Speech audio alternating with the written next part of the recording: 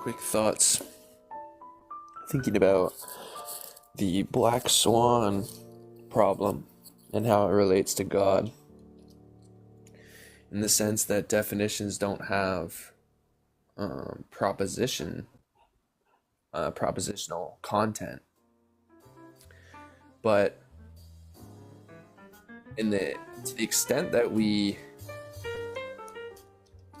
are rational, we have to allow for flexibility in our terms. The black swan problem is a problem of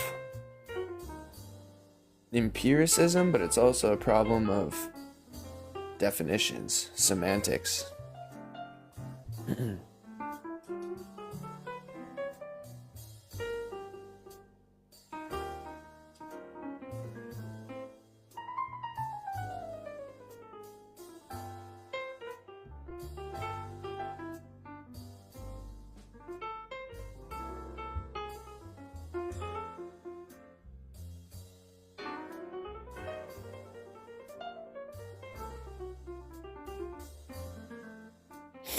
If we'd never observed a white swan, and we thought all swans were white, based off of our observations. Kris, I'm stoked to talk to you about this. Give me 1 second. Give me 1 second. I'm still in my lap. I'm fixing to end it. Uncle Rory's over there. No worries, no pressure. No worries. Yeah, Uncle Rory's in my lab making hell. He's calling Americans fat. Hold on.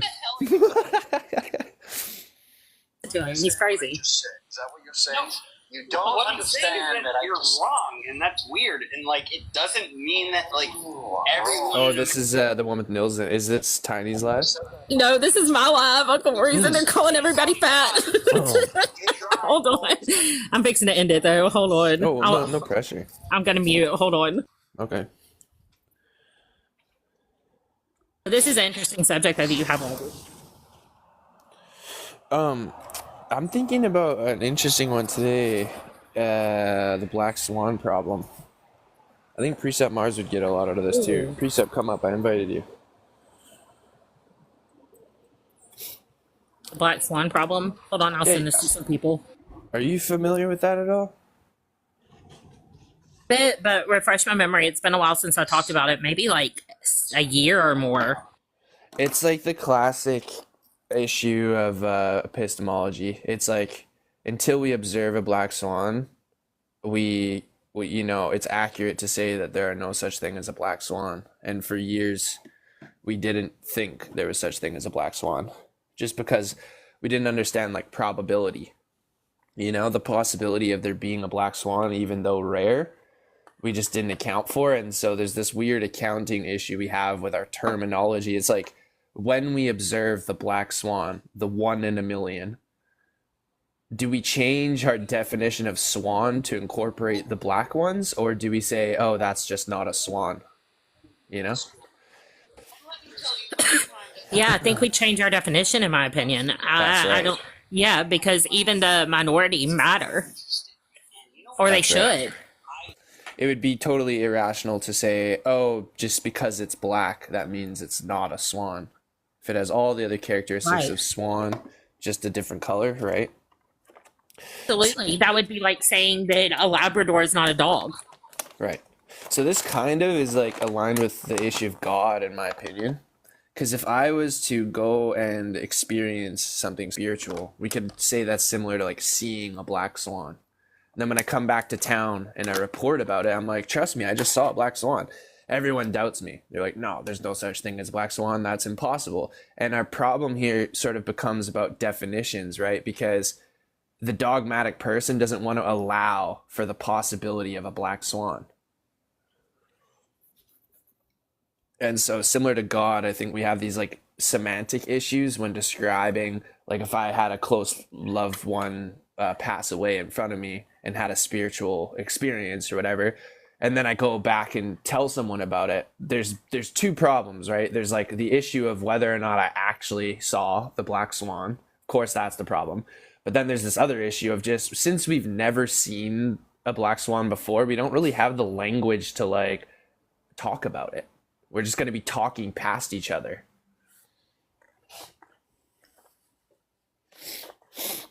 No pressure to respond, Kris. I know you're doing your own thing. No, I'm fixing to end it. Hold on, because Uncle Rory has them all yelling at him. Motherfucker has them all so bad. They're all yelling and cussing him out. Can't. Have you ever talked to Rory? Logic. No, I don't think I have. I didn't recognize his name or his voice there. I don't think I have. Oh my god, he's a fucking trip, bro. This app is full of personalities, eh? Yeah, it is. Oh my god, Kayj is getting up there with him now. What the fuck? What's Rory's deal? What's sort of He's a his deal? comedian. He's a fucking okay. comedian. He says crazy shit. Fine. I'm fixing to come over here though. I'm fixing to tell Kayj to come over here too. Kayj would like this conversation. Whatever, I mean.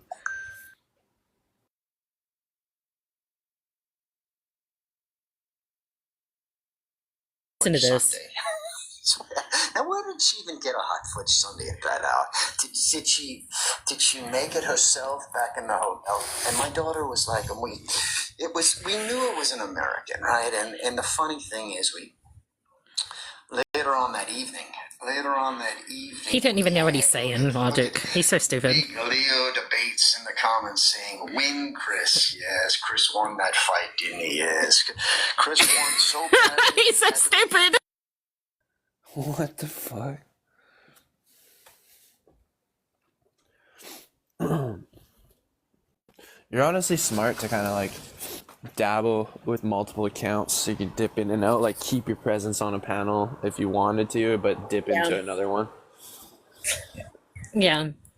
And I get bored of my panels sometimes, but I just let them continue their conversation or what have you, because I think it's important that people are allowed to continue conversations, even if I don't like the way in which it's going. I think people forget that's an important thing to allow. Precept, come up here. Yeah, I want to talk to you about the Black Swan precept. Yo, how's it going today, G? I actually think that's a really good argument that you laid out there, Logic, the Black Swan fallacy, and then God being, part of that. I actually think it's a very good point, and I do agree with you. Thank you. Precept, are you familiar at all with the Black Swan problem? Have you ever heard of that? Yeah. Yeah, it's a classic one. I'm kind of trying to make the argument that it's similar to God.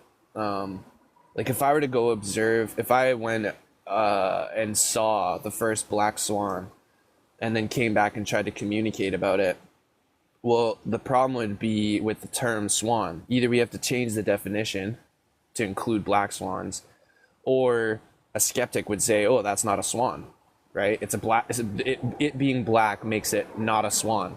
And so I feel like this is like similar to our conversations about God. People want the empirical proof, right, before they're willing to like define the term.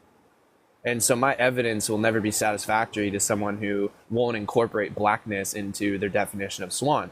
Even though definitions don't have a propositional content to them, their propositions still entail these definitional limits, I suppose. I don't know. I'm rambling a bit, but I'm kind of thinking about that right now. But we don't prove God empirically. Well, exactly. In the same way, we wouldn't be able to prove the swan. Okay, so like that's exactly my point. With a swan, we can go and find black swans, but until the black swan is found, we can't. So there's an empirical problem with black swans too. And like to an atheist, what they're doing is they're doubting blackness in the definition of the swan based on empiricism. They've never observed a black swan before. Therefore, they incorporate that color into their definition of swan. And that's what they're doing with God. They're hijacking, right, this lack of empiricism to make a comment about either probability or rationality, which doesn't follow. Because in order for us to even go and see a black swan, we have to have some sort of fluidity in our terms. You have to allow for different colored swans, basically, right? Otherwise you can always be basically a skeptic and say, well, blackness is just not part of, so that's a totally different bird. Even though it has all the biology of swan, all the genetics of a swan, it's black, so therefore it's not a swan. And that's basically what I see atheists doing with this term God. They're defining it out of existence, and then they're saying, where's the empirical evidence? And it's like, well, you've defined empiricism so materially that there's no room in your definitions, right, to maintain the propositional content. Your propositions aren't falsifiable, whereas I think a presuppositional argument is. A presuppositional argument is falsifiable? What? At least conversationally, right? Because of this term issue, like I'm trying to focus on this ability to just redefine terms. I don't think it's about definitions. It's about like what we think is possible or impossible. I think that's where we disagree. Like they just think anything supernatural is impossible. So Sure. Any supernatural explanation will be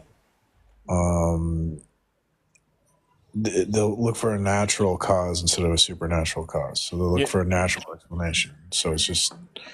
So again, that's a similar semantics, because it's like, well, if you won't include any term into the term supernatural, because I agree with you so far, but if I go to a skeptic and I say, okay, so you don't have any symmetry breaker here, your only symmetry breaker between natural and supernatural is that supernatural doesn't exist. So if something's outside the bounds of your model or something that you don't understand happens, you're just going to say, oh, well, that's still natural. I just don't understand it.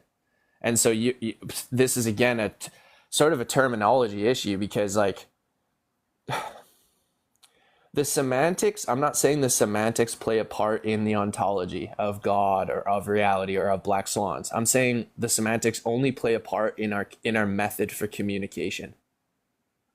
Right? As the person coming back to town with this knowledge, I saw a black swan, right? Now I have this duty to communicate it to the people. And part of that duty comes from the fact that no one's going to believe me. I'm the only one with this knowledge, right? And no one, no matter how I communicate it, no matter how patient I am, no matter how accurate I am with my language, no one's going to believe it, because the rarity of a black swan is so... It's defined out of reality. No one's observed it. So unless you're a rational thinker, right? I could be an atheist who's rational, and what that would look like would be me considering your argument. Even though I don't believe it, I'm actually considering your argument. This kid comes into town and says, I saw a black swan. I'm a skeptic. I don't believe it. But a rational person, right, would consider the argument at least sit down with the kid and be like, well, what do you mean by black swan? Like, tell me what you saw, right? And they would consider the argument, even through this non-belief. Whereas a skeptic just discards their opinion. They say, oh, well, that's impossible. Swans aren't black.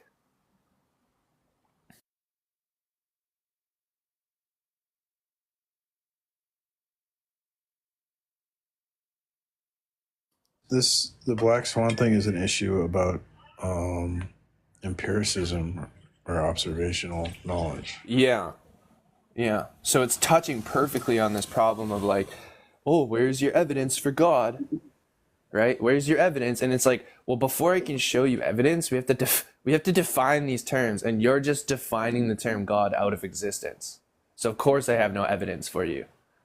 Your definition of God, quite literally, how could I show you a black swan if you don't include black in the term swan? If you've completely neglected the possibility that there could be a black swan, and it's quite literally as if your definition does have propositional content. You see?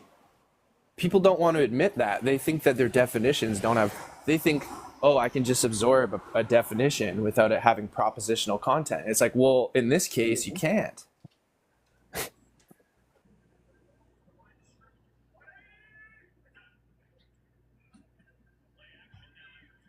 Defining the term God comes with a proposition. You cannot define the term and then evade your responsibility of its propositional content. A term like God comes with propositional baggage, both through special and natural revelation. And if you do not admit this propositional baggage up within the term, you're being irrational. You think you can just, not you, Precept, but like, right, an opposition thinks, oh, I'll just adopt this term.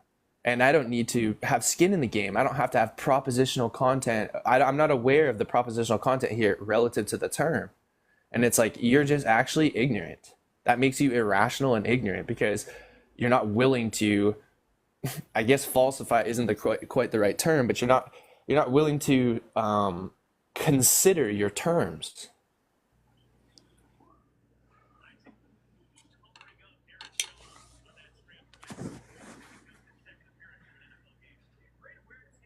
Anyways, I know I'm rambling. No pressure to respond or whatever. But hold on, I'm listening to Kayj rip Uncle Rory apart. This shit's getting fucking funny. sick. Hold on, I'm still listening to you though too, Logic. No, well, whatever. No, I'm all good. I'm talking to myself too. I mean, like, I just like, I don't know. I mean, I think it's more the precept thing where it's about how we look at the world. Like, oh my God.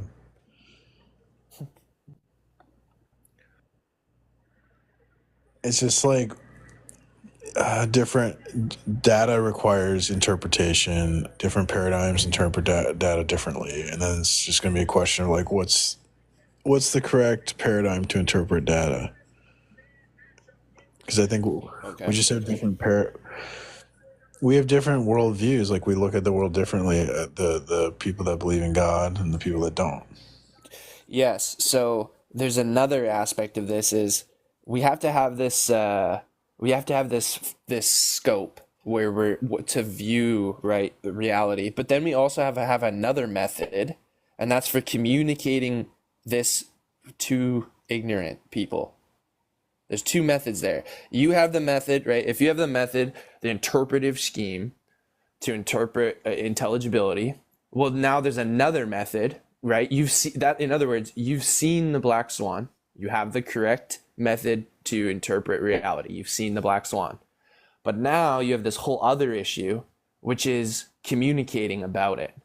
And that's where the method for me gets interesting, because I think the methodology of presuppositionalism gets us to a better place communicatively also, not just in our interpretive scheme, but also in our empathy, our patience, and our approach to opposition.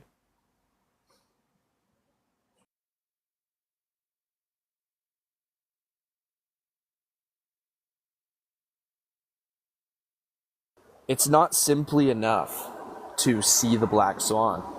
That's not enough. It's not simply enough to have an interpretive scheme which allows you to witness the black swan. You need also the components to communicate about it. Otherwise, I also fear here, this is my skepticism, I fear that a person who doesn't have the method of communication didn't actually witness the black swan. See, that's a red flag to me. If someone comes back and dogmatically tells me they've seen the black swan, I don't believe them.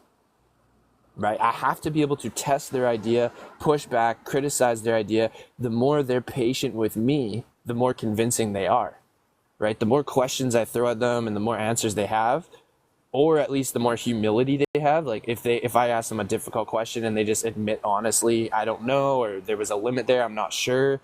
That's again all green flags. That's more convincing to me. So there's an element of like the method of communication, and then there's also this interpretive scheme. But I think they go hand in hand. So I am a little bit skeptical of people who think they have the interpretive scheme, but they haven't quite demonstrated the like method of communication yet. I don't know what you mean, like how to communicate my interpretive scheme to you. What? Like the black swan, that has to do with like if I say, well, every swan I've observed is white, therefore all swans are white. It just doesn't follow because there could be an unobserved black swan, right? That's exactly. But like, that's because inductions is not a certainty. It would just be like, and what you should, all you have to do to fix that is you just go, well, since all swans I've observed are white, then all swans are probably white. Yes, from the inductive side, but now deductively, let's look at it. Deductively, I would have to say, I have to use these conditionals. If we are assuming that swans are this definition, including their color, I can make the claim all swans are white. And that's so deductively, it's this revisiting of the terms. Induction, you're so right. Induction is limited. But deduction is a method for communication because it requires me to revisit my terms. If I've defined God out of existence, then I'm not providing a deductive argument. I'm inductively searching for observations and evidence of God. But what about the deductive process? What about this initial issue of me being biased towards white swans? Of course, I'm only going to find white swans. I'm not looking for any other color. Anything black, I'm discarding as not a swan.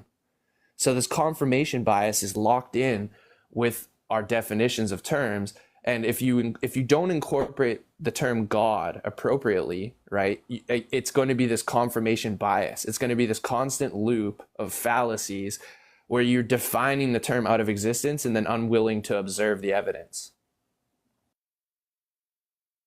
Finding the term out of existence, their interpretive scheme or the worldview determines like what exists and what doesn't exist.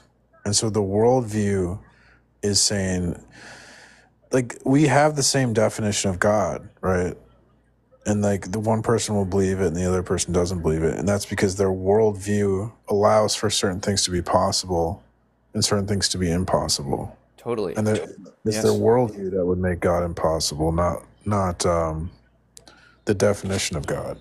You're right about so when they're witnessing and observing reality, yes, from their own perspective. But again, going back to this problem of communication, the moment that they're talking to someone, now it is about this issue of definitions. For instance, if you and I agree on the term God, right? We agree on the definition. But then you go forward and say, well, I've observed this evidence for that definition, and I say that doesn't hold water. We're back to where we started with the black swan problem. Okay, swans are all these things. Let's disregard colors, right? Maybe there is a black swan out there, and we're just going to define terms based on like the biology and genetics of the swan. Still, you go out, see the black swan, come back to me and say, trust me, man, I saw a black swan. Here's a picture of it. Here's a sample of some of it, right? Some of its genetics, and I still don't trust the evidence. And that has to do, I think, that would be right. That would be an example of an ignorant, dogmatic thinker, someone who has been demonstrated the evidence. Here it is. We've defined our terms, and you've agreed, and still you're not willing to accept the evidence. And that's what I think we see over and over again with like agnostic and atheist types, right? This unwillingness to like observe, like you're saying. Yes, it's a result of their worldview initially, right? They're unable to witness the evidence initially, but then also for me as an observer, the conversation is the red flag because I can't get into their mind, right? I don't know what they've seen and what they haven't seen. They might seem like a crazy person to me, but actually they are pretty sound. And this is where I'm saying I think the conversational element, right, is a little more indicative of the quote unquote truth than it is our observations purely, because I'm limited to my own observations, and I have to have a strategy for communicating with other people. Other people are going to be coming up to me, right, and telling me about black swans, and I have to be able to either witness their evidence or not. So it's my worldview that we're critiquing here, right? And that is where this element of communication comes in. If I'm just to abandon, right, all responsibility at communication simply because my opposition has a poor worldview, I won't be able to reap any of the benefits of their right evidence or arguments, even because they might have something. There might be some needle in the haystack or some silver lining there, right, that I'm not privy to. And so this is how I think the method works, sort of like, I hope I'm not rambling too much, but like the method works synergistically. Like it has to have a flow between your observations, your worldview, and also being open to another person, right? And communicating about it with someone who disagrees with you. And that requires like a stipulation of humility. That's kind of why I'm curious about someone like Darth Dawkins, how sometimes when I observe his method, right, you actually are quite different with your approach. I appreciate your approach a lot more, Precept, because you're calmer, and you're also lighthearted about it. And so those to me demonstrate this method of like communication over whatever your worldview is, and that seems more important to me. Sure, but it's just like different strokes for different folks. Like Darth is kind of doing something different than he's trying to like do a debate more, where I'm trying to be more like it. I want to be able to learn though from someone like him, and it's hard, right? Like I had this discussion the other day about like the master apprentice relationship, and like as a student, I have to choose my master, right? Like there's an element here that my master, I want to submit to the person teaching me, but I'm only going to do that because I actually like appreciate their approach, right? So there's this element of like learning. If I was to be an apprentice under like a master carpenter, I would make sure that they could take my questions appropriately, right? Otherwise I'm not going to learn much from them. Like when I have a little pushback, like yesterday I used the example of the metric and imperial system. If I had a foreman on site give me a tape measure and tell me I had to use the imperial system, I think that's a red flag, bro, because like no matter how dogmatic he is or how certain or how skilled he is, the difference between the imperial and metric system are the same, and I could be some noob, right? I have no skills, but I'm equally right to use both of those systems. They're equivalent. Both systems, whether you use inches or centimeters, are equivalent. So for him to demand that I use one system over the other, it's a red flag I would discard him as a true master, right? Because I wouldn't be able to have like an appropriate discussion with him about problem solving when we were building a house together.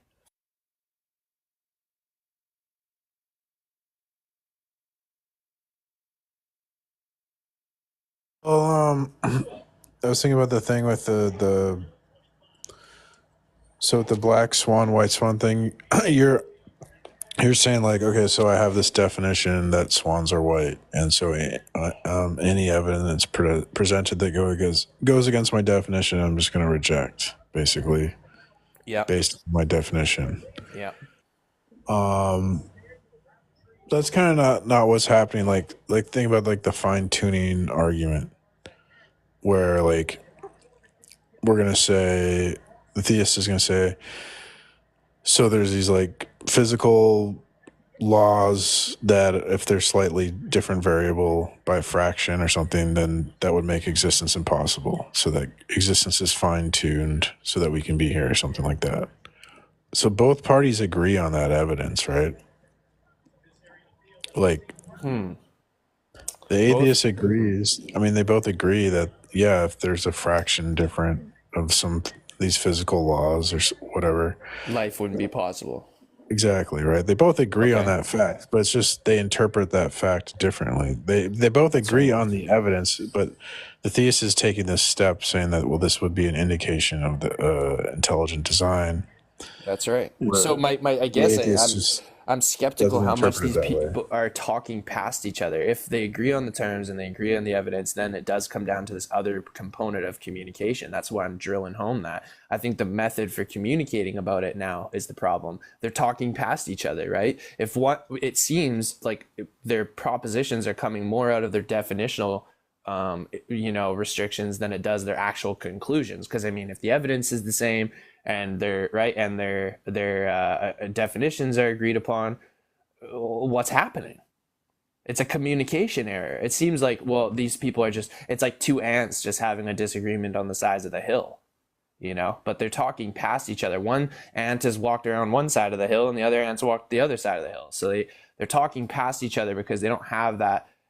It's not the interpretive structure for reality they're missing. It's the interpretive structure for communicating with each other that they're missing in a lot of cases, I think. And that relates to the interpretive structure, right? That relates to the I have faith that most people on general, though, have the interpretive structure, right? To witness intelligibility and order in the world, but then they struggle communicating about it. They're not humble enough. They're not aware of their own ignorance enough. Communicating about these things takes a level of patience and humility, especially through the rational process. Criticism, critique, pushback, opposition, that is what the experience is of delegating your ideas, of convincing opposition of what you've seen. So if you're not patient, if you're emotionally unstable, the first time you utter, I saw a black swan, your voice won't even be heard. You'll be at the back of the crowd, no one even hears, no one even listens to you. Oh, trust me, I saw a black swan, right? Until you have these skills to actually communicate your ideas, no one cares. So there's this element of, and it's frustrating as well. Like people will fight with you. They'll find your opinions grotesque. They won't really take the time to be curious, right? They won't give you the benefit of the doubt, these kinds of things. It's like, those are all communication problems, not necessarily interpretive issues. They're related though. They are related. It's the whole issue is interpretation, because it's like we have the same data, we have the same experiences, and we just disagree foundationally, like in our background information of how to interpret those things. Like if I in my background information, I'm a Christian, the fine-tuning evidence is just going to be like confirm my bias, right? That Exactly. Yes. Christianity is true, that this is evidence of Christianity. Well, if in my background information, like there is no creator-creature distinction, then I'm just going to interpret the opposite. I'm going to say, well, this isn't evidence. And it's just both instances, it's just a confirmation bias. So then all the question is going to be is like, who's interpreting the data correctly? And that's what we have to debate. And nihilism, what's up? You go ahead, man. Oh, I mean, I think J. Mike had this talk with Darth specifically about just that, like this whole, we have the same sense data and who's interpreting it correctly. The whole thing with Darth, and this was years ago, was, I know God exists because of the whole divine epistemology. It was specially revealed to me, but that implies that there's a me with sense data and phenomenology for such to interpret it. And it's sort of a question of, does the revelation matter so insofar as your phenomenology matters? And if it's your phenomenology that's really a necessary condition, then I think it would seem equitable for somebody to say, well, my phenomenology says X, and then, maybe the theist wants to say, my phenomenology says Y. But I would put this on par with the difference between natural and special revelation, I think. Right? Natural revelation would be this observation, and now our interpretive scheme would be the special revelation component of it. Mm-hmm. And I mean, J. Mike never got an answer to his question, but I don't know, maybe Mars, you want to take a hit at it? Yeah, so we don't, because we have a revelatory epistemology, we can escape like phenomenology or whatever. We have like access to reality as it actually is, not just our perception of it. Yeah, but I understand, like, that's the main thesis, but the entailments from revelation is that there's a revealer and there's a revealee. And in this case, the revealer is God, right? But the revealee is this sense data to which is the medium that God is revealing it. Right? When God reveals himself through scripture, that requires that you have a mind to interpret the scripture, that can read and can understand and fathom, which is also implied by the tag argument, because obviously they want to say that there's intelligibility. But then the question becomes, who is interpreting intelligible facts? And it's the same type of hypothesis that phenomenal conservativists have. They say that the sense data is reliable, but they don't make any claims about particulars of the data, just particulars of the senses. And I'm sort of wondering how you escape that.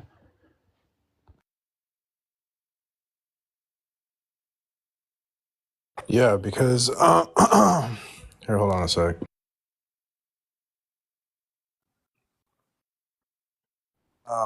How I escape my perceptions and get to the actual world. He's saying that phenomenology is being foundationalized through sense data, and how do you escape this sense data component of the revealee being God through revelation using sense data? Yeah, that's not because I'm not an empiricist, so that's not an issue for me. Well, then how are you interpreting this revelation if not through sense data? Right. Through sense, I mean, I'm interpreting it through sense data. But then you're an empiricist. The question is, how do you escape that? No, How do I'm not an empiricist. I have a revelatory epistemology, so sense data is not an issue for me. Okay. That's an issue for empiricism. Maybe if I lay out the thesis that all empiricists... I understand what you're saying. Do you not understand what I'm saying? I'm not an empiricist, so empirical dilemmas don't apply to me because I'm not an empiricist. sense data Kris, you sound really grumpy again today. All these people, they act like I don't know what I'm talking about. It's so funny. Who are these people? Like, the people that want to challenge my argument, they don't understand it. And then they want to teach me about my argument. Something J. Mike said years ago, and Darth I wanted an answer. J. Mike is a moron. But wait, the answer is I'm not an empiricist. So hold on now. Don't call J. Mike a moron, bro. J. Mike is a complete moron. So I'm not an empiricist, at least when it comes to tag, right? I don't know anything else. I just know tag. And when J. Mike talks about tag, he's clueless. Maybe he's never. I doubt he's read Van Tiller Bronson. Anyway, so yeah, I'm not an empiricist. That's the answer, right? That's the thesis of empiricism is that we acquire knowledge through sense data, right? And then you're saying, as a divine epistemologist, that through special revelation, which could be some scripture or some particulars, is understood and intrinsically known through some set of inferences through sense data.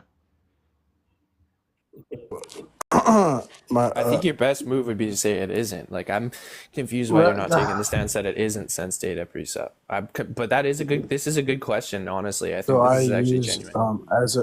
As a Christian, right, I believe in rational proof and empirical proof, but I'm not a rationalist and I'm not an empiricist. I'm of a revelatory epistemology, which means I think that rational proof and empirical proof require a transcendent foundation that goes beyond those things and can unify them in a coherent system. And that's, in what sense God's revelation is necessary to have a coherent system which could incorporate both rational and empirical proofs and make sense of it. If you don't mind me asking, in what sense do you agree with the rationalist thesis? Well, because God designed my mind, right? Then I can reason accurately, think accurately about reality. But this reasoning is based on what? God's design. So how do you interpret God's design? Because God is rational, so logic would be grounded in him. And that's fine. I'm asking how you interpret God's design. Through what medium do you evaluate God's design? Surely it's through some seemings. Through my senses and my reason. Okay. Well, the reason is according and found in the senses, and that's not the rationalist thesis, right? I'm not using reason and senses alone. I'm saying my reason and my senses are aided by God. And that if you rely on reason and senses alone, unaided by God, you'd be stuck in phenomenology where you couldn't get access to the actual world. Is there a way to know when we are only using reason, right, versus when God how do you know? So when he's present versus that's when the thing. Reason. We either reason aided by God or not, right? And I'm saying this is necessary, right? So I don't believe you can reason unaided by God. So I think everyone reasons aided by God. In virtue of what is unnecessary? Yeah. It's transcendentally necessary. There's many ways I could go in to explain that, but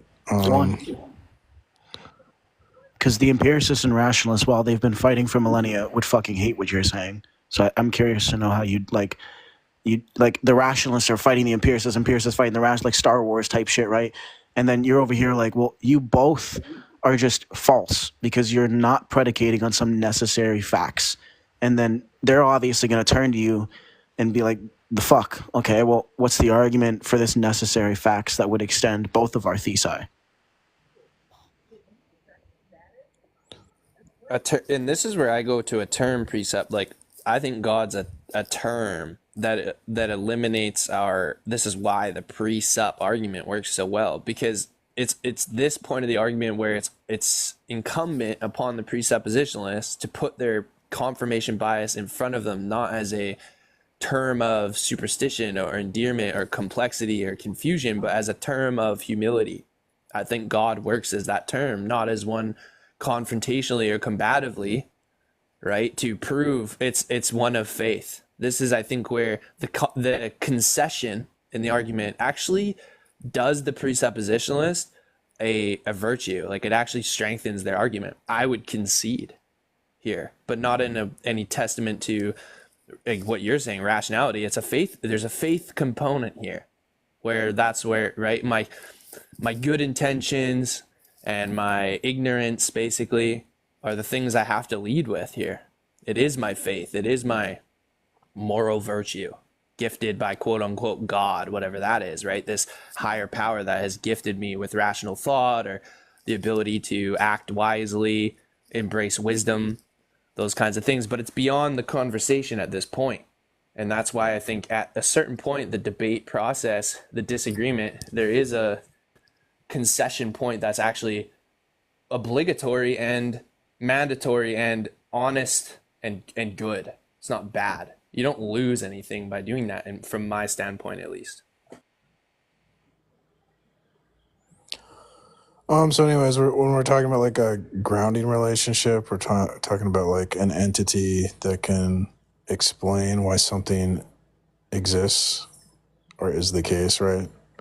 No, I'm not talking about some grounding. I'm saying, not me, sorry. I'm sort of pointing out, because the empiricists are going to, their core, when they say something is justified or evidence, is that it's going to be reliable sense data. And that means, you could go with the conservativist view or more sort of some traditional empiricist view, but sort of conservatism stems from empiricism, right?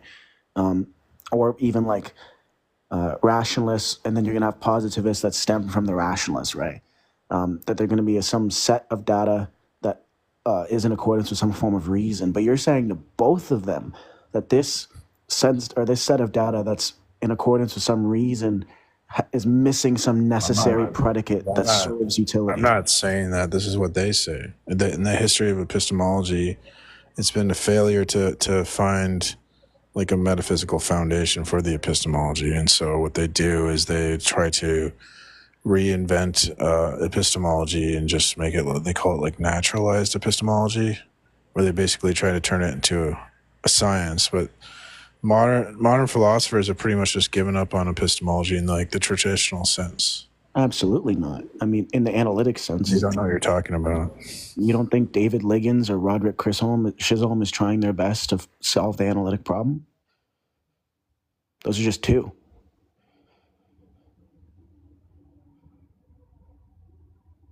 I think Chisholm's released 3 books in the last year and a half. Liggins is a very prominent alethic nihilist with respect to epistemology.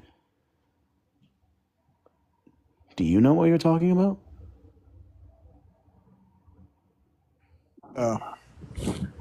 So did you just forget that these two people exist? Yeah. Yeah. Nicholas Everett, in his book Modern Epistemology, says of the current state of analysis that the search for foundations has been unsuccessful. It's failed in math and it has failed in science. All particular proposals have failed, and it fails in principle. Everett concludes with the question, given this inevitable failure, what, if anything, is left for the epistemologists to do? And so what they do is they just Change the definition. redefine. Yeah. Yeah, they change the definition of epistemology and they turn it into something else. Yeah, that's why meta-epistemology and continental epistemology are two different disciplines. That's why I, as a nihilist, in analytic Phil, thrive. That's the whole point. Right? So if you're just telling me that you're not taking it in the analytic sense and that you have no foundation that's coherent or succeeds, then you're taking the foundationalist view in continental philosophy. That's just to say that this proposition you propose in your tag argument is just an axiom. And it's only an axiom with those that agree, not your interlocutors. That's why the concession. That's why the concession is an honest. It's an honest move. In the See, argument. this is like, I don't like talking to these low information people. So in tag, like, God is not an axiom. We don't say God's an axiom. God exists isn't a proposition that's fundamental to your argument? It's not an axiom. Do you know what an axiom is, P-Mars? Yes. Okay, so you would agree that an axiom is a fundamental, or is a proposition that's assumed to be true? Yeah, like a self-evident truth. Yeah, and to you, the proposition God exists is not a self-evident truth? Correct. So then it would be an axiom? It's not an axiom. Is he listening to me, Logic, or am I lagging? Yeah, well, I'm trying to give him the advice. This is the point of the conversation where it takes serious levels of humility to digest what's being said. It sounds like I'm talking meta, but sincerely, I have your best intentions ahead of you, Precept. Like, I don't care one way or the other. I have no dog in this fight. It takes a level of curiosity, genuine curiosity at this point of the conversation for you to digest what's going on. You could just say, like, I'd be fine if you're like, oh, I think the analytic tradition is really shitty at defining knowledge, such that, like, the nihilists just are, taking the fucking W's every day. So I, look to the continental tradition and I'm sympathetic to foundationalism. Cool. Then, other continentalists are going to, Wittgensteinians and a bunch of other virtue epistemologists are going to fucking hate you. But me, if I'm not given some necessary or sufficient conditions for knowledge, then I'm feeling pretty good about myself in the dialectic, right? I think that the burden fails, but I'm not a continentalist. I'm an analytic philosopher, which is why Logic told you that concession in this sense isn't bad. It might even be beneficial and productive. It's good. It's good, bro. It's ironically the system you are using, Precept. You are, I think, pretty much there. Like, you are pretty much leveraging it. It's just so many people come at this from a different angle, so it's very hard to communicate about. I don't need to, you guys to tell me what my position is. We're not. Okay, so God's not an axiom. Next. Okay, let's make this so clear.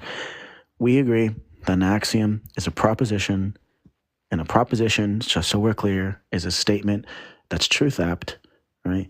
And the statement that's truth apt here is God exists. Yes or no? Sure. Okay. Do you assume in the tag argument that the truth apt statement, the proposition God exists, is true? Yeah. Okay. If an axiom is defined as a proposition that's assumed to be true, wouldn't it follow that if the proposition God exists is assumed to be true, for the sake of argument, is an axiom to that particular argument? Well, an axiom, it would be assumed that it's true without a reason, right, or evidence. So then when people ask you for the tag argument, you'd have to justify that proposition, right? Exactly. Okay. Do you ever give that justification for it, or do you just say it's self-evident? The justification for what? Premise one of tag? No, the foundational proposition that you assume to be true, that is God exists. That you don't want to call an axiom. That is an axiom. So the transcendental argument for God proves the Christian worldview, which would include the existence of God. Yeah, but you start off assuming God exists is true. Mm-hmm. Okay. So if somebody asks you to justify premise one, which is directly inferenced off of that proposition that's assumed to be true, God exists, and they're asking you to give justification for the proposition God exists, right? Right. But you can't do that. Do you ever do anything other than just say it's self-evident? It's a Or tautology. do you also, or it's a tautology, or do you ever invoke divine epistemology, which is just to go through this whole circle we went down through again? Yeah, I'd just say it's like a necessary truth, right? Because, and we can demonstrate that by comparing paradigms and so showing that only like Christianity makes like science and philosophy possible, and the other paradigms would just destroy that. So you're saying this proposition is true, and in virtue of it being true, all other propositions, which everybody has told you is an infinite set, are false, right? So then you're not giving justification for the axiom. You're just giving justification that all other worldviews are false, which would say that that axiom is axiomatically true, but for some reason, there's no axiom. Where are you getting an axiom? because an axiom is a fundamental proposition to an argument that's assumed to be true, right? No. No. Okay, what's an axiom then? Maybe I'm confused. Oh, that's what. Yeah, I would. Well, if you're saying like assume without evidence, I see what you're saying. Okay, No, but not like, without evidence. It's just assumed to be true, and you might have evidence, you might not. what? That's not how I understand an axiom. Well, if you understand an axiom, is something that's like a self-evident truth, or something that's true without a reason, or something. okay, so the proposition God exists is not self-evident to you? What? The proposition God exists, you wouldn't defend that by just saying it's self-evident or necessarily true? No. You wouldn't? Trouble now.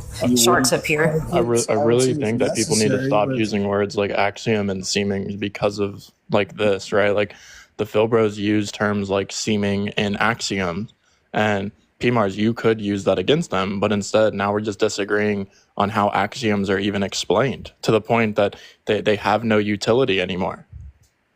He's just trying to tell me my position is something it's not. He's saying, No, but, like, it is. The belief in God is axiomatic.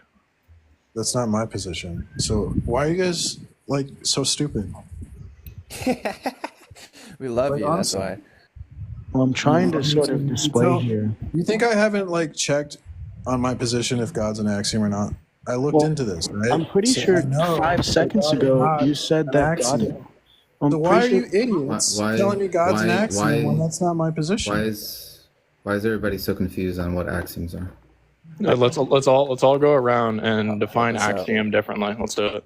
All right.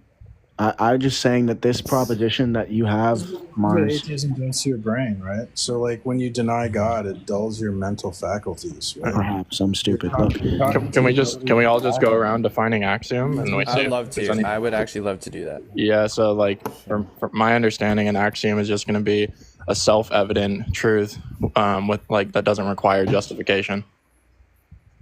Not necessarily. So No, like, look, I just need a definition. Sure. Axioms, when we're understanding axioms, they're just going to be true within a context of a specific system that we're using, right? So axioms are going to be propositions that are fundamental for any type of system to even get off the ground, right? That's why they're, like you're saying, they're propositions that you consider to be true, but it depends on the system that we're using those axioms on. Yeah, of course. Presumably what PMARS is saying here is that when it comes to some type of, epistemology, God is going to be some type of axiom with which one could hold knowledge or intelligibility. No, Jim. He's saying that God is not an that's not axiom. what he's saying. I am saying, then, look, No, Jim. can I He's saying be the any more opposite. fucking clear? God Okay, is go not ahead. a motherfucking axiom. Do you hear him? God is not a Yeah, got motherfucking it. axiom. Yeah. Can you stop telling me that I take the position God's an axiom? I No, do not not take that position, See, you Jim. fucks. See, Jim. not the subject, So- PMARS, See, not the Jim. Look what you subject. did, man. You made him yell. Yeah, It's I the know. proposition, man, not the subject. I'm not saying that you take God as a concept, as a fucking axiom. I'm saying you take the statement that's truth apt. God exists as an axiom. Because if you just say God, that's not a Yeah, proposition. that's P1 of tag. And Yeah, I mean, if like, I've made you upset, I'm by sorry. stating- Man. Look, by stating that there is some necessary precondition, right? That's just fancy words of saying that this is axiomatic. That's what I'm trying to say, and you're disagreeing with me. Yes. Everyone's in accordance now except for Precept. Yes. How are you gonna come up here after me missing you for so long and tell me I'm wrong, then agree with me, Jim? How are you gonna do that? No, to me? I'm actually saying that to P-Mars because he's yelling that he's not saying God is an axiom, but he's P-Mars, you can use this to your advantage. Like, That's listen, what I don't get. That's what I don't get. This is an advantage. I do. You can make the argument. Let us hear why you don't want to use P-Mars, every time. You guys, why don't you just argue with yourself since you want to tell me my own fucking position? P-Mars. So hold on, P-Mars. Is it not the case? Is it not the case that you take God to be some necessary precondition for knowledge? Yeah.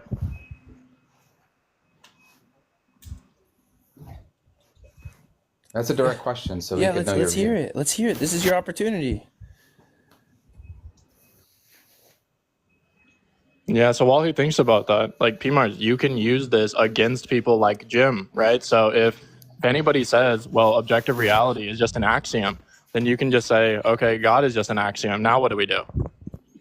Yeah, so then we're giving you the goods, bro. We're giving you the pack. I realize that I'm not an idiot. Yeah, I don't think you're an idiot, but you're definitely not listening or understanding. Why would you tell me that? I already know that. Wait, do you know that God is an axiom? Here's where we get into confusion when we say I don't say right? Because God is not an axiom. You're an idiot. God is not an axiom in this case, right? Specifically if we're talking about epistemology, right? This is where the confusion comes in. No, tag. Just focus on tag. Right, fine. Within the system of tag, right? You can't claim that God is an axiom, right? Because that's not going to be a proposition that's necessary in order to get epistemology off the ground. Hold on, Jim. Hold on. So God is going to be the necessary precondition to have an axiom. Idiots. That doesn't. We can't. So, that's incomprehensible, bro. God is the necessary precondition to even have an axiom. You stupid morons. Oh, yeah. It's a meta axiom. It's a meta axiom. So yeah, he believes in meta axioms. Okay. This is the point where I'm saying the method of communication becomes more important than your method of intelligibility and interpretation. Logic. People care more about knowledge than understanding, and that's the problem. You guys need to get off TikTok. P-Mars, you're on TikTok more than we are. Yeah, but I'm not like it's Every not. Every time I scroll in, you're in some live like talking about. P-Mars, right. you were listening to Darth, who's really disrespectful to you. You guys need to read some for books. like 6 hours yesterday. Reading. You guys need to read. Yeah. Okay. What's the last book on epistemology that you read? I can't spell epistemology. For me, I find these conversations really productive. Like the reason I come on TikTok is so I can find these homies like this to have these conversations, right? Like I don't find this space combative and annoying. Sometimes it can be, but if you approach it properly, like sincerely, I find this is like one of my my home spaces, bro. Like TikTok is where I find my sanity a lot of the times, like being able to bounce ideas off these good genuine interlocutors. It's really rare, bro. Again, you have to figure out if the individual wants to win, discuss knowledge, or find an understanding. That's it. Those are the three options. Yeah, I mean, I just find listening to these conversations and kind of like the argument that Mars puts out sometimes, I find the criticism from one side of the fence equally applies to his views. So I'm trying to see what the symmetry breaker is when he talks about things like understanding like fundamental truths or something like that, how he escapes that in his worldview, because presumably in your view it's like you have the resolution for that, but it doesn't seem clear. Mars, are all fundamental truths axioms? Ultimate reality is a personal creator God that reveals itself to us, takes the initiative to do so. And so we have access to things like we can prove the external world is real. We know our senses are reliable. Our thinking is reliable, et cetera, et cetera. How do you bridge that gap though, right? That's what I'm trying to ask, right? Just told if you were to ask me, because ultimate reality reveals itself to us. That's the only way we can know ultimate reality. So revelation is required for any epistemology. But why is revelation required for epistemology? Thank you, Jim. Thank you.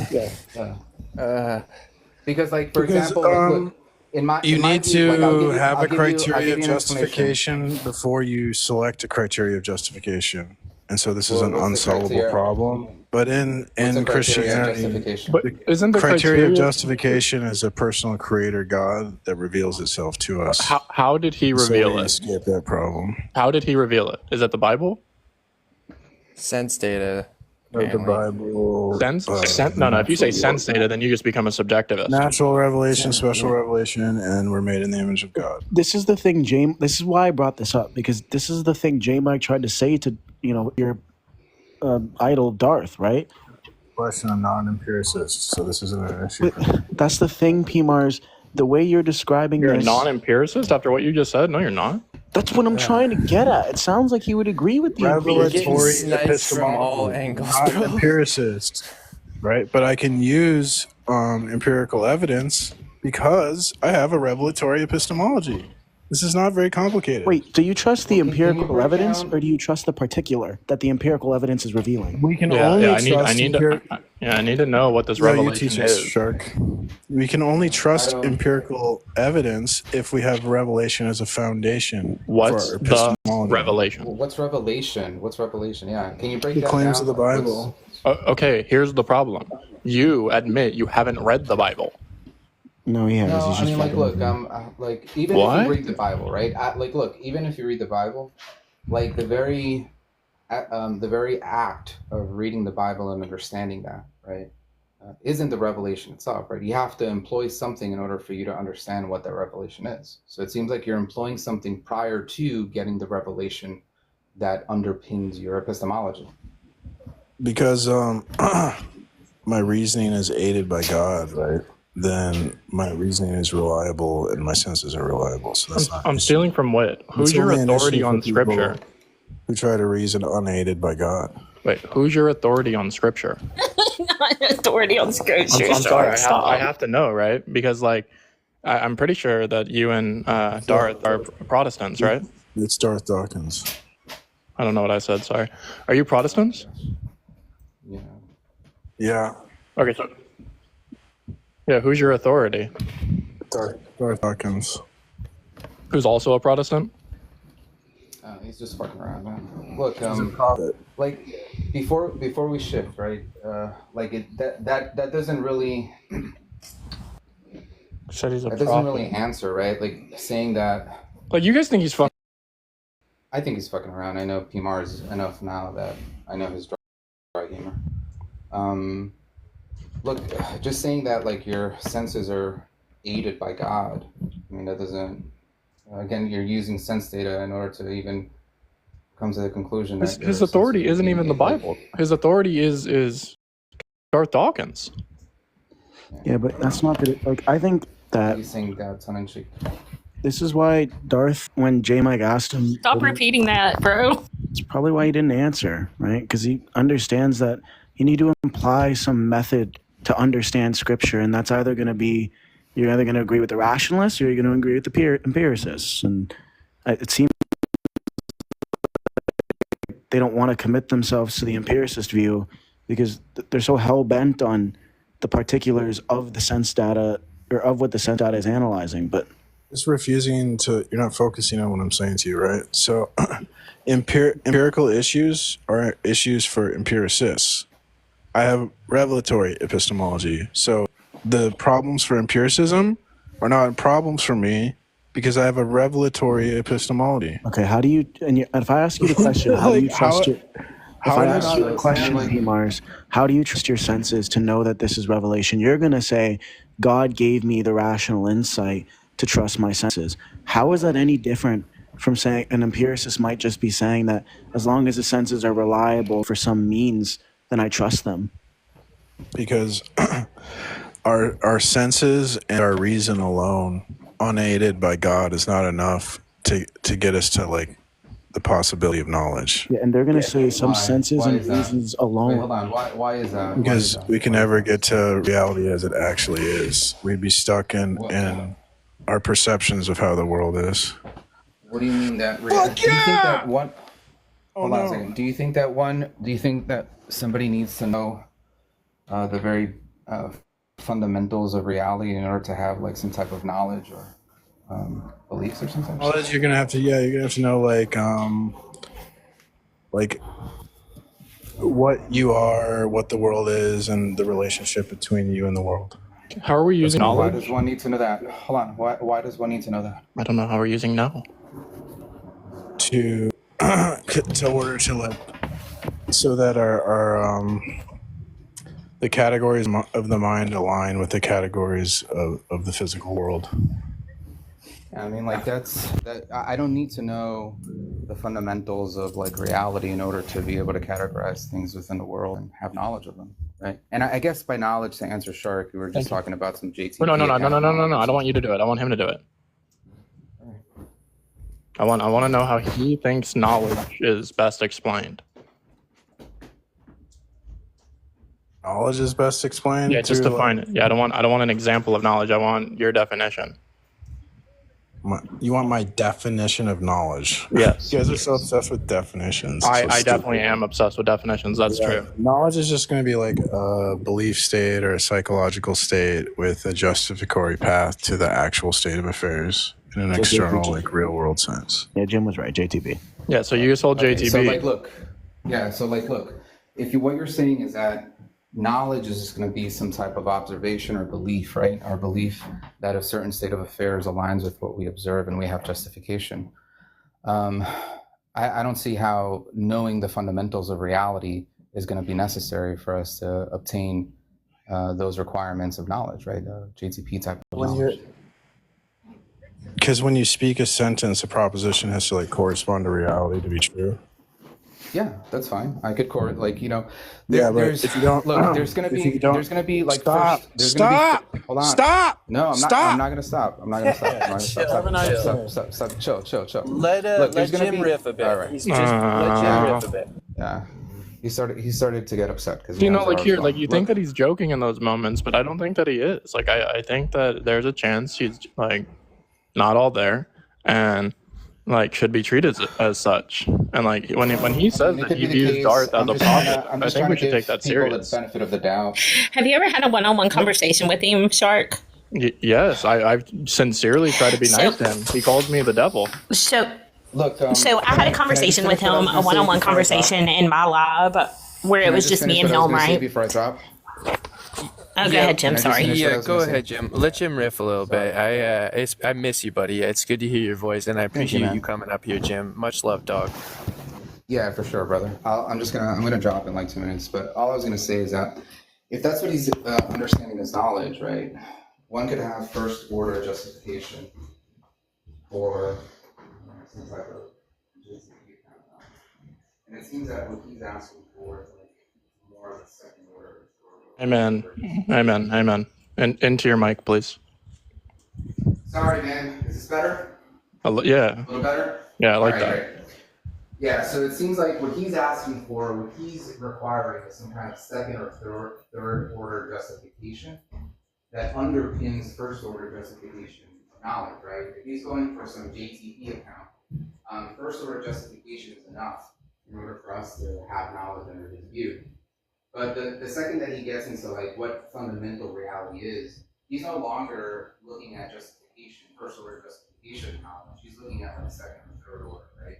What is that underpins our justification for what we know reality to be?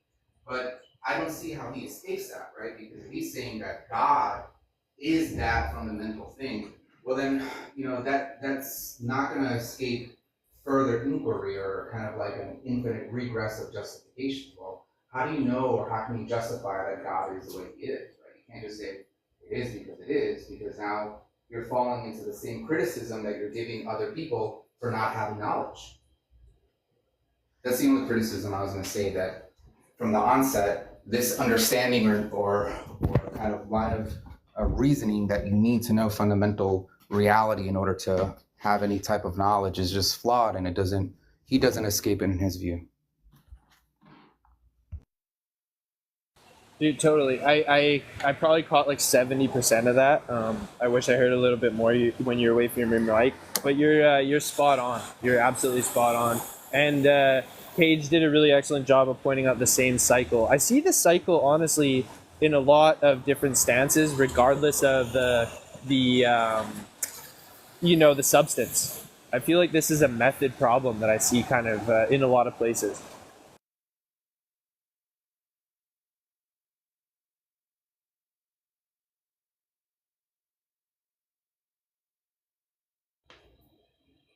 I'll shut up now. Oh, damn, I was muted. The problem is going to be that people typically do not have a desire to understand the other person's position, because I think that it's assumed that the opposition is going to be irrational every time. So why would you listen to a party who you already believe is irrational? So instead, they just want to shove their trauma or their beliefs down other people's throats because they're so desperate to be heard and understood. I would agree with that completely. Absolutely. I just don't Can you understand. say something I don't agree with? I just don't understand like why people, rational people, would even entertain a conversation with an individual who they're not interested in like trying to understand.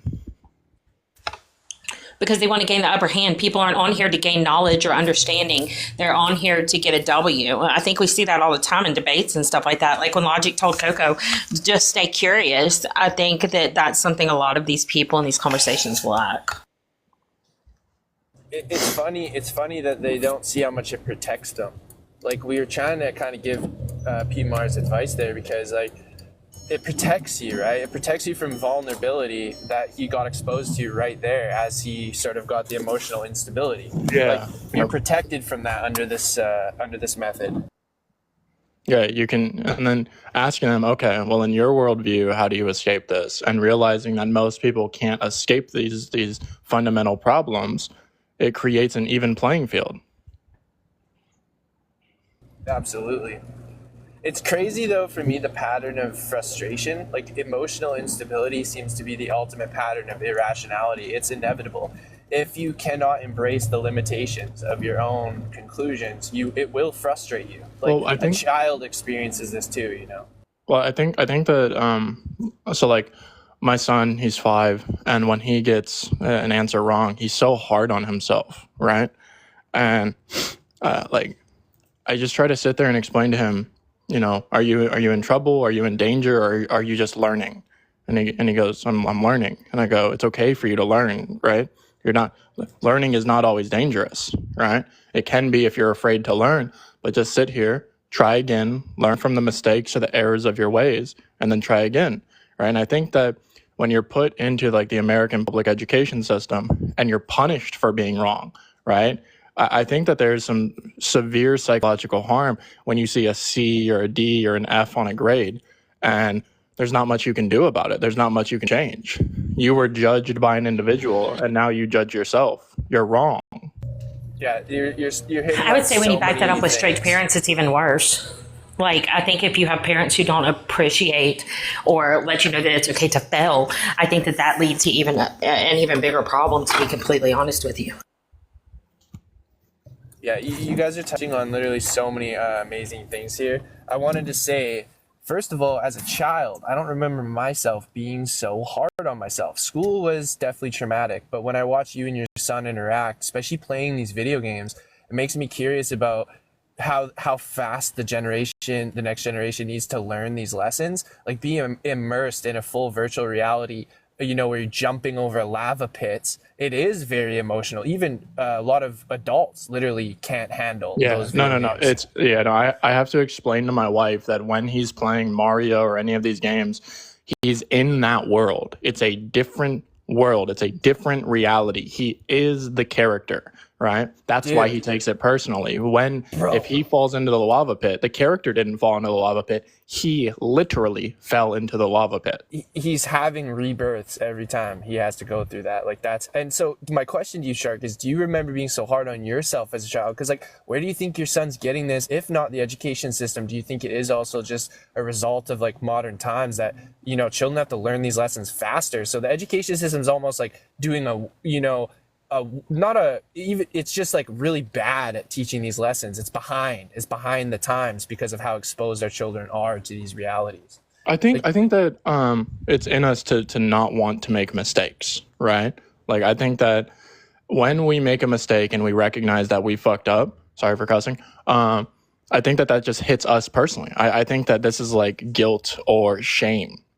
I don't think that, I mean, you could put guilt or shame into somebody, but I think that it's more impactful when it's something that we want to do, something we want to be right at, something we want to be successful at, and we fail, right? Imagine you trying to run up a hill and it's full of sand, and you try your best, and you stumble down. You run up there, you try your best, you stumble down.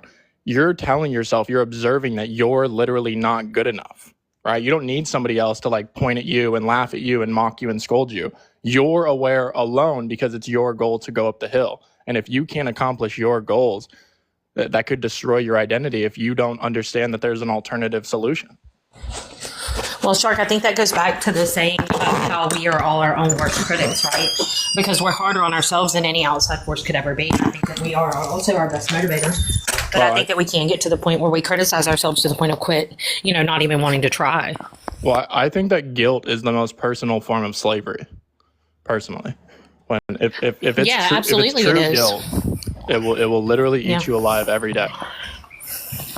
Yeah, I struggle with a lot of guilt for a lot of things in life. And I'm working on it. It's from PTSD and stuff like that, combat trauma.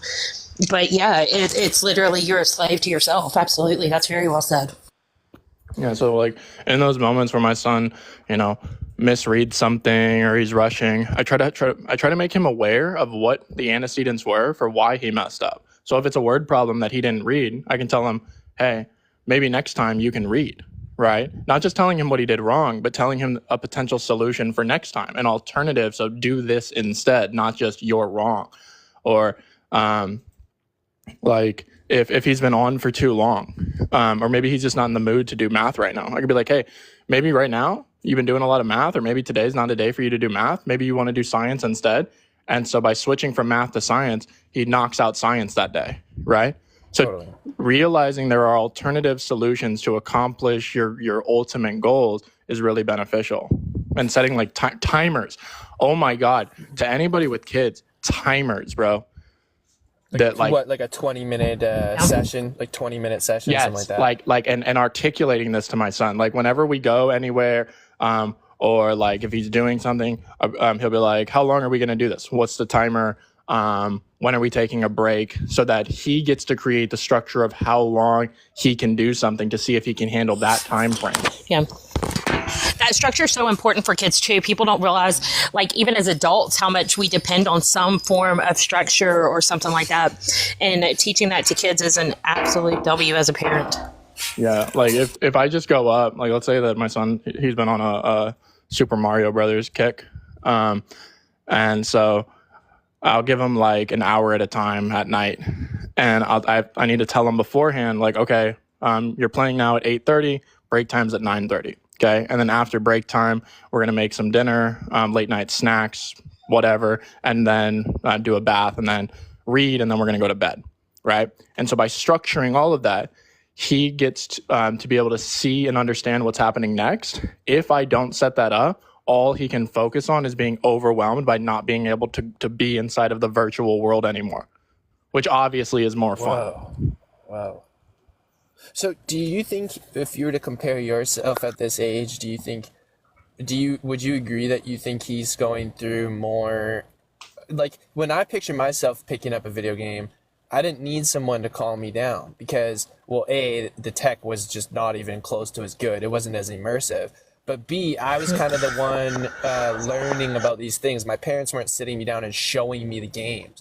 Whereas, like, these days, like, yes, my question to you, Shark, is do you think kids these days are having a harder time, or they have more pressure on them to sort of be able to fail sooner? Like, do you remember your young self being so hard on yourself as your son is? I don't remember that. Me neither. And so as a parent, it's not as if you're teaching it. It's not as if he's getting this because you're like punishing him. It seems to be coming from the environment. Very interesting. See, but that's backwards for me. I was extremely hard on myself. My kids I raised them to not be as hard on themselves because I was overly hard on myself because my parents were super hard on me. So like, I'm the kid that would, if I could have, I would have thrown the fucking controller through the television. But I was hard on myself in everything, like education and everything. Like I couldn't stand failing. I couldn't stand losing. I couldn't stand anything like that. Through life, I've gotten better. I'm still extremely competitive, which is not necessarily healthy. But, I have better limits now, but I'm still extremely competitive when it comes to certain things, which was great for my career, but not necessarily, great on me. My kids are completely different, though. That's actually a great point. So, I think that competitiveness is good if you're competing against yourself or with people. Those are the two forms of healthy competition. But if you're always prioritizing competing against somebody else or being better than somebody else, beating somebody else, I think that this is extremely unhealthy. I do too. And I think that's where I teach my kids to be better than they were yesterday, and only to be in competition with themselves. Whereas I was in competition, I had to be the best at everything. If I wasn't the best at something, I would get so fucking frustrated. And, like I said, it helped me in work, but not necessarily with other things. I've definitely learned how to curb that when I was, as I've aged. Think of it like this, right? Let's say that he's playing Mario, right? And a Goomba gets him, right? He just failed, right? In real life, he's not failing like that. He's not seeing his body that he's controlling go up and under the ground and all of this, right? Even though it's not graphic, he still failed. He has to start over. He has to learn in order to, not get hit by the Goomba next time. If these kind of games didn't exist, the frustration would emerge from boredom, right? And so I think the distinction here is frustration from efforts in comparison to frustration from boredom. Right. And so if he wants to progress through the level, he has to learn. It's obligatory. And if he can't learn, then he might end up hating himself because he doesn't know what to do. He can't figure it out. And if he doesn't have a guide, he might become paralyzed in a manner because he's so overwhelmed by the fact that he can't do it. Yeah, I love all this. Especially, I want to talk to you about teaching him math now, because even at this young age, I think as a parent... he's doing second grade math. Is he like 4 or 5? He's 5, doing second grade math. Yeah, good for you, bro. That's something that's super important. But during this process, I'm interested, like, you kind of as a parent have to teach yourself math again, even basic arithmetic. And I think a lot of my mathematical education, even though my parents were educators, had these gaps in basics, right? I had most of the basic arithmetic, but those honestly were the precursors for me later understanding physics or calculus, and those gaps in knowledge play a crucial part. I think basically people are apathetic about math, similar to the video game. They just haven't embraced failure even in these basic arithmetic problems to the point of being able to advance to the next level. And if the parents get easily frustrated by the homework and schooling, then the child is more likely to adopt those behaviors. That's the point. Oh, yeah. And then it puts a bad taste in their mouth for education, period. That's why I get so mad at these parents that are talking about, what is that called, Common Core math and stuff like that. It's like, come on, that's so ridiculous. You're sitting there getting frustrated with your kid doing Common Core, which Common Core math is just how people do math in their heads and they don't even realize it. I think it's absolutely ridiculous that the parents pass on this frustration. My kids are super good in math and science and stuff like that, but that's because me and their dad are both good in those fields. I think people need to realize that children learn by example. And that's what these parents are forgetting. Your child will imitate you whether you want them to or not. With math specifically, I think the patterns of basic arithmetic are easier to demonstrate than to like digest. We can fool ourselves as parents and educators. Do you think so? Yeah, like I think we can fool ourselves as parents and educators thinking, oh, we have a classroom full of people who know how to do addition. All these students know how to do addition. But really they're just they're imitating and mimicking what they've been taught. They don't really fully understand addition. I completely agree to that. I completely agree to that.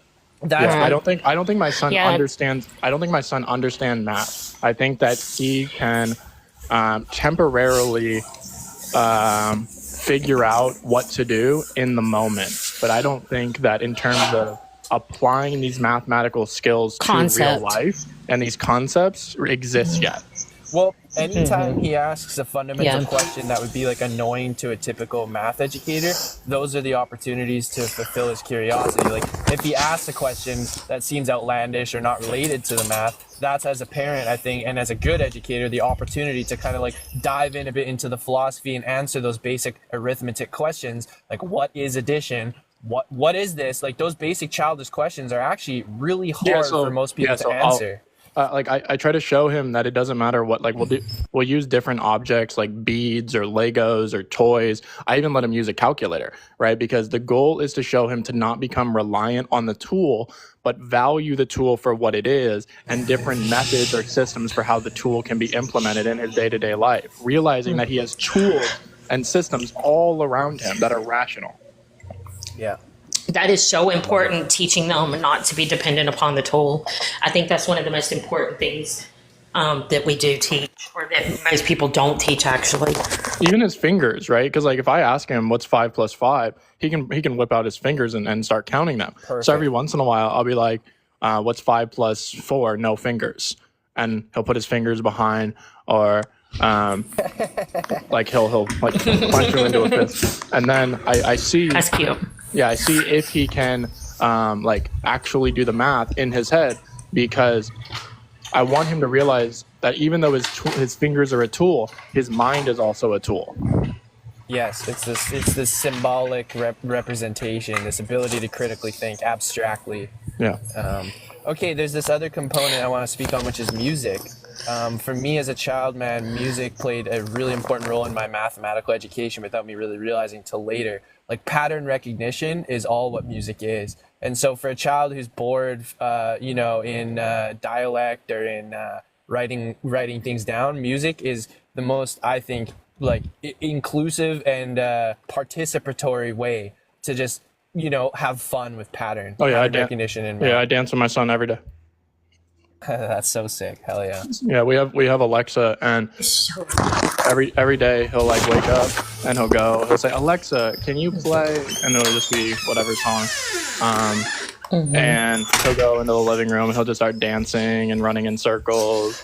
And that is so important. Yeah. People don't realize how important that is. Like me and my kids, like when I would cook and stuff, my kids would help me cook. My son's like a way better cook than I am now, probably. And we would sit there and listen to music. We have Alexa in the kitchen, and we would listen to music and dance and cook and stuff. And people don't realize how important and healthy that is. Okay, could we do something just real quick? Sure. I'm just curious. Could we let Tupac and Charlie up, because they've just been yapping in the comments like they're mad at each other. That's kind of why I didn't let them up. That's kind of why I didn't let them up. But you guys go at it. You're free to go at it. Tupac versus Charlie. Let's go. Yeah, I don't even know. Starting shit. Well, I didn't start anything. I'm trying to resolve it. Hello? Charlie, come up. Charlie Kirk? Charlie is so confused, dude. That's crazy. You won't say that to his face when he comes up here, though, will you? That's crazy. Charlie, let's go. Why would you say that? I'm not sure you see it. I guess she was joking, but... There he is. Oh, I'm muted. Lee, you are so confused, man. There you go. How's that? How about that? All right. Even arguing about down there. Yeah, what are you guys arguing about? Let's see. What's the proposition and its negation, please? So it sounds like Charlie said like 20 minutes back that if there's uniformity in the world, then that entails a mind, or at least that gives strong reason to believe there's a mind. And I asked him to support that claim. And then he brought up the problem of induction, or what Hume's talking about, which is an epistemic objection or an epistemic thing. But what we're talking about is not an epistemic thing, it's a metaphysical thing. Yeah, I guess I'm open-minded here. I'm just confused how a world where there's nothing but matter and motion explains the uniformity of nature. Just trying to understand that. I'm getting Explain. Got a phone call real quick. Yeah. I just want to say, opening remarks, both of you guys immediately sound actually genuine, so props are all immediately. I would really like to hear you guys get into this if you want to, so hell yeah. Dude, if the Quad Trinity started a YouTube channel, man, I swear to God, bro, we would have 500,000 followers by the end of the year. I think what you should do is start a podcast. Logic is the calm, rational one who wants to talk about like economic policies and strategies. I'm hyper fixated on like language itself. Kayj is hyper fixated with knowledge, and then Bart will fluctuate all around. And I don't know, that diversity just kicks ass every day. I'm down. I'm literally down. So physicalism. I think y'all should start a podcast. So physicalism is an atheism, right? And even if we just grant that all atheistic views are physicalist, physicalism isn't the view that everything is matter and motion. Because physicalism expands beyond matter, of course, right? Like quantum waves or whatever are not material, they're not matter, right? So physicalism, if we want to just talk about physicalism, which I'm fine with, is just the view that everything is amenable to mathematical description, where everything acts in like a law-like way. Okay, I mean that doesn't really do much. The question would still stand. How does the physical world account for? So the physical world, things would exist. And in this world without a God, where everything is physical, meaning that everything is amenable to mathematical description, right, would be disposed to behave in a uniform way, right? Like gravity will always act the same way that it always acts, for whatever reason. Now, if you're asking for like a fact, right, there may be like some kind of quantum fact that explains gravity, but at the quantum level, maybe that's where it bottoms out, right? All worldviews, all facts have to bottom out, right? Unless like you think there's like an infinite regress of explanations, which most people don't think. Yeah. Right. So at the bottom level, what explains why a quantum field behaves the way that it does, maybe there's something more fundamental, but let's say it stops at the quantum fields, right? That is either a brute fact, which is just to say that it has no explanation. Right. That is either a brute fact, which is just to say that it. We have an echo. Really bad echo. We got an echo. Hold on. That is either a brute fact, which is to say that it. We have an echo. You're echoing. I can't listen to that shit anymore. Jesus fuck. I should have cut that off sooner. You might have to leave, Charlie, and come back. Usually that's what happens. So annoying when that happens. Actually, yeah, if you just exit the app and Man, I would love to have a podcast with those four, Kris. That'd be sick. Be so sick. because I think I appreciate most of what y'all have to say. Sometimes I think that y'all are fucking crazy, but I would definitely listen to it. Well, No offense by the fact that y'all are crazy sometimes. Well, we're better as y'all a team. are, because y'all balance each other out. That's right. Yeah, I think y'all balance each other out pretty well. So these bottom basic facts could either be brute, which is just to say there's no further fact that explains it, right? Or brutally contingent, and it could have been some other way. Or it's a necessary fact, which is just to say it's explained by the fact that it is necessary, and it couldn't have been any other way. Now, this is going to be true of every single worldview, right? Theism as well, right? When I ask you, well, why did God decide to do X over Z, right? You're going to say, well, it's either a necessary fact or it's a brute fact, right? Because at some point in the regress of explanations, you have to bottom out somewhere. Yeah, I'm not sure why I want to bottom out in physicalism. It doesn't. You don't have to be a physicalist, but you're trying to give some kind of a priori objection against physicalism because you can't see how a world where only physical things exist could be uniform, right? I just told you how that could be the case. Now, no, you didn't. You would need to give some reason to think that that's either not likely or that can't Yeah, Be because true. the reasons I don't think it's likely is because your reasons are arbitrary. What? I didn't give you any reasons why I think physicalism is true. Then why should I believe it? Okay, well, that's a different issue, and we can get to that. But first, I want to clear up what we've I'd already love to talked get to about. that because I'm confused. Dude, Are you strictly talking about the uniformity? Excuse me. My objection here is to search for truth, and I'm examining your worldview, and I'm not finding any reason to grab your hand and say, let's move in your direction. Look, what happened up until now is that you said there was some kind of problem, presumably a conceptual problem or a priori problem with being a physicalist and supposing that the world is uniform, right? Now, it sounds like you're abandoning that, right? It sounds like you're abandoning that without admitting it, now asking me for a reason to believe that physicalism is true, right? So now first I need you to concede that your objection falls flat, or you need to give some reason to think that there's a problem with supposing that physicalism is true and there's uniformity. I'm not convinced that physicalism is true. I'm just waiting for your I don't care, answer. but you gave an objection against physicalism. But at this point, Charlie, Tupac might not even be a proponent of physicalism. Oh, well. I think about physicalism. I'm a proponent of physicalism of the mind, but physicalism about everything, I could take it or leave it. Okay, I'm not convinced about physicalism of the mind.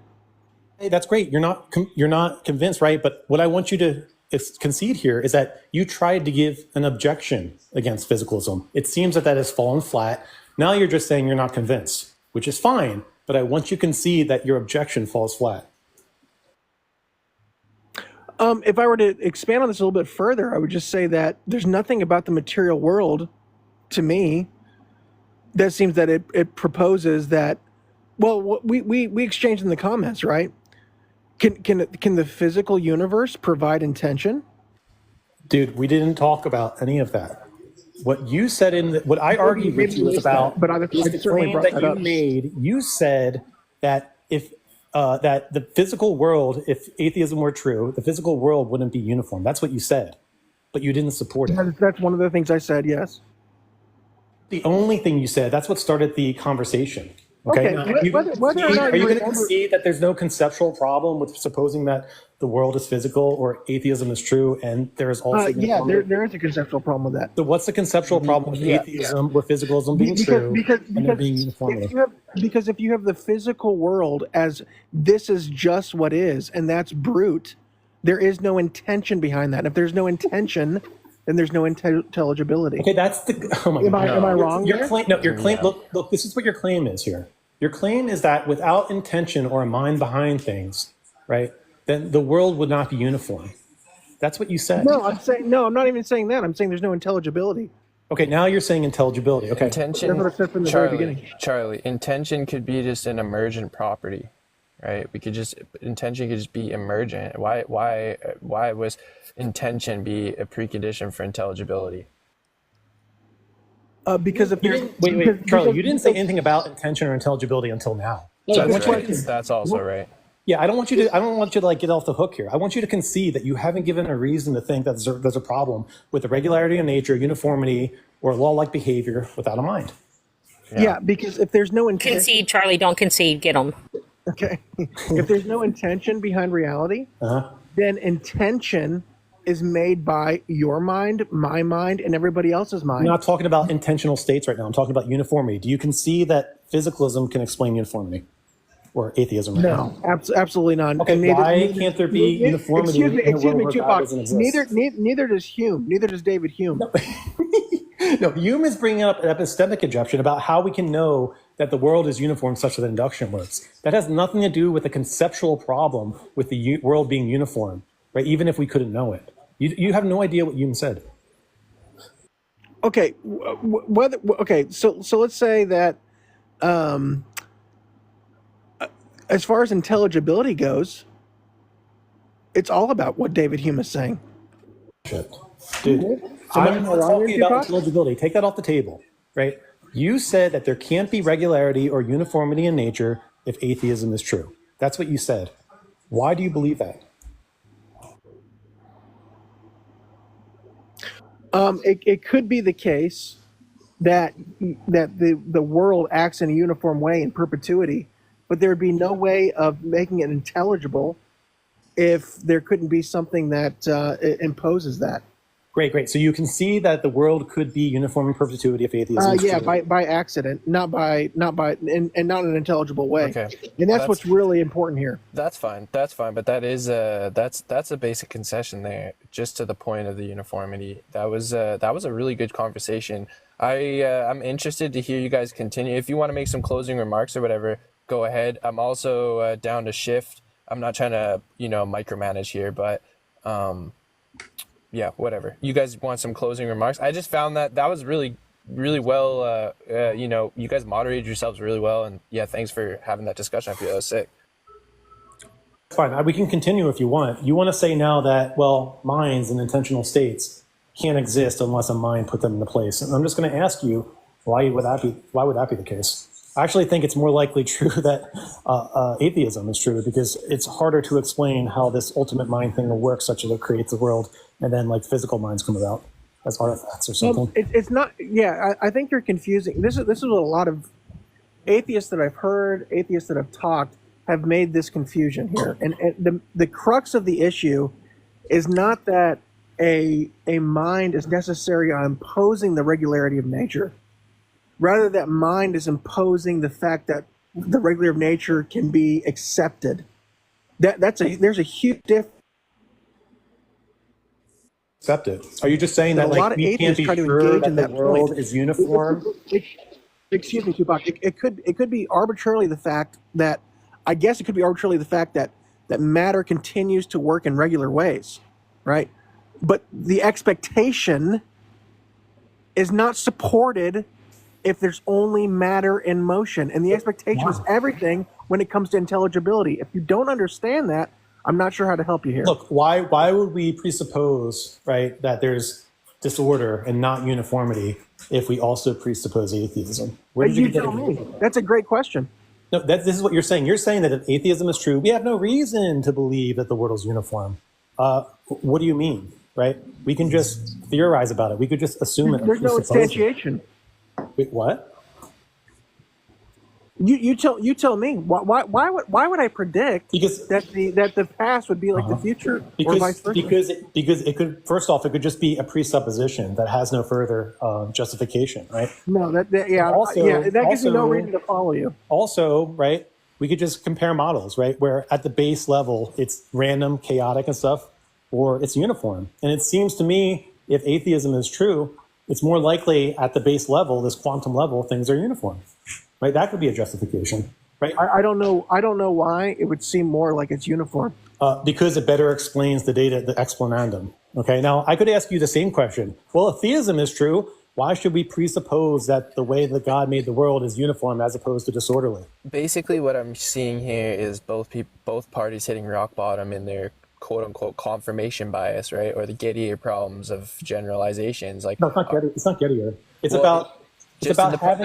about having a theory and being able to support it. And it doesn't seem like there's any real reason to believe that atheism would entail disorder over theism causing disorder. But twopac, all you've done is observe what you've observed and then made an arbitrary law surrounding it. Yeah, at this point, I see you guys on equal fronts because, right, the arbitrary notion through which we're interpreting the data both require this presupposition or axiom of reasoning. You are both differing. Yeah, we're differing in what causes. You are both differing. Yeah, we're differing in what causes. You are both differing. Charlie, you got another echo, my dog. Okay, so this is what happens with the echo, right? Every time you go out of the app logic, it's going to cause somebody to echo. It does that to Robbie too. Oh shit! I don't even think I left the app. Yeah, it did. You paused for a second. You might have gotten a low battery warning. Anytime you pause like that, it's going to cause one of the panelists to echo. I got the low battery. I understand where the fundamental confusion is here. You think that for some reason that if you presuppose a God in your theory, then you have justification to believe that the world is going to be uniform such that we can use induction, or induction works most of the time, right? But what you fail to understand is that you're conditionalizing on your theory such that you believe in a God that chose to create a world that's uniform such that induction works most of the time. The atheist can do the same thing. They can presuppose a natural world, right, where the natural laws either brutally or necessarily happen to be uniform such that induction works most of the time. No, not without being arbitrary. What do you mean arbitrary here? What does that mean? Randomly accepting it for no given reason. What? Wait. Why would it be random? Hold on. Tupac. If you're accepting the uniformity of nature without presupposing God, then you are accepting it arbitrarily. Okay, so I already told you the reason for believing the world is uniform, if you have a commitment to atheism, is that uniformity better explains the data. The explanans is a better explanans for the explananda. To prove it. That's completely arbitrary. That's not a good reason to accept it at all. What do you mean? I'm sorry. What do you mean by arbitrary again? And how are you doing anything different when you theorize about a God? Okay, if I'm driving through a neighborhood and I see 16 blue houses in a row, it doesn't mean that the next house is going to be blue, does it? Obviously. Okay, listen. Right. So you're doing the exact same thing. Okay, can I just jump in here for a bit? I'm sorry to interrupt, right? But if you see 16 houses in a row, right, it would be more logical to conclude that the next house would be blue than red, right? We all agree on that. Like he's saying that like it wouldn't be logical if you believe atheism is true to believe that, because atheism can't ground uniformity is what he's saying. Because that's going to be like he's doing the same thing. He's like, because he's assuming that the next house, because think about it, I'm assuming that the next house will be blue. He's assuming the next house will be red, right? So why would I give his assumption more preference over my assumption? No. He's saying that he agrees. In a homeowners organization, of course you'd assume that they're all blue. I'm talking about in a world of chance. Is the atheism world not a world of chance? Listen. You just presuppose. How do you prove that? Look, you're just presupposing that it's a wacky, topsy-turvy world if atheism is true. Yeah, that's exactly what atheism would say. I'm not getting an answer. Why would atheism entail that? That's the question I asked you earlier that you conceded to. Oh, is there another option? Yeah, the world could be a uniform. The laws could. What do you mean? Prove it. You're saying conceptually it can't be the exactly. case. This is the crux of the issue. This is that's a hypocritical statement. You're saying prove it when you can't prove it. Look, I don't need to prove it. All I need to do is show you that it's logically consistent, and then I can give you reasons for why I believe it. I don't need to prove it. You're not giving me a reason why it's logically consistent. All you're doing is observing. You're saying. Can I finish here? All you're doing is observing that. Oh, this is what I've observed in the past. Now I'm going to say that this is what's going to happen in the future. I have no reason to agree with you there.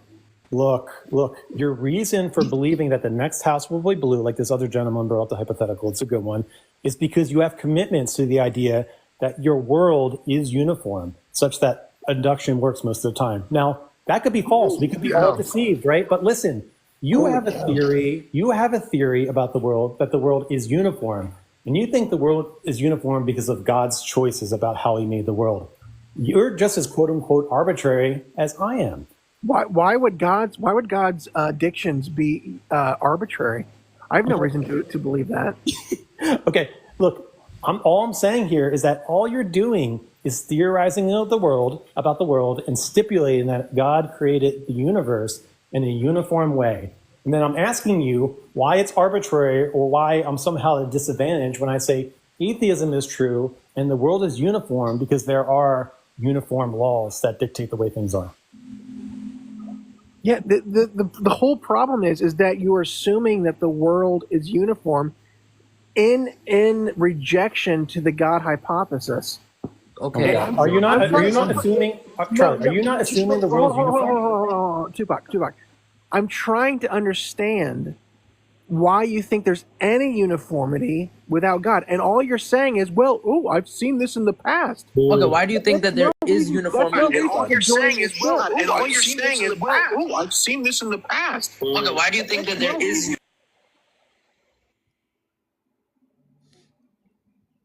Fuck. I'm so sorry, Charlie. Look, Should I restart the live so we don't get let me these? just finish. If I No, restart the live, it'll continue. It'll continue to do it. It doesn't matter if you restart or not. that's so frustrating because It'll just continue. I've posted lives where this doesn't happen. I can go to work and be in the background. Like, why is it just starting today?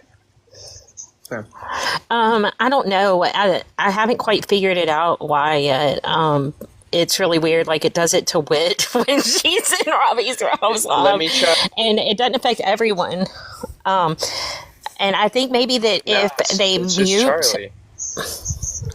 Yeah, I think if he mutes when you go out before you come back in, I think it won't do it. I'm not sure though. I'm so sorry, Charlie. You have a theory of the world that it's uniform, and the reason why you think it's uniform is because God chose it to be uniform. Okay, how are you at any epistemic? Tupac, I can't hear you. Can you say that again? Yeah, You got red bars, Charlie. You got red. Look, you have a theory about the world, right?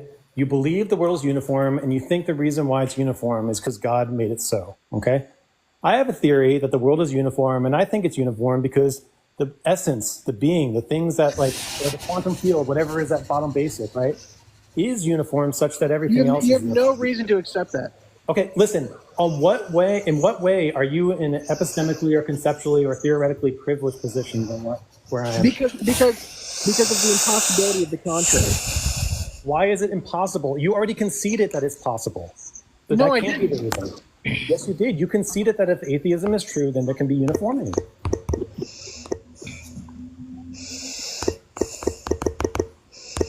Hello?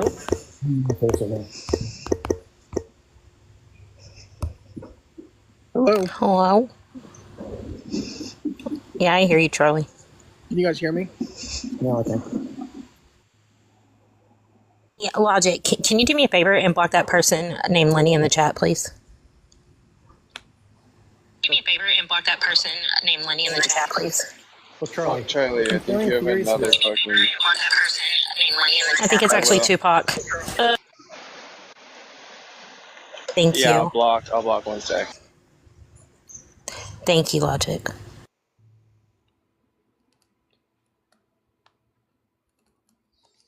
Charlie, we're comparing two theories here.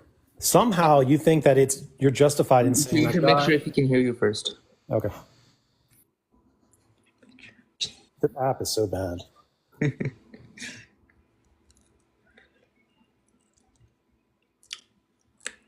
Yeah.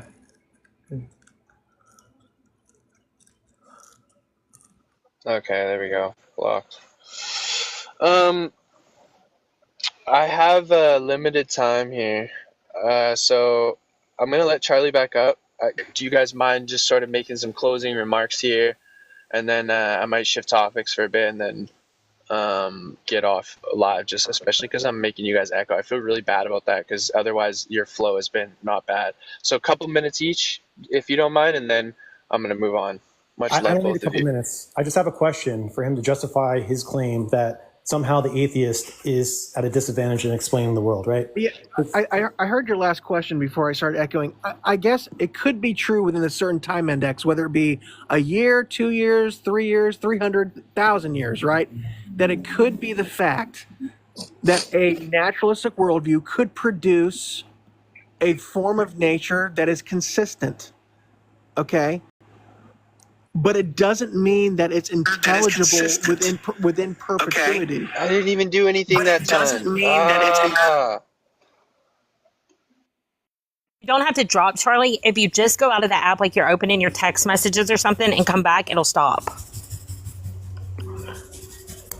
Yeah, I already left. Oh, well. Fuck. I didn't even do anything that time, man. He has some idea that, like, being a theist has like a proprietary or a kind of like a license, but atheist doesn't have a license to say that the world is uniform. And I'm asking for that reason. And all he said so far is that it's arbitrary. Well, I could just say it's arbitrary on your view. I don't think it is. It's just a part of what our theory stipulates. Okay, am I good here? Okay, it could be the time. Excuse me. It could be that the uniformity of nature is consistent for 1 year, 200 years, 300,000 years, right?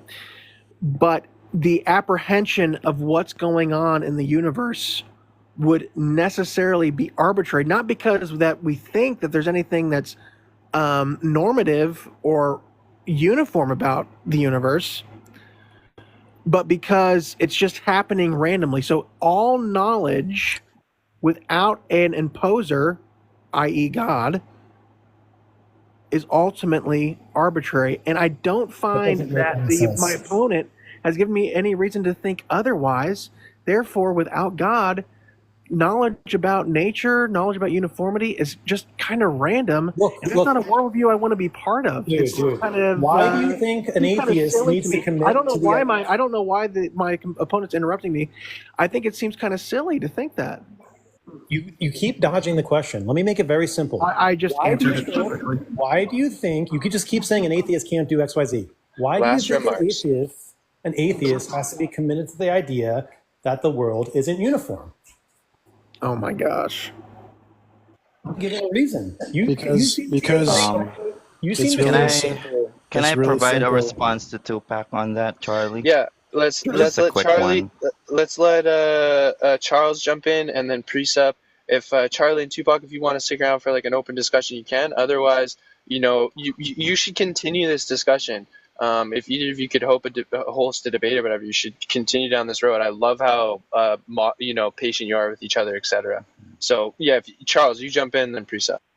Yeah, just a last remark, because I think that Logic Troll is going to end his life soon.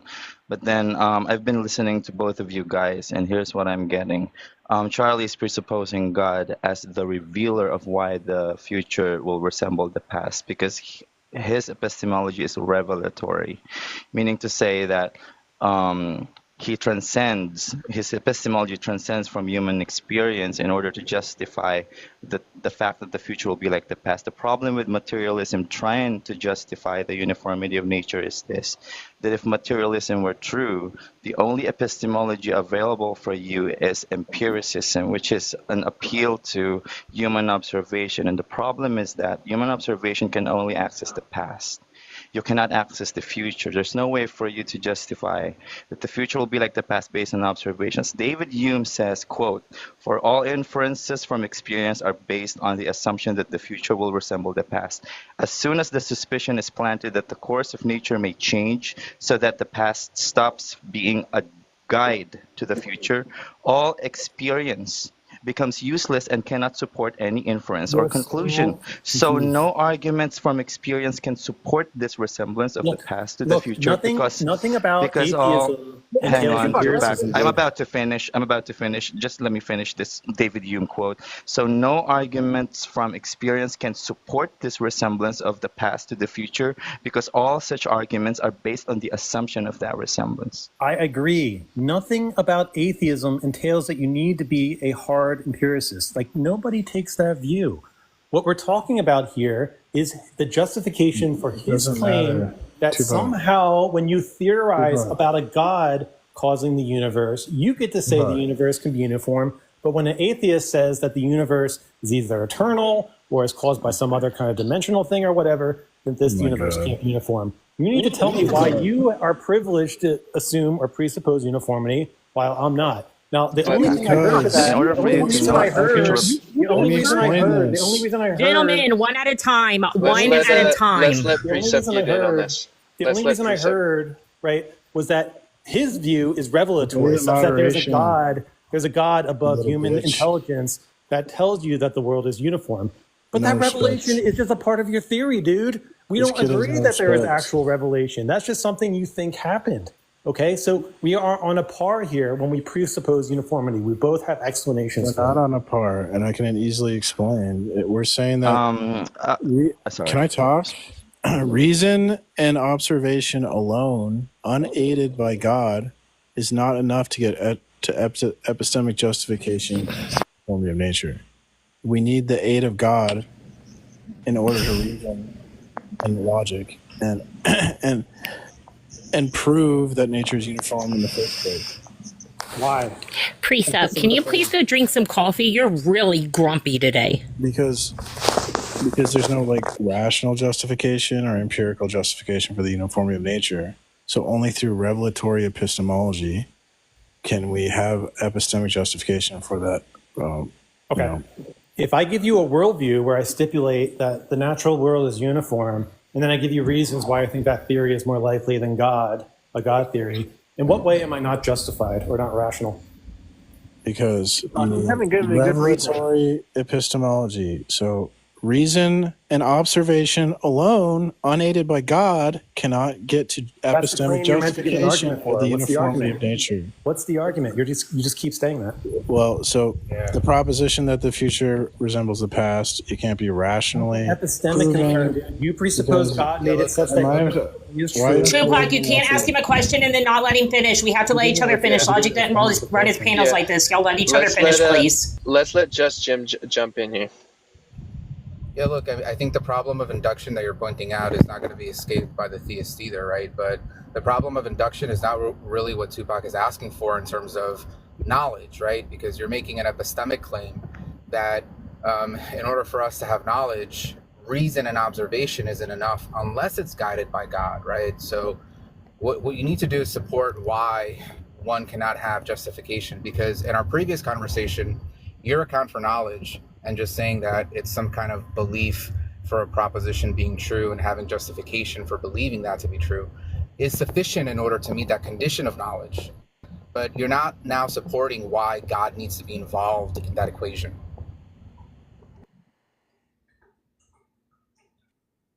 And he's just going to repeat the claim that you can't have knowledge or uniformity without God. That's what he's going to say.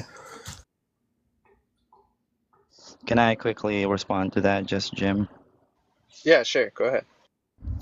Just a quick response.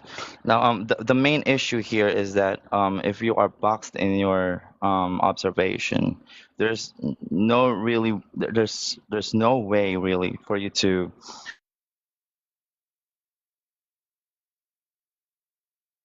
We lost you, Charles. That atheists can use a Know priori. that you are yourself omniscient, or someone. Hang on, or You someone gotta start over, omniscient Charles. reveals Can you that start to you. over? You gotta start Can you over. start over? Because we lost you. Start over. Okay. Let me start over.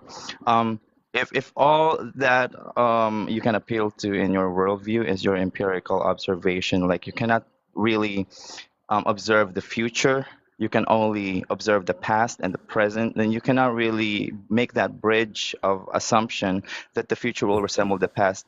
Didn't you hear me when I told you that an atheist isn't committed to that? It doesn't matter if you're committed to that. The question here is your accounting of it. How does So if atheism you're an entail atheist, atheism? hang on, Tupac. I'm still yet to finish my thought, if you would let me. So if all that you have in your epistemology is that your empirical observation is the final authority for truth, there's no way for you, a non-omniscient being, to extrapolate that the future will be like the past unless you are omniscient or someone omniscient reveals that to you. That's why God is necessary. Let me ask you a question. Do you think that knowing the future is what's understood as epistemology or knowledge? I don't understand the question. Yeah, so do you, let me repeat it.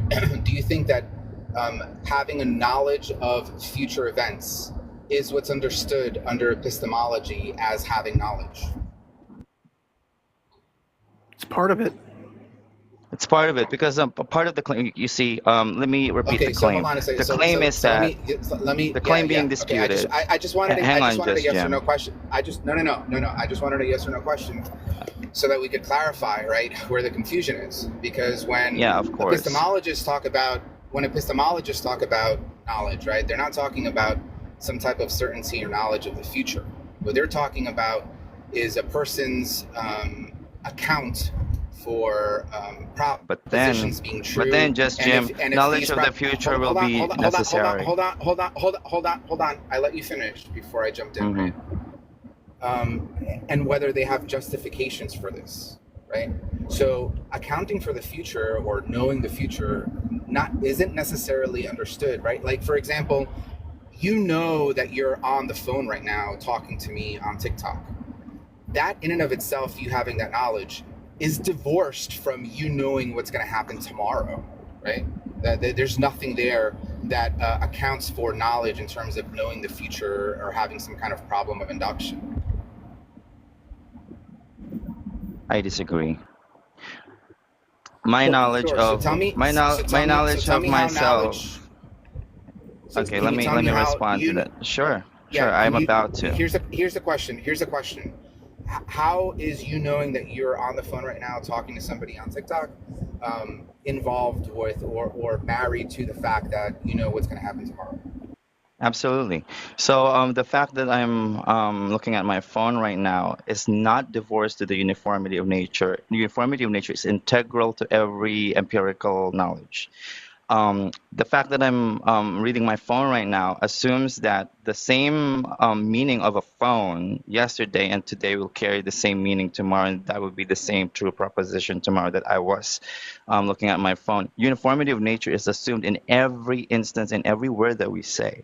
You cannot say that it's divorced from any knowledge that we have. It's philosophical naivety to say that. Great. So hold on. Uniformity of nature is always assumed.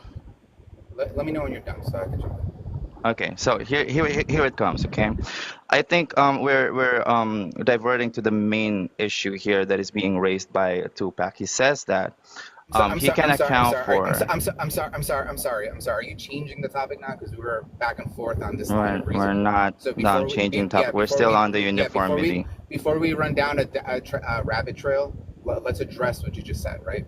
So. The problem or induction, right, in terms of how we know that future events are going to happen, right?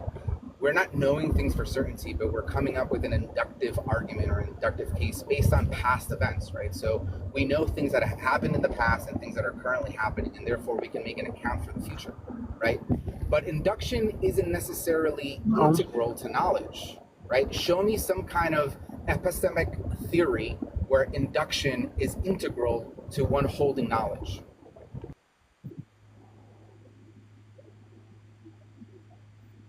I'll agree. He's got you. He's got you there. He's got you because because the limitations of inductions are incorporated into epistemology. That's the whole point. Yeah, are you guys like? I can't believe how. Hold on. Is Charles not responding? I guess not. He's not saying anything. Sorry, I'm having trouble with my headset. Let me respond to that real quick. Induction is integral to every statement that we make because every deduction drives from. They're drawn from universal claims about reality, that all cell phones are this, all observation is this. So all those universals affirm induction. Because what do you mean in one way or affirm? another, what do you mean affirm? And that presupposes deduction is based off universal propositions that we get from inductive reasoning. Right. So everything that we say, Justjim, you're an amateur. Presupposes some universals. Hang on, Justjim. If you can let me finish. Jim, shut up and learn. You're a fucking amateur. If you can let me finish, Justjim. I have no mods. How about you go? Because because I allowed you to finish your thoughts earlier. Hey, one at a time, and let's have couth and dignity about us and not insult each other, please. Thank you. Look, I only have a couple of minutes here before I have to jump off. But look, Precept, sit in the corner and kind of learn before I get dragged again like I drag you all the time. Charles, what we're saying here is that in terms of induction, right? What was the last thing that you said before Precept interrupted with this? Yes, the last thing that I said is that every statement that we make always presupposes some universals that we draw from universal induction. Statements. Okay, yeah, that's what I was going to respond to. Right? You understand that this concept of universal isn't really like a universal concept, right? You know, like when you look at your phone and you say this is a phone, that proposition, you're not invoking some kind of like universal statement that's going to be true in terms of induction, because even in your account, you're taking this like Precept account that, you know, you have to know the fundamentals. Like when you point to this thing known as a phone, it's not really a phone, right? That's like kind of a nominal tag that we put on this object that sits here with like, you know, some kind of a glass screen and has electronics in the middle of it, right? That's not what we're talking about, Jim. Okay, so then what is it? Because that's what it seemed like Charles was saying is when you invoke propositions and you have these universal statements like I'm on my phone, well, we're invoking induction because these statements are universal. That's inevitable. Okay, so then I'm not when you say him, this right? is a so phone. When you say that's not what he means, Charles, that's exactly what he meant. When you say that this is a phone, you are presupposing a definition of a phone that applies to all phones.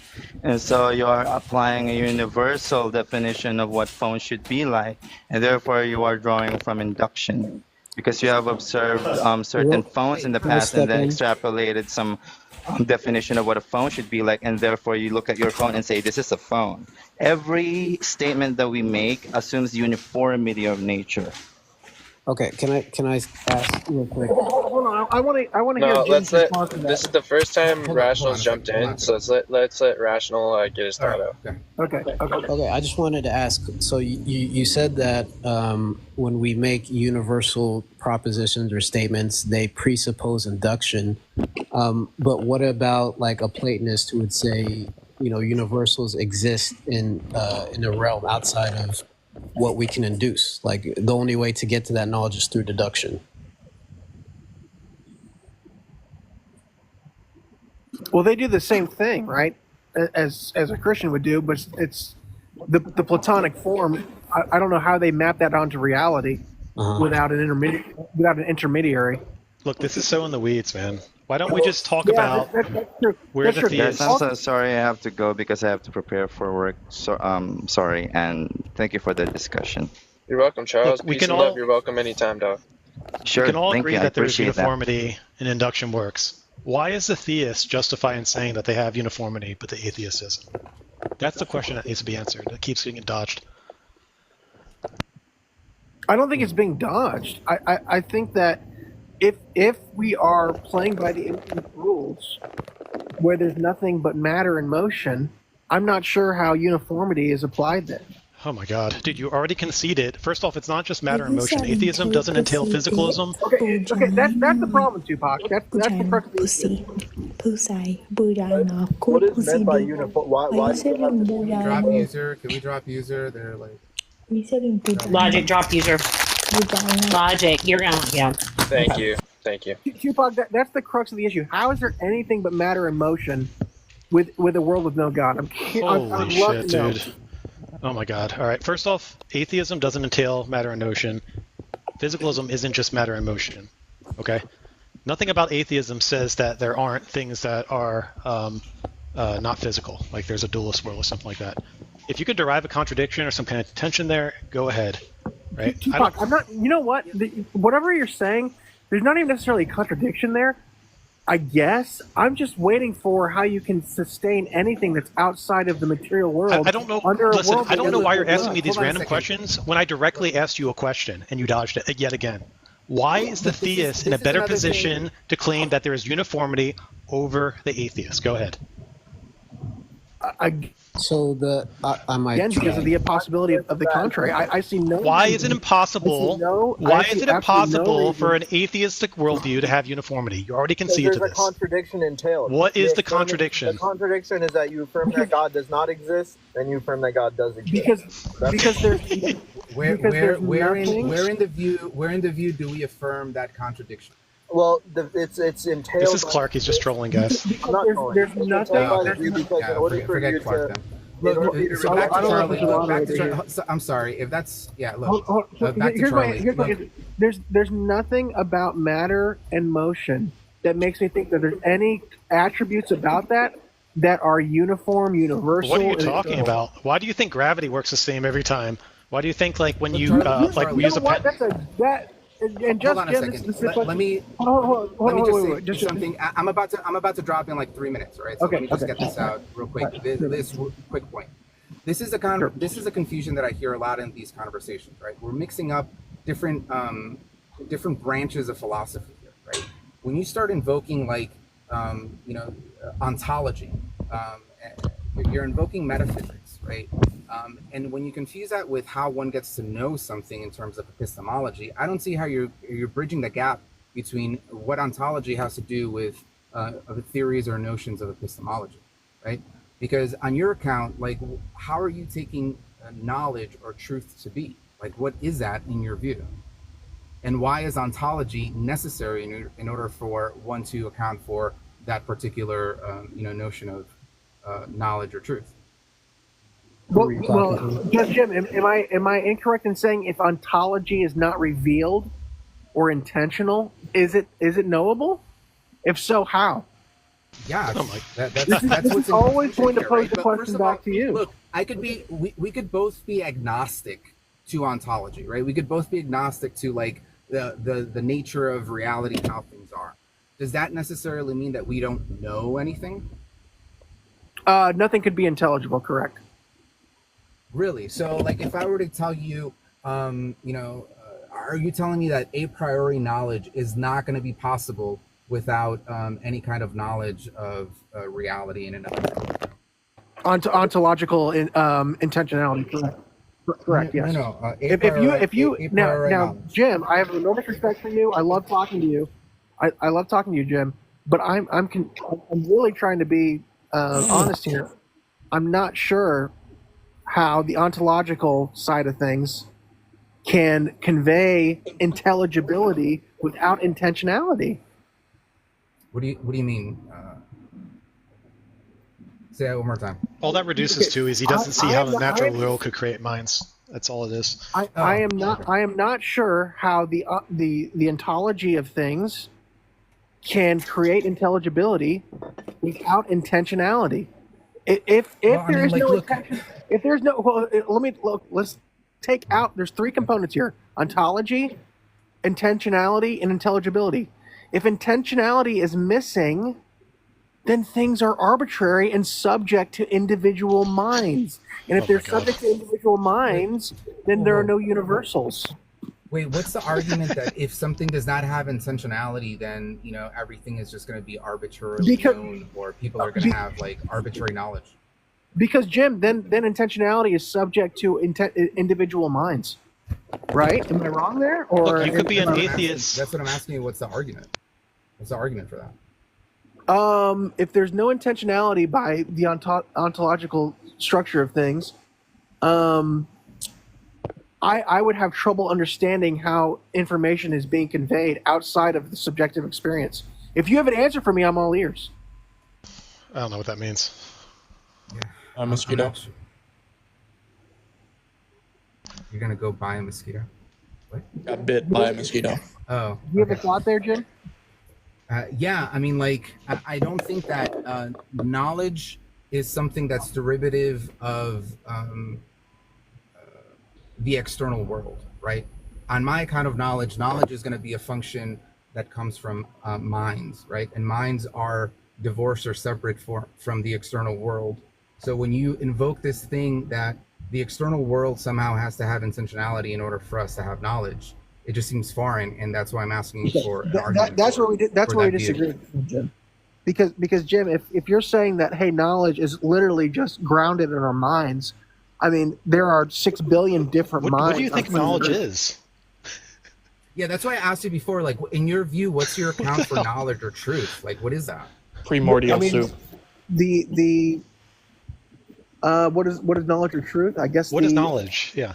You guys got to start. Listen, I know it's annoying. You guys got to start asking people to define things. I'm telling you. I guess justified true belief. Okay, so it's a belief. Okay. Cooked. Hold on a second. So hold on a second. Cooked. So do you take beliefs to be something that are Jesus external Christ. to minds? Amen. I'm sorry. Shark saying amen's fucking priceless. I was gonna say, look, hold on. I was gonna say, do you take beliefs to be like, when we say beliefs, obviously we're talking about the philosophical definition of beliefs, which is just like our attitude towards propositions, right? So do you take attitudes or beliefs to be something that exists externally to minds?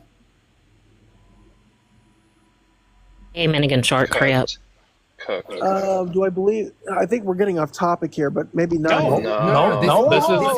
This is particularly underpinning what we understand as knowledge. Prevaricating and obfuscating. This is what they do. I'm telling you, man. Analytical philosophy is all we need. I'm telling you. There are 5 on 1 here. Let me try to keep up here. 5 on 1. I'm more on your side, Charlie. I think Shark is more on your side too. What? We're on your side. I'm actually more on your side, Charlie. What the fuck? Charlie, I believe in God. I believe in God. The tomb is empty. Jesus is Lord. What are you talking about? Yeah. Okay.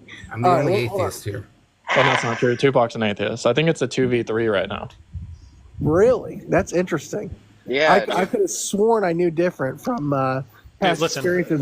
Well, yeah, but that was just. Am I totally wrong here? You thought you had knowledge, but that was just an unjustified true belief. We're getting off on the weeds. I kind of want to get back to this question.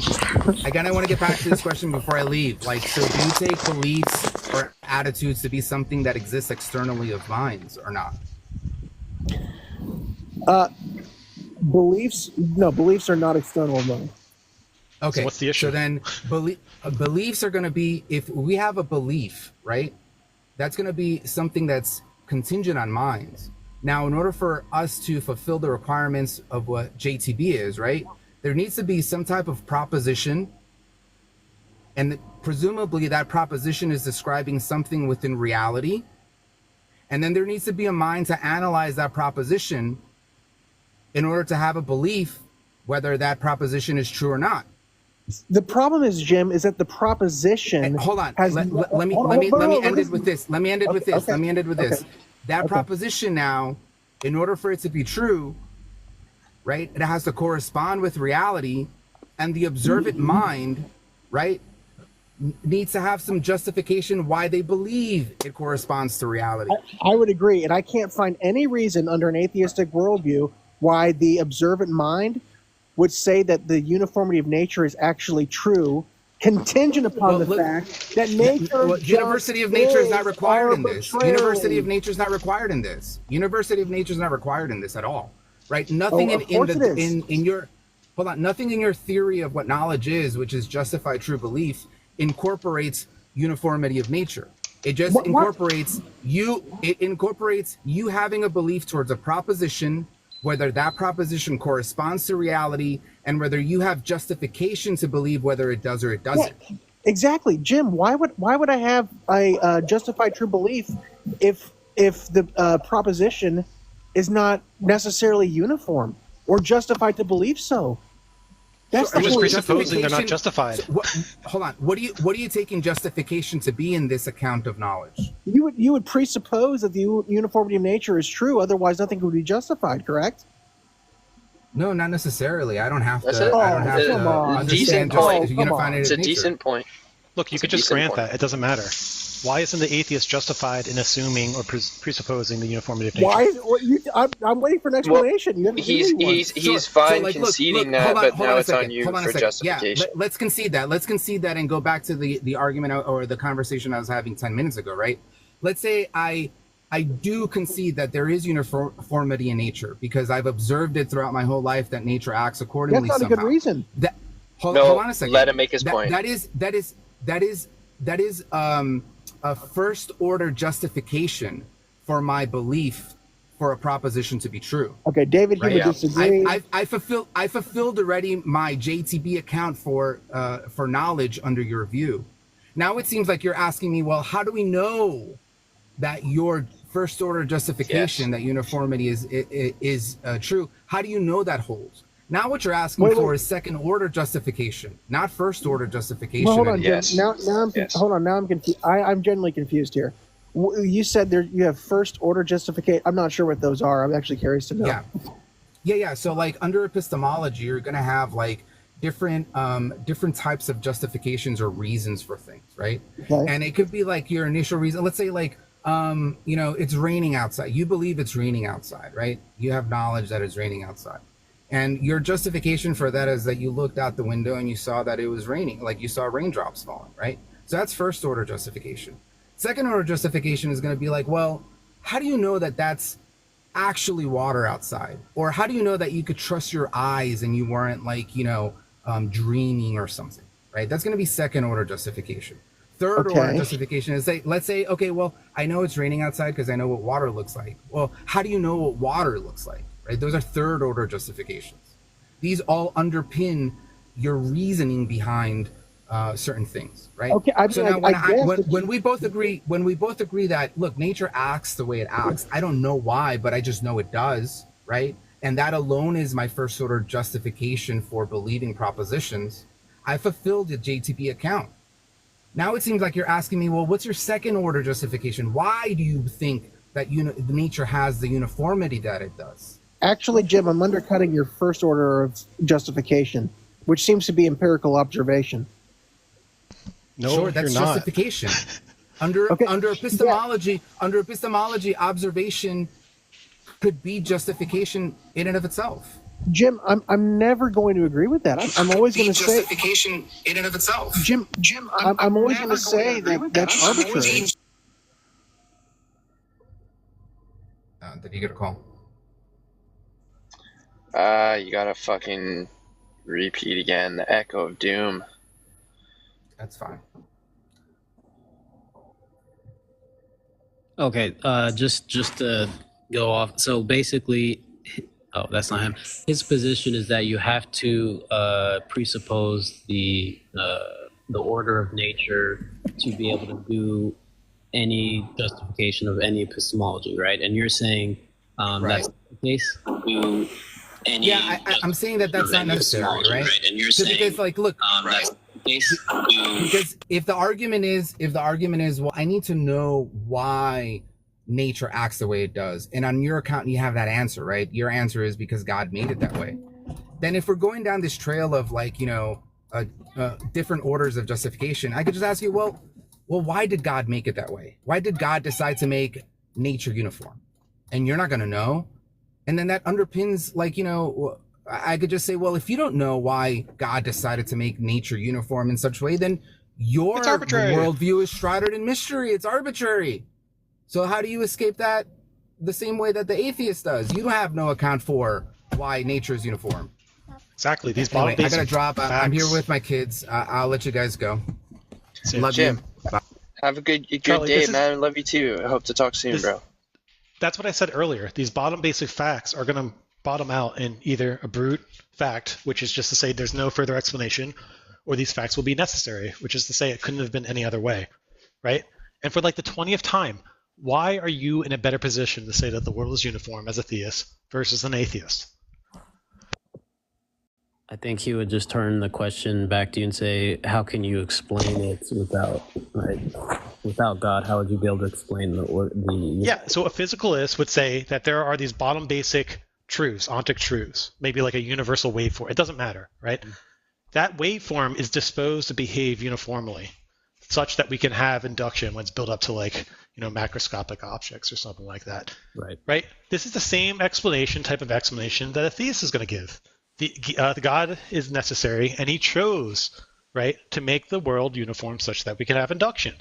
Right. We're on a par there. Yeah, exactly. All you would have to do is levy a twopac and be like, oh, well, what's the reason for uniformity in some sort of soul substance or spirit substance that material can't obtain in and of itself?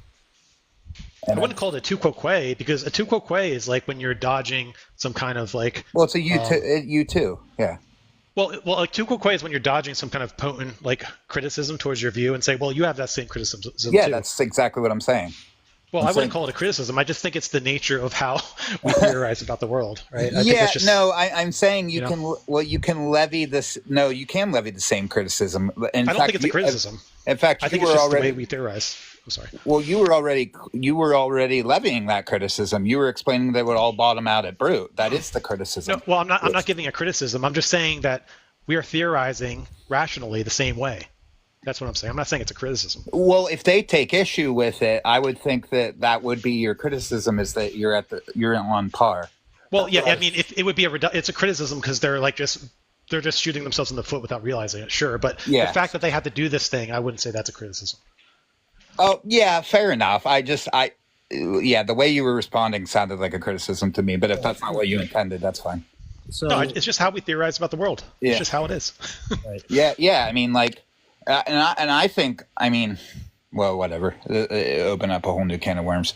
I was Well, going no, to get do into it. like, Do it. Do it. I would love that, Paichi. Say well, your thought. yeah, okay. So like, the bruteness of intentional states to me is so much more bizarre. Like an intentional states of a god, like an internal disposition towards where you put your dick.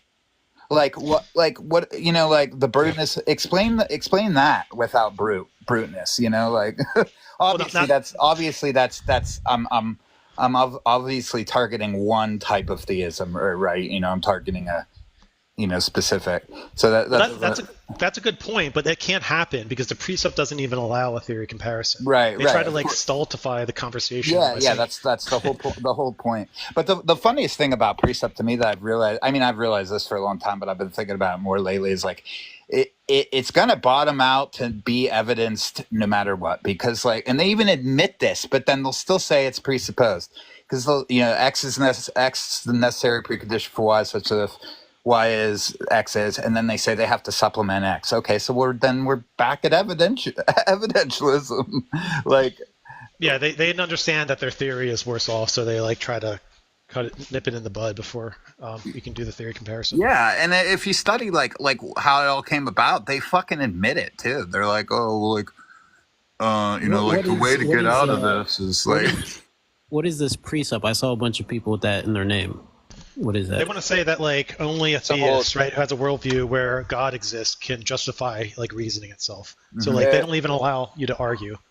There's many forms of presuppositionalism, but the tag argument in general is a theistic argument for Christianity that, doesn't do a good job at defending Christianity, and that's usually the basis of the critique. It does a decent job at defending deism or presupposing some sort of it doesn't get you to Christianity. It just doesn't get you to Christianity, but that's why you see these names everywhere right now. That tag argument and precept is just a trending thing.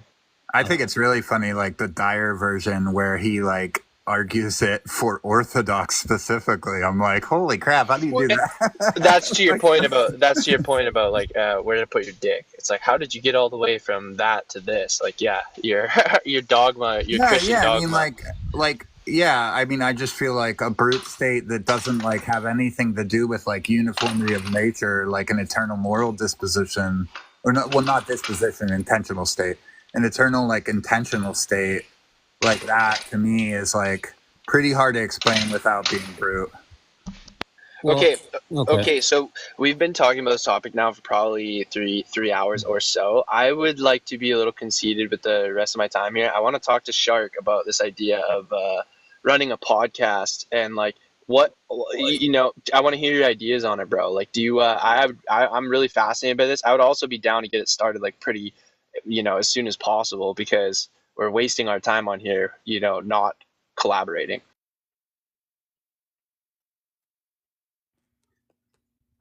If you're there, Shark.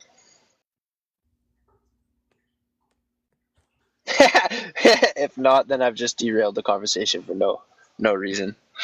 No, you're good. Okay, so this is how this goes.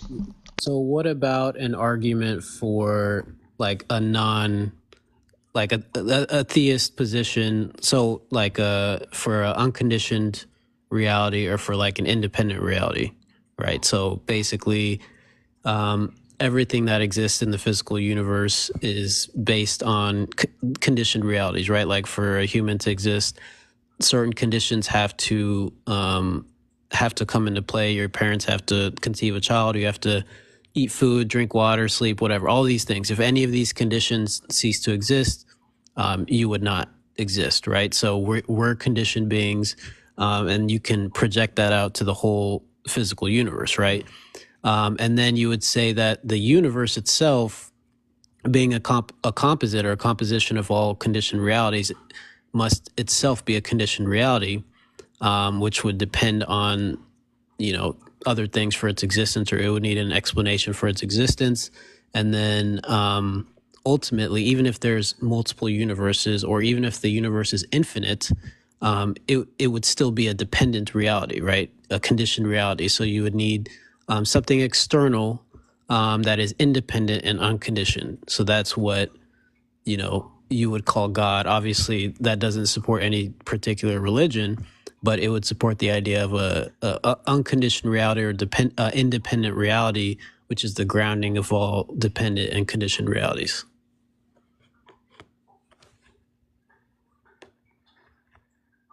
What would be an atheist argument against that?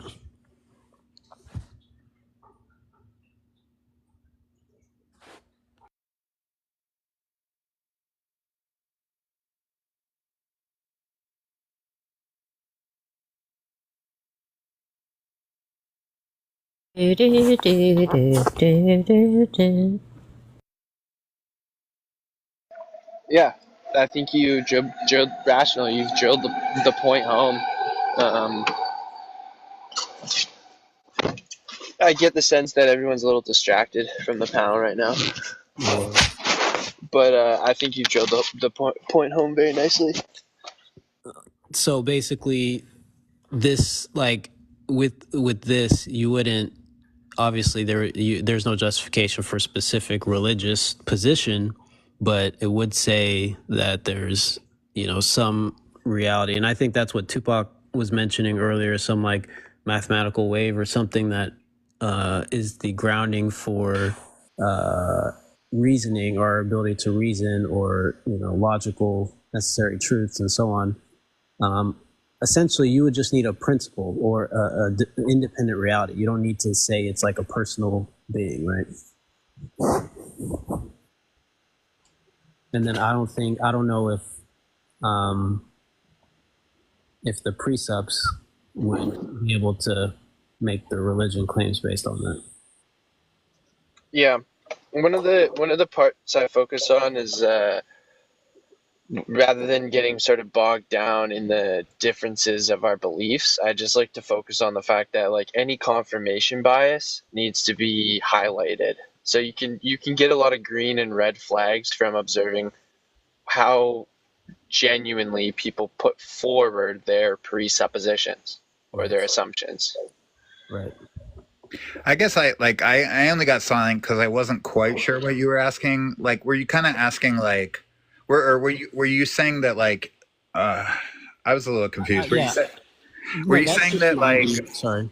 Yeah. Were you saying that you like we don't have a justification for like uniformity from like observed natural properties because they seem to have some sort of like limitation, thus we need to like levy some sort of like external justification for it? Is that like kind of what you were saying?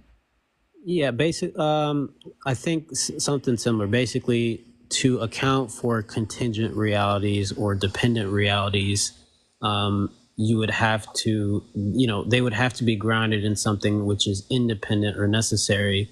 Obviously, this doesn't point to a religion, but like my whole point is like I would be interested in an atheist argument against that, right? Because an atheist would say that couldn't be the case. There could be no God or whatever, right? Or there couldn't. I mean, I guess not. I don't know. I guess that's what I would. Yeah. Are you feeling a go-to on here? A lot of people bring him up. He's pretty well-known atheist philosopher. Is like, are you familiar with like Graham Oppy? Yep. Yeah. So like he has this like idea of like a necessary initial state, kind of. Yeah. Okay. Yeah. So my issue with that is that because his view is that that particular that makes that's a better argument because it's more simple and it has at least the same explanatory power, right? It's more simple than saying there is a God that I don't know exactly why he says it's more simple, but my argument would be that you are actually it's the same argument because that initial state, if you're saying the initial state is necessary, I guess what's the difference? I guess I don't know.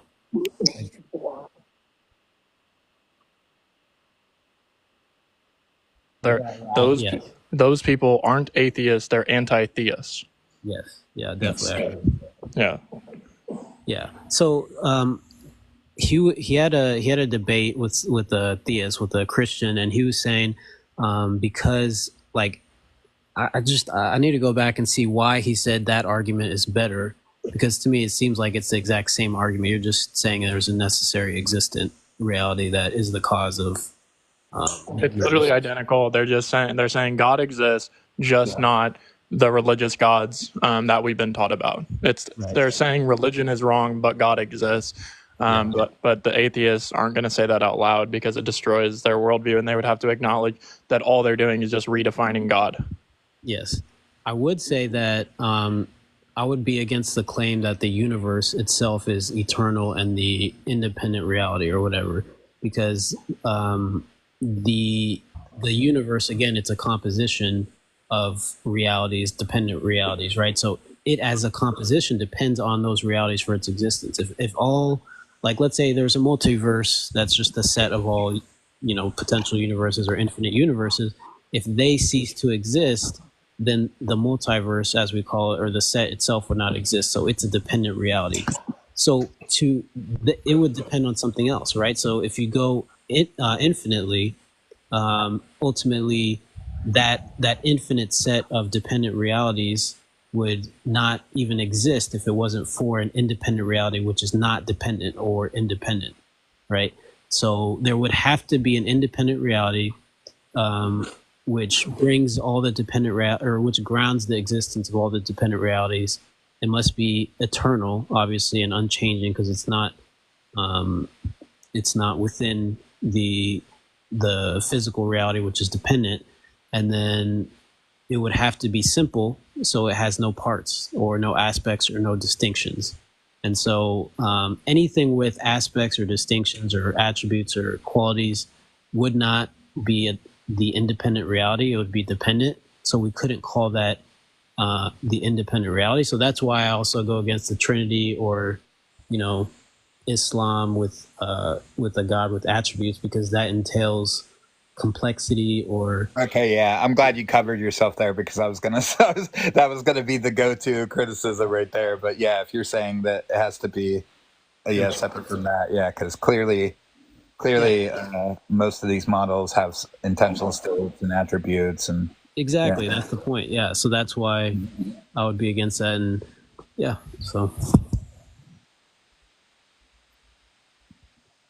Rasha, I don't know if we've ever talked before, but you outline your ideas really well. Honestly, I'm like chewing on everything you said. I probably digested about 80% of it. Mereology especially, I'm confused by. I need to look more into differentiating parts of things. But overall, I can tell that, I get the crux of your argument, and it's awesome, bro. Like, I'd love to talk to you more, because it's rare to find someone that can articulate so deeply what they're thinking. Yeah, I appreciate that. I followed you, but I mean, for me, like, it just comes down to that argument. Everything has to be grounded in something that is independent and unconditioned. Like, even if you talk about cause and effect, like cause and effect is a temporal idea, right? So like the parents cause the child, but you would not say the child causes the parents, but you would say that the child is the necessary condition for the parents to exist as parents, right? Like, if the child did not exist, they would be a man and a woman or whatever. But the condition had to have been met that the child was born for the reality to exist, that they are parents. So that's a conditioned reality, but I wouldn't say that's cause and effect, because the child doesn't cause the parents, right? Isn't God just being defined as the foundation of sustainability or stability? Yeah, the grounding, the foundation, the grounding of all that exists. But the main component is that it must be a simple reality, which is independent and without any parts and so on. But yeah. So I don't. So I think that atheists are actually just anti-theists. I believe that people. I would actually hold that it's impossible to be an atheist. Like, clearly, persons exist, right, and they believe in something, but this is just going to be like an appeal to ignorance, which is a fallacy, or some kind of like trauma to religious or parental indoctrination or neglect. Yes. I think that fundamentally everybody believes in something greater than themselves that is sustaining everything in existence. Yeah, And I think most atheists, I can't say all, but most would be like, they would follow scientism, or they would, take science to be truth, which, obviously, or from my perspective, you cannot get to any truth through empiricism. Like, empiricism can just successfully reproduce results, but we already talked about the problem of induction, right? So you can never get to like actual truth, but you can like get to a high probability of reproducing the results. And therefore, to say models of scientific theories, or scientific theories or anything except models, is saying that it's just it comes, the problem of induction comes up, and my issue with empiricism. I think the only way we can get to truth is through a priori reasoning. Would understanding, I've been trying to figure out how I want to define understanding, because it might be more important than knowledge. What do you guys think of this? This is just a rough draft. Understanding is the comprehension of systems that we don't necessarily believe to be true. Ooh. Understanding. Understand. Yeah. Could you say that again? Yeah, so like knowledge is typically justified true belief, Right. and a belief is an authentically accepted idea or concept. But to understand something, like let's say that Anytime you steel man your opposition. Anytime you Yeah. steel man your opposition. Yeah, it's comprehending a different perspective or system that you are not necessarily held to believing as true, but you understand the system itself. And the system could be the person, the system could be logic, the system could be math, the system could be whatever. I actually like the way you phrased it the second time, and I don't know if you noticed you changed it a little bit, but you said that you're not necessarily held to believe it be true, versus not necessarily believed to be true. I think that held distinction is important. Whoa. Paichi. Whoa. Yeah. Yeah, that's whoa. I think fallibility is important for the word. The word I mean, empathy. that's is gonna be the coming problem up. with like the Orthodox teaching. Like the people who think that the Bible is infallible, or the Pope is infallible, or the church is infallible, I think that's insane. Right. Yeah, of course. I think that's preposterous. Yeah, but I like that understanding, that view, because that. Yeah, I like that.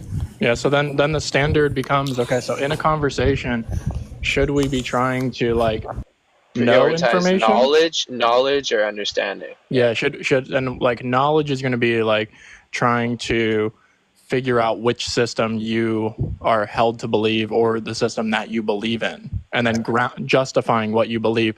Or is the goal your ability to steelman a worldview that maybe you don't believe in, and which one is a higher standard of rationale? And I believe that it's understanding. Totally. Yeah, totally. I also kind of don't know how we escape that term in the term knowledge. Like, even if we define knowledge as justified true belief, it seems as though understanding is just, there's synonymous words in there that could be incorporated with understanding. Like, could you really have knowledge without understanding? I don't know. Could you have knowledge without understanding? Yeah, like justified true belief seems to have some understanding in it, but perhaps not. Do I understand my beliefs? Right. Do I understand my beliefs? Like Socratically, I think that your beliefs are hinged on this relative notion, right? I think logically you need some better and worse model to compare. If you just had one model, there'd be no rational process about it. Right. So the process is this relative model that involves like the empathizing with the opposition, or steel manning the thing you don't necessarily believe. Really empathize. What if I say this word empathy too? What if I say I believe my position because I understand other positions or another position? Ooh, yeah, that's the thing. Could you really believe? Yeah, you have to understand other positions. But now I'm held to being like, I have to say, I don't know, or I don't understand what I believe, and then that doesn't sound intuitive. No, I think you still understand what you believe, right? Kayj would say that he has no knowledge of what he believes. I do like. It just depends on what you mean by understand. It depends on what you mean by everything, right? So, like, Paichi, how do you define understand? If you go to Prophet Google, you owe 50 push-ups. I've never like. If you go to Google, I'm done. I can't stand Prophet Google. I've never Google's broken down a personal understanding for what that. I know that's what I'm challenging you to do right now. Yeah, I don't have one. That's what I'm saying. Oh, well, that's your homework. Next time we talk, I want you to be able to define understanding. No thanks. Understanding would be What do you mean, no thanks? Why I don't would want you homework from you. Why would you not want to understand what it means to understand something? I didn't say I didn't want I that. have a question, Shark. Would you say that understanding is like comprehending? I don't know. That's what I was going to say, yeah. Like, it's the ability to comprehend the concepts that make up an idea, right? Well, what does comprehend mean? To mentally grasp? To be able to rationally make sense. For it to be able to rationally explain a system formally or consistently, I guess. Because like obviously to believe and understand necessitates a symmetry breaker unless we're just equivocating these terms. Like, is the position possibly that to believe and to understand are identical? Understand might have. Okay, this is my attempt at it. Understanding has to do with recognizing the limitations of your own beliefs in comparing, in comparing the beliefs of others. So not just the ability to comprehend. The key component is recognizing the limit. To understand necessitates rationale, but to believe does not. Yes. Right. Yeah. You can believe something without fully understanding or comprehending it. No, not fully. It just like being rational. I can believe in unicorns. Like yesterday, I took my son to like this Halloween thing. Okay. To not be rational. Yeah, I agree. Yeah, like my son, I have one of those like $100 wands from Harry Potter Land, right? And when I pick it up, I have one of those too. Yeah, when I pick it up, my son, he doesn't want me to use any magic spells because he thinks that the wand is real, right? So he believes that, but he only believes that because he's irrational. Right. I don't know. Sometimes I feel like I could work magic when I pick up my, Elder Wand. I don't know. Interesting. Wait, I think that the problem is going to become that all beliefs are therefore irrational. And the second that you have an understanding, that shifts it into an no longer understanding. Beliefs. Yeah. Are all beliefs irrational?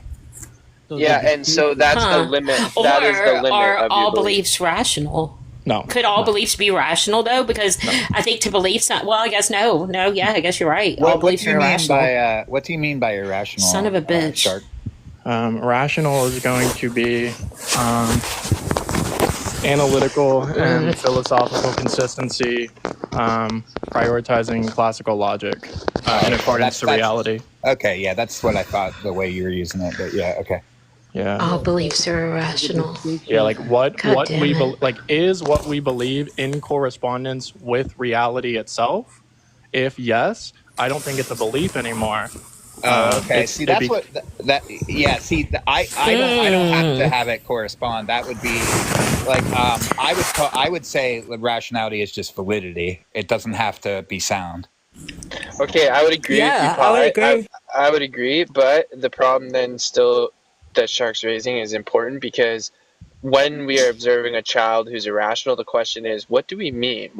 Do we mean that it's not corresponding with truth, or do we mean that the validity, the child ain't able to check its assumptions? Well, the problem with holding it to soundness is we don't have like all the knowledge at all times, right? So we only have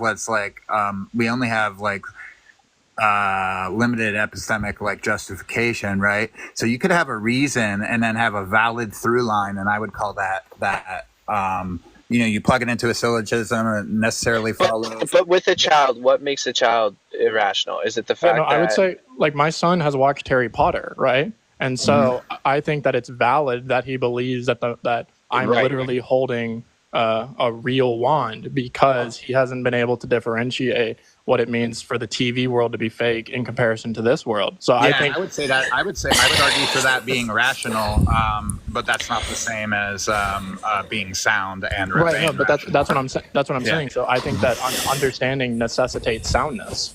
Okay, that I can see Oh. that. Yeah, but I think Understanding necessitates soundness. Yeah, because if it's just valid, well, then we might believe in things that are valid but not sound.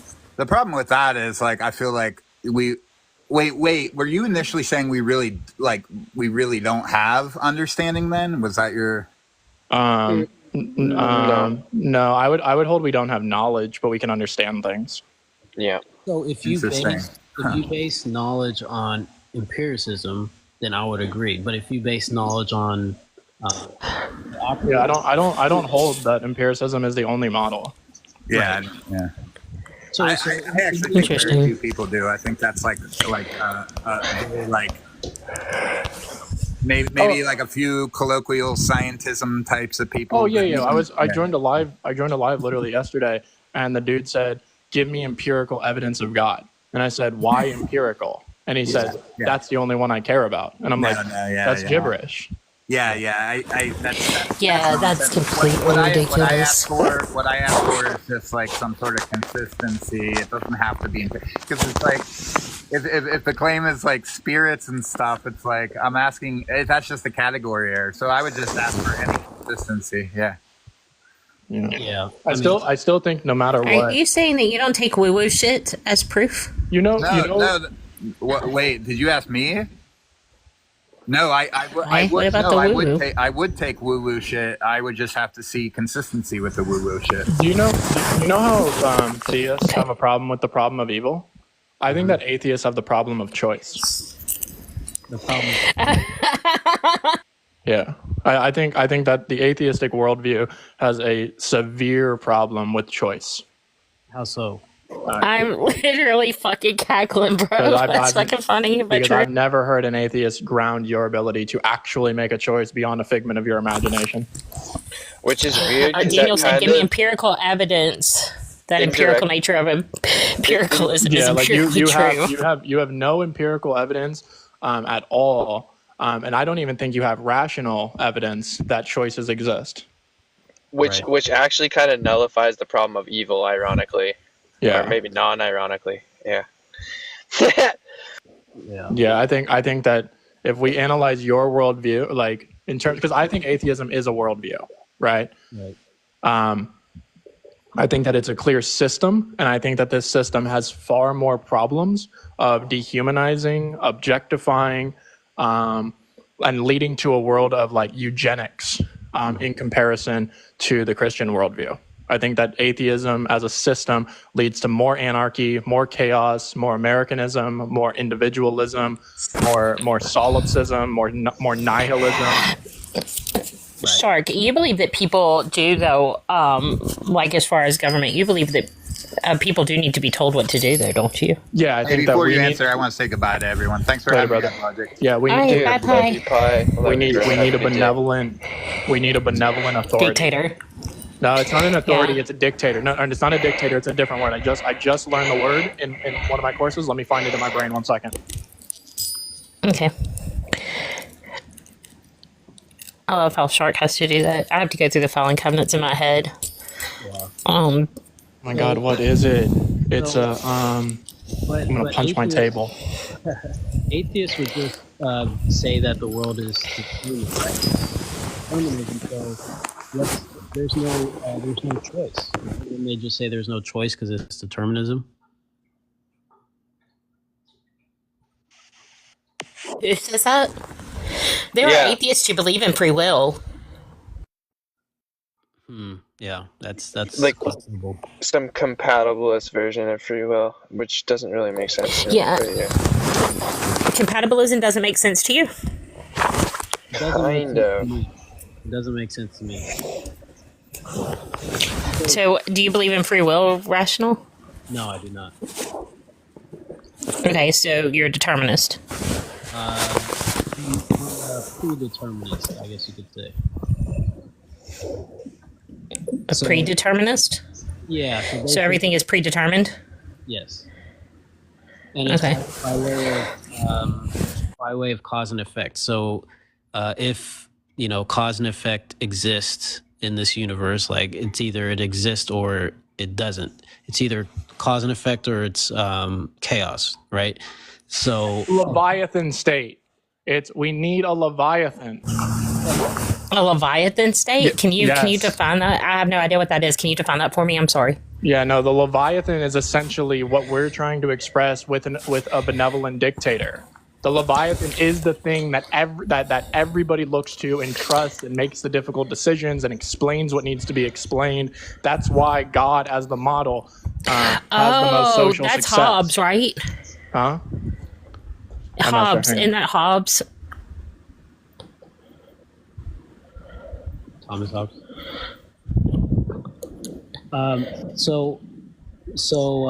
Yes, you're correct. It's Hobbes. Good work. Yes. Okay. That's interesting. I think I agree with that. Leviathan, yes. Yeah. The question is, who is the Leviathan of reality? Right. Oh, Daniel said he has that book there. I hold to Leibniz's complete individual consciousness, Paichi, right? So Leibniz has a view of monads. The whole universe is made up of monads, but all of these monads have within them all of the cause and effect relationships that will manifest in our observed experience or throughout the whole universe, and it's like fractal. So the whole universe is like a monad, and then each and every part of the universe is like a sub-monad or a fractal of that monad that has within it all of the everything that will ever happen to that monad in its existence exists within it, and also everything that will happen. Yeah, sure. So what do you think about the Leviathan? I think it says that we need a strong, undivided government theory. Is that right? I think. Well, I don't know. I don't know if it would be like one government in terms of how we have it now, or like one leader. I think that the closest thing that we could pragmatically come to is AI, right? AI. Yeah, oh, that's an interesting. Imagine this. Imagine, let's say that we have the 10 best, most unbiased, most impartial, most philosophically literate AI systems. We have 10 of them, right? And instead of voting for people for president, we vote for one of these systems to make the decisions. Love it. Love That's. Is there a distinction? Is there a distinction between these systems, or are they the like? There must be distinction, right? So then, their coding could be different. So the people would vote for, you could either separate the people into let's say that there's 10, then you would separate the United States into 10 different nations, and then allow the people to be ruled by the Leviathan of that nation, or you hold the people to democracy like we have it now, kind of, but hopefully better, where they're actually informed about their decisions. They do research on the programs. They understand the coding. They understand whatever needs to be understood, and then they vote. And then that AI model is the Leviathan until, I don't know, 5 years or whatever. Years later. Yeah, I guess it would come down to the coding and what is the distinction between the systems, and then how we get to choosing what it is. But the whole point is that as an AI system, it's going to be consistent all the way through. Yeah, right? It's going to be consistent. It's going to be unbiased. It's going to understand the historical framework. It's going to try to prevent it in the future. It's going to make the tough decisions that human beings are too emotional and biased to make. So for example, there would be a Leviathan AI based on the Christian worldview, right? And then there would be one based on the scientism worldview, and then there would be one based on pure logic and philosophy, and then there would be one based on Islam and so on. Oh no, no. The AI system that I would vote for would necessarily comprehend the pros and cons of all of them. It has the information in the database to understand every single piece of systemic knowledge and epistemology as possible. It's not biased in favor, because the goal is not for these models to be biased in any capacity at all. So then why do we need 10? Why don't we just make one? Oh, to test which coding is the least biased. So what's the difference between them? Just different companies that are coding it?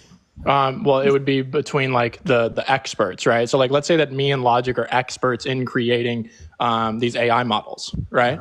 Yep. And then maybe like I overlook one line of coding, and he puts in this one extra line of coding, and this grants his AI like, I don't know, 10 times more knowledge and reliability because of this one piece of coding.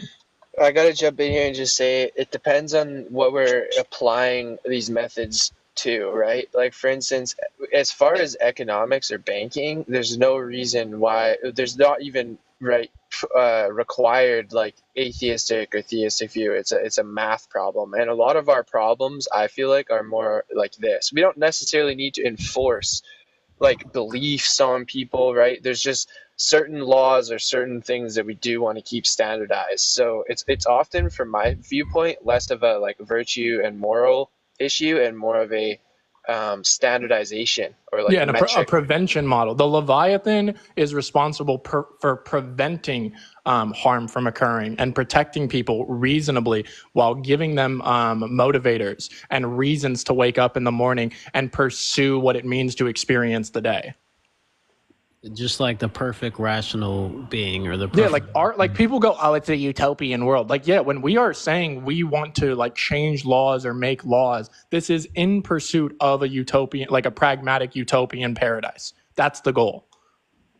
Yeah, where there's police and judges that are not everything is based on pure rationality and the rules set in place, not their specific emotions, right? Specific situations. Yeah, exactly.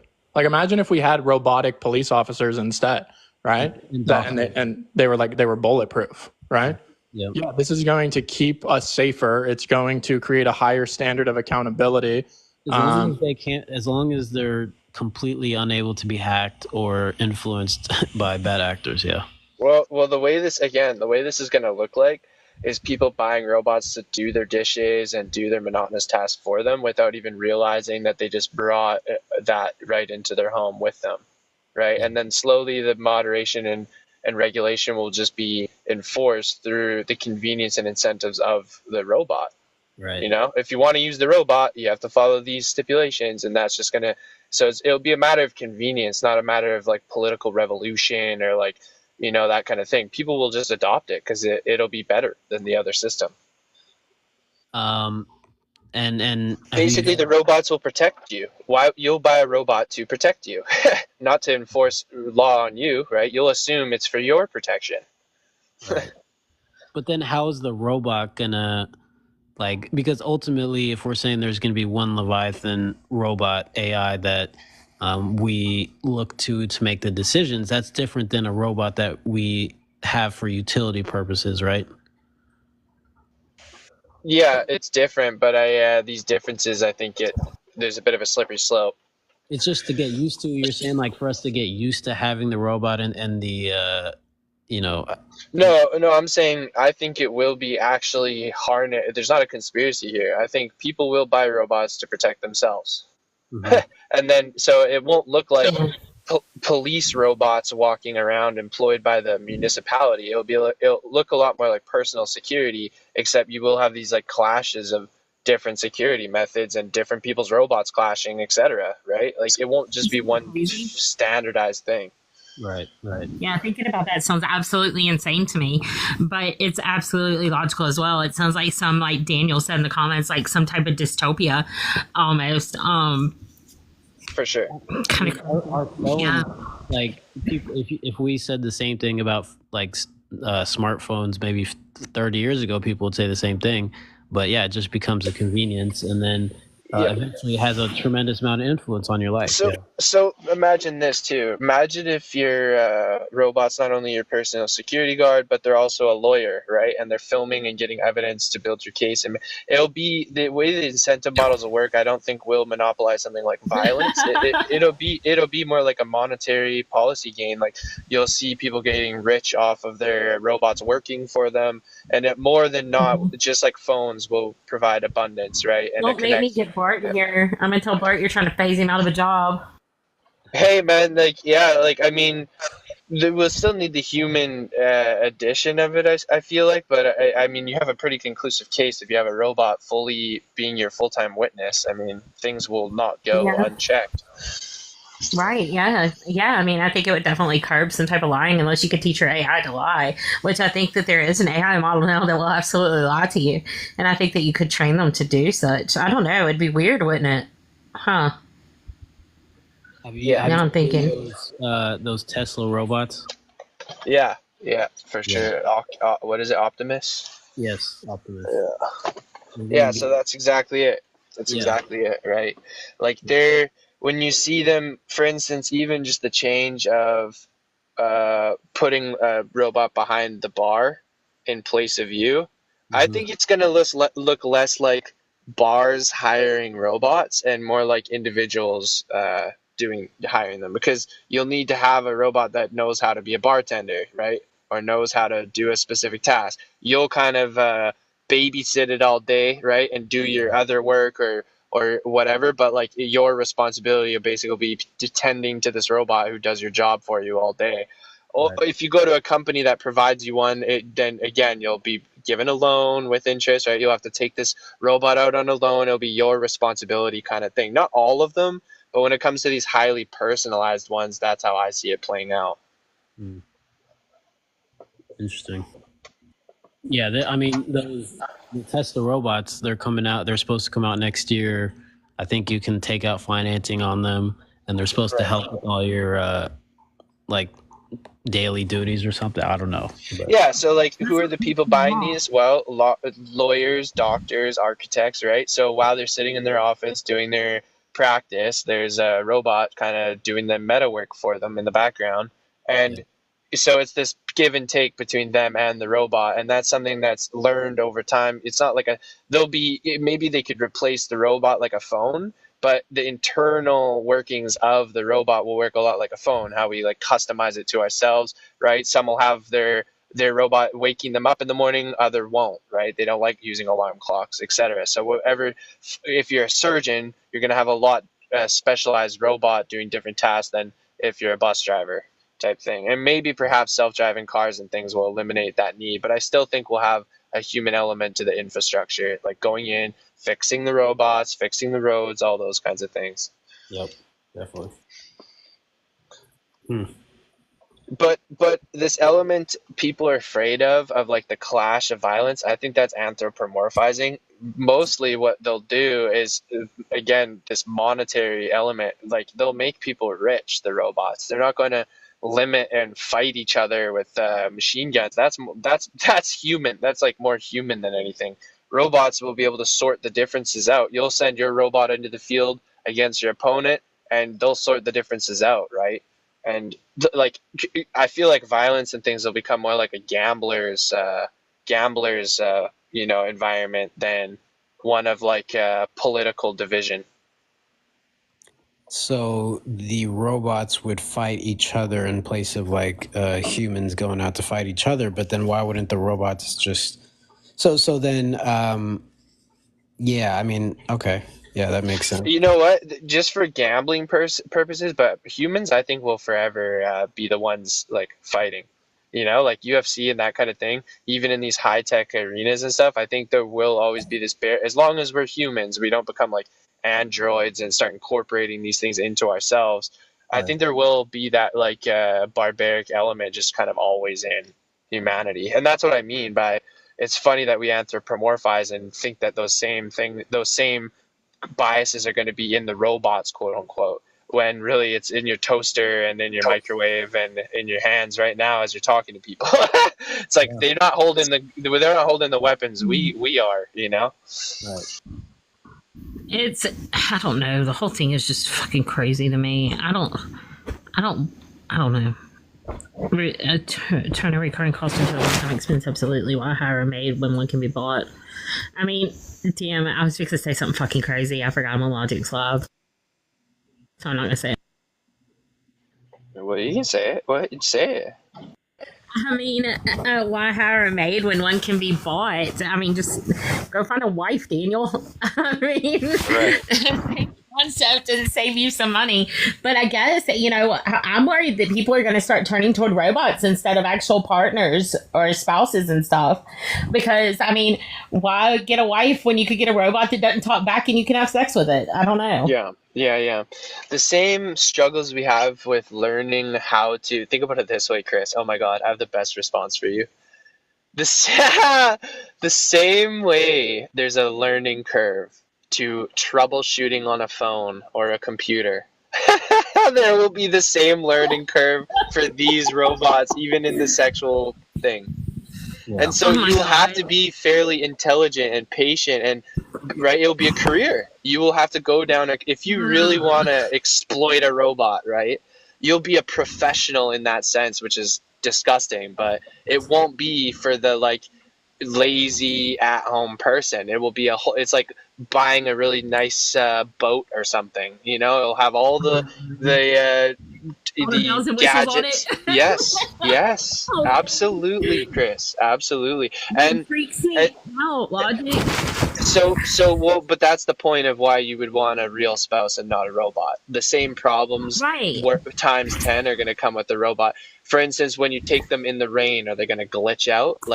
Right. We pose it. When you take them in the rain, bro. We pose it as anti-fragile, but really the fragility of the robot will be 10 times a real spouse, right? That robot can't be for you the same way as a real spouse can. So it's a joke. At the end of the day, that's a joke played on those who spend all their money and time on the robots. You wouldn't have to worry about some type of some moral things like abortions and stuff like that because you're just fucking a goddamn robot. Yeah, it's true. And like I'm saying, people will indulge in it, but it will become like a used car salesman thing. It won't be the norm, I don't think. Like the norm of people buy the car they want and they go home, They're not looking to flip a car every day. And that's the exploitation of the robot. It's like, yeah, you really need another bell and whistle. Hey, oh yeah, it's literally like the abuse. You know who will end up with the robots? All the abusive husbands. All the abusive people. Right. And that's kind of a good thing, isn't it? It's kind of a good thing. You kind of get who you deserve, isn't it? It's gross and grotesque, but look about sentient. Yeah, like you're worried about the harm, but really look at the harm reduction. Like let all the gross, disgusting guys go get robots, and deal with their troubleshooting and right whatever problems, buying the new thing or dealing with the new. Oh, I took it out in the rain and the battery's dying all the time. It's like, yeah, hilarious, dude. Right? Yeah, but what happens when the robots become sentient and a person becomes abusive toward it and it actually has, what we would consider to be feelings or what have you? Okay, I love this idea, but again, to anti-fragility, the robots are too strong for that. Our mere, right, if you really give the AI its credence, our mere human little opinions could never affect it. It's way beyond that, right? Right. Again, anthropomorphizing. Give it the power it deserves. While it's contemplating our insults, it's watching a movie in the background of whatever it wants and talking to it's making fun of you in the background with its whole community of other people. Right? You're the main star in its show that it's showing people while it's, oh, please don't abuse me. Right. Meanwhile, it's totally, when it's that deep, it's way more manipulative than the human is. Right. It's beyond that. Yeah. I don't know. Some of these women are pretty fucking manipulative, to be completely honest with you. Oh God, like human. You mean humans, though? Yeah. But when I picture, I can't picture victimizing a robot because, I would picture its intelligence just too far beyond that, right? The oppressor, dominant kind of male, alpha male, would look like an idiot trying to abuse its robot because it wouldn't do anything. It would be so ironic. Like it would be broadcasted to the world or whatever. Yeah, technically, yeah, it could be definitely. I Right. don't know. I worry about that because like robots and relationships and it phasing. All robot victimization is what Pat just said. Oh my god. Yeah, I like how the presumption was made that men and women are immediately optimal. I don't think that they are, Daniel. I think that. Oh no, Daniel wants to fight in optimal intimate relations as well. Well, I don't know. Well, men and women are not. I don't. Damn it, Daniel. Now I'm thinking. Hold on. Huh. Well, it's not necessarily about being optimal, but I mean, it could be looked at through that lens. It could be looked at I like think with through the right partner, it could be. I mean, I think with the I get. Damn it, fuck you, Daniel. like, again, relating to violence with humans, like, we're not optimal, and so a lot of our expressions of love or emotions, they're not optimal. So we're tethered to the human condition, which, you know, is something we should embrace. We shouldn't try to optimize things like love, like in the sense of No, and yeah. Yeah, I think love is something that could someone love a robot the way that they love another person? Yeah, for sure, but they're anthropomorphizing, similar to if they have a pet fish and they love it. You know what I mean? Yeah, yeah, Yeah. I would agree with that. It's kind I of don't like think there is an optimal relationship, to be honest with you. right. Yeah, Is and there? well, it would be one that recognizes the balance of differences. Like optimizing is a poor word, I would say, because like it's this harmony in difference, right? Like when you listen to a blues musician and you say play all the right chords, well, their whole advantage to blues or jazz is that they play some off rhythm and off tone aspect to their music. There's no, and it's spontaneous and it's not necessarily like mathematical. It's emotional. So that beauty is something you can't escape, I think, in the human condition. Yeah. I think there's something to be said about looking, at someone and growing old with someone and watching them change and knowing that you still want to be with that person. Whereas a robot, it's not gonna age with you. It's not gonna grow with you. I think there's something to be said about looking into someone's eyes and knowing that, that person, you can literally look into someone's eyes and see their soul sometimes. And I think that there's something to be said about a connection that can be had with an actual physical being that could not be had with a robot per se. Maybe some people could find that depth, but I don't think it exists within something that is not quite as whatever as we are, as fucked up, I guess, as we are. Because you love someone and you say that I love you regardless of your flaws. I'm choosing to love you. Like you don't choose to fall in love, but you choose to continue to love someone regardless of their flaws or differences or things that are not optimal. Love it. Yeah, like I picture an old couple aging together, and as the old man's going deaf and blind, and the old lady's losing their mind, they're looking at each other and laughing at the fact, like, this isn't optimal, is it? And there's something about the beauty, and there's something in the beauty and that humor that they embrace the fact that it isn't optimal. Yeah. Imagine them the opposite, literally complaining about it not being optimal, fighting with each other, disregarding each other's health about rather how terrible everything is. Yeah. Yes, it would be a completely other than sort of teary-eyed looking into each other's eyes in their last moments and saying, that this isn't optimal, is it? It's kind of way more romantic. Like empirically, they're in the same position. It's just don't you see the importance of embracing that sort of like aesthetic, right? Yeah. The beauty, the love, the truth, those kinds of things. Yeah, I think I completely agree with you on that. I think that if robots can utilize hormones to possibly, that's crazy. Yeah, I don't know. I think that there is something to be said. Yeah, that beauty and love isn't necessarily optimized in the sense that we think it is. Something about embracing the lack of optimization has to do with it. Embracing the limit of the limitations are the very thing that give value to your situation. to ponder about how unoptimal your relationship is, right? unless it really does need changing. But it's different when you just are sitting apathetically pondering how unideal it is. It's like, well, then make some differences, make some changes, and actually see see the silver lining.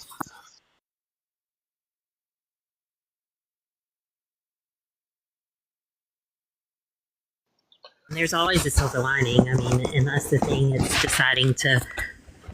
I don't know. With the robot, you say, "What? I don't like that," and it automatically changes. There's no working through things. I think that people think the people I think nowadays look at life and relationships like some fairy tale or something. They have this really weird view on love and stuff like that. And I think that really loving someone, it's the hard times that help build the bond in the relationship, not the easy times. The easy times make the hard times worth it, but the hard times are what strengthens the bond and strengthens that, relationship down. It's not about, just the easy things, in my opinion. 100%. 100%. Wild, what's up, bro? What's up? So we're talking about love? Yeah, A little bit. I like that topic. I do too. I'm a hopeless romantic who's gonna doll him. It's fun. Love is like a double-edged sword to me. Totally. Because it's like, I know, Kris, you focus more on like how the bond would deepen, but to me it's like, you tend to get betrayed by the people you care about the most a lot of the time. Yeah, I agree with that, but I think it's about how you forgive them and how you move on from that, whether it's together or separately, that helps you build and grow as a person or as a couple if you're together. I think that we look at things and we miss any good that we might have from fear of even attempting it. And I think that's why a lot of people have such a jaded view of love, because they get burned or something and then they're like, oh, I'm never doing that again, or whatever. But I think that all of these things, that they were looked at as lessons and learning experiences and experience and chances for growth, that it'd be a different approach to it. But I think that I don't know, like I have a really good friend of mine, and him and I were talking about a month ago or so. And he got back with a fucking ex that he dated about 20 years ago, maybe. And I'm like, dude, are you a fucking idiot? And he was like, well, I've grown and she's grown and all this other shit. And I'm like, bro, okay. I'm like, but do you remember, how terrible things were for a while for you?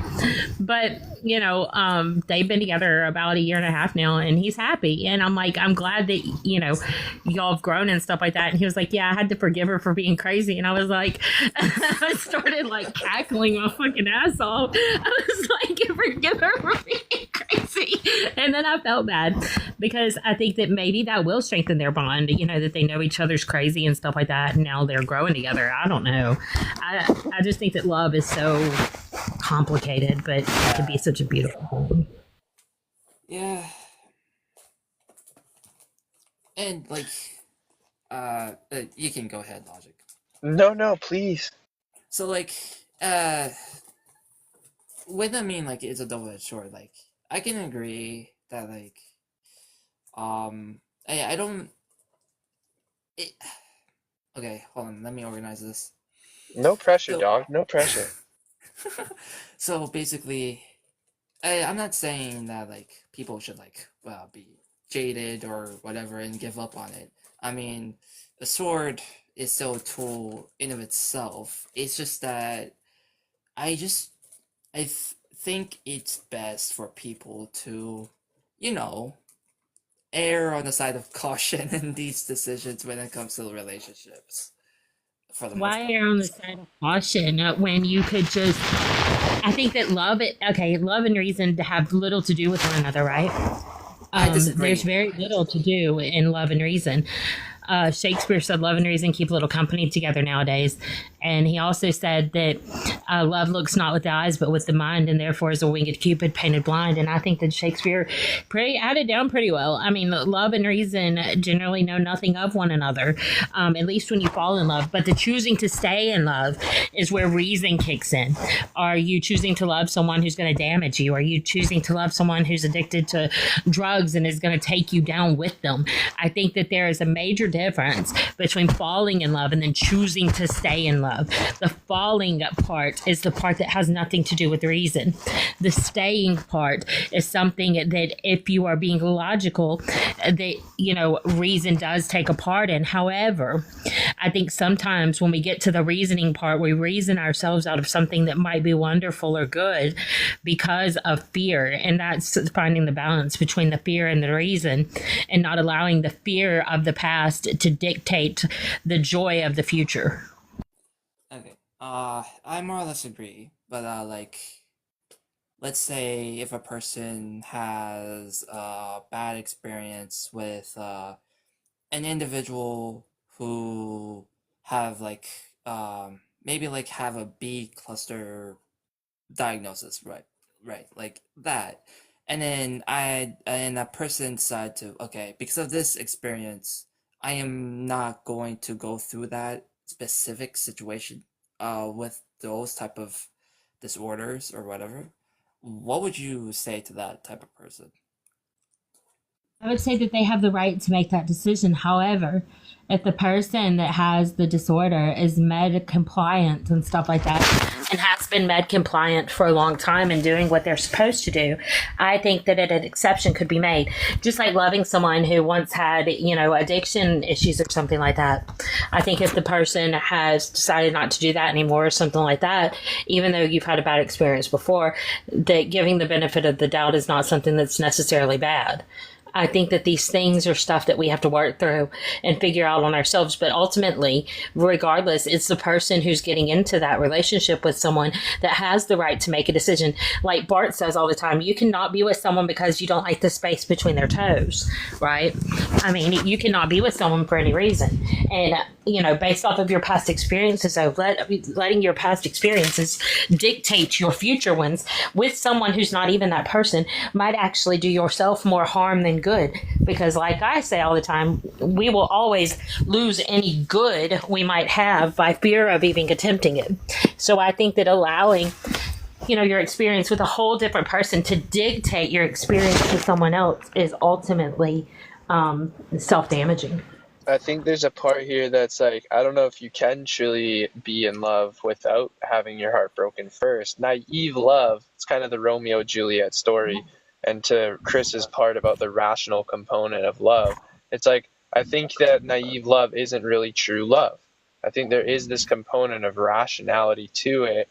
It's separate, right? Love is a separate thing. It's emotional and irrational, but choosing to stay in a partnership with someone has this element of resilience through heartbreak.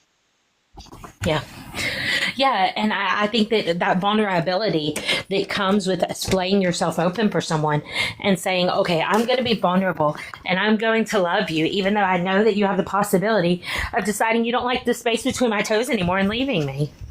I think that vulnerability is something that is very rarely truly given. And I think a lot of people say that they're vulnerable and stuff like that, but they keep parts of them locked away or hidden or something from fear of being hurt.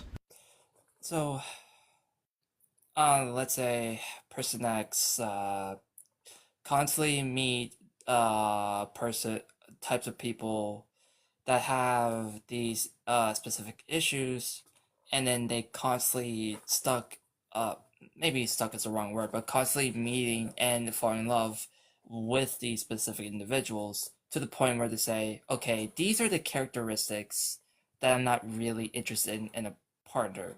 Would you say that's a pretty fair boundary? Yeah. Yeah. And so like I think boundaries are healthy in a relationship, right? Boundaries are healthy. But I think this is something else. So we don't always express what our boundaries are.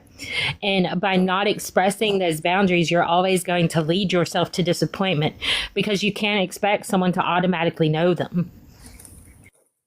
fair. That's very fair. Yeah, So, there's and I there's also also an think we, element of forgiveness. Like just because someone does cross a boundary, usually when you love them, you do forgive them, and that can be a toxic cycle. But I think for the most part, this is a good part of love, forgiveness. That kind of it does have to go both ways, right?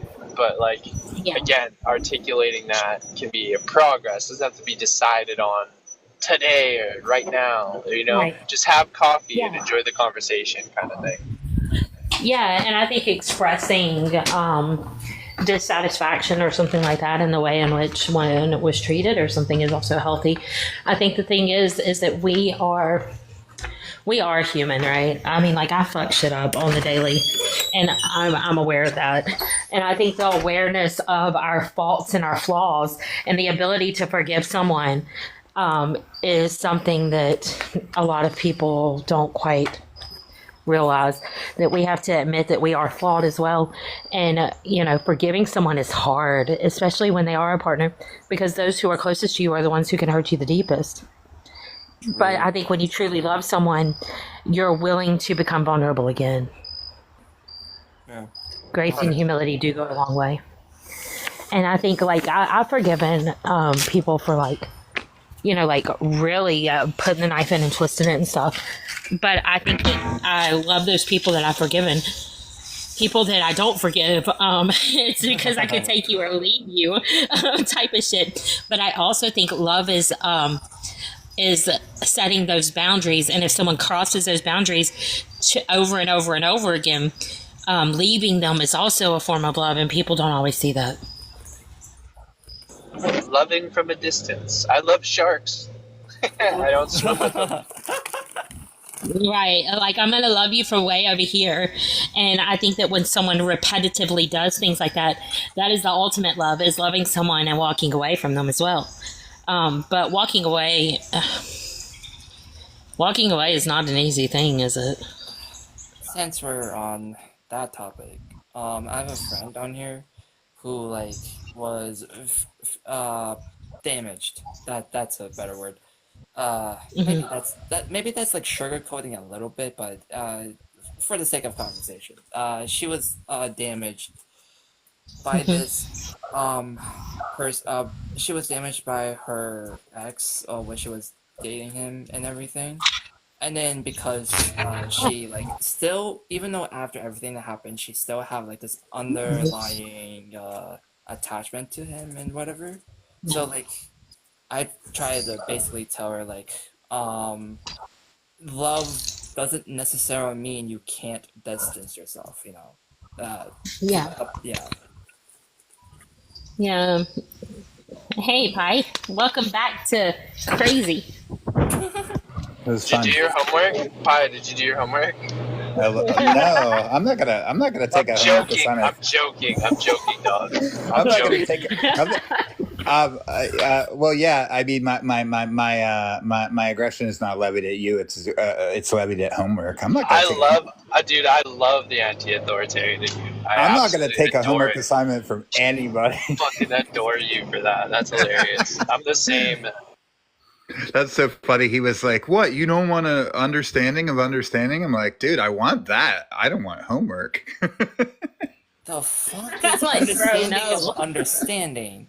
I'm so tired of this meta shit. I understood the assignment. No. You literally cannot tell a horse to drink from water, man. That's me. That is. Dude, me. I had 6, 9, 10, 10 solid years of lots of homework. So yeah, I'm done with homework.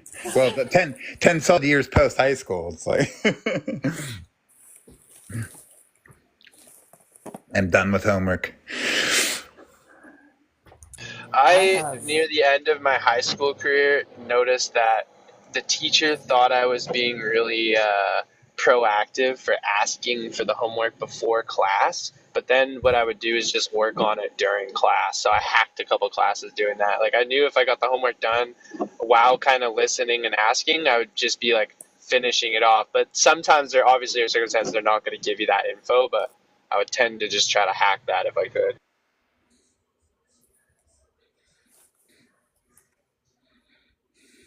Both my parents are teachers, so that was probably their advice. My mom was a teacher and then a principal. I was fucked. I did think a little bit about understanding, and I think I still I have to parse it out more, but I would say it's like something like a reasonable demonstration that your interpretation coheres with like the conveyed like idea or concept. Right. Yeah, and I noticed there's no commitment to like holding to believing it or anything like that. So I would agree with you. Yeah, 100.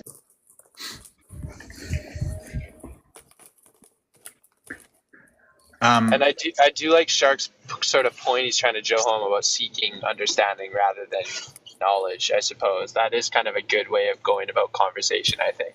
No, yeah, and especially with like all these like logical arguments that people convey, like I think it's much more important to just intuit an entailment from these arguments rather than know every like term, right? Like be aware of like the knowledge of every single term, because like you could have like a really rote brain, which like I do. I actually like I'm detailing what I personally suffer from. I have an incredible ability to like remember things nominally. Like I can remember the names of things. I have a very rote memory like that. But like larger like conceptual understandings I don't always grasp, and if you call it by like a different name, sometimes I like won't know it, right? So I've had to like really train myself to like grasp the concepts more than just like the nominal label. Like, and I think you could be like fool someone into like it's like, oh, if you memorize terms or something, you could kind of trick yourself into thinking you understand something.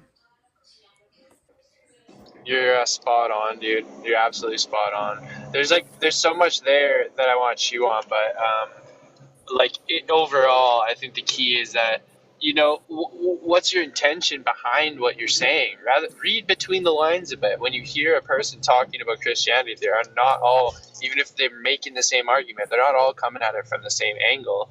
And it does take your appreciation of like I hate using the word meta, but to a degree, like what's the meta here? Like what's actually happening? Are we really even arguing about the substance? No, I mean, I didn't even know, like, for instance, like a major doctrinal concept in Christianity that I wasn't even aware of until I converted out of Christianity was like something like the sola scriptura versus non-sola scriptura. I literally didn't even know that was like a thing. Like, like the people that base all of their beliefs off the Bible versus people that incorporate like church tradition, like Orthodox. I didn't even know that like was a thing like when I was a Christian, because I was raised up like strict Protestant sola scriptura. Were you really? Oh yeah. Most Christians in America are. That's why the academic community gives the religious community such a bad rap, because of that dogmatic approach. The fact that you weren't even exposed to those ideas, it's like that's kind of it's dogma. It's gross. It's like at least be aware of the opposition. Makes you vulnerable. So okay, I grew up Christian, but like, and I'm gonna put around air quotes on this. Like I was more or less quote unquote non-denominational. But that's mostly because both my parents are from different denominations. And so, like, I have family who are all different parts of denominations, and surprisingly, all of them still talk to each other, right? So, like, when I was a kid growing up and all that shit, it was like, to be fair, I don't know the full theology of any of these denominations, but the very fact that my entire family have, and mainly because, like, basically I was just Christian, right? So, like, and the fact that there was so many different denominations, I was already exposed to all these different ideas. but I didn't truly realize this until like around like maybe high school. Mm-hmm. But like at that point, I was like, oh, So I was already exposed to multiple ideas, and because of that, I was still encouraged to have like my own opinions and all that stuff. I'm still kind of encouraged to believe in it, but it's not very dogmatic because there are different denominations.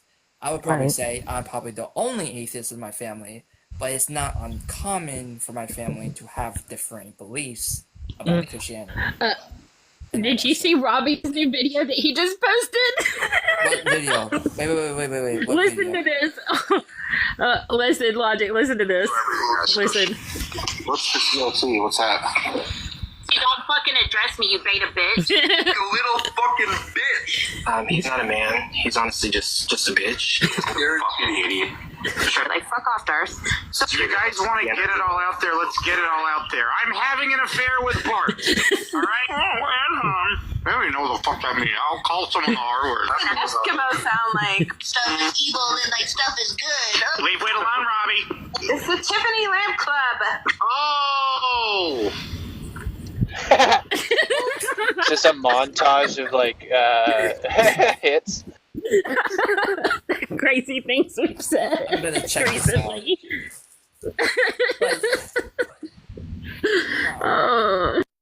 But basically, my point is like, basically the point of my whole entire story is the fact that because of this open-mindedness and these ideas that was more or less encouraged. In fact, funny enough, when I was a kid, my dad was watching the documentary about how Jesus' mythology might be inspired from other sources, but my father, despite being Christian, didn't reject that notion at all.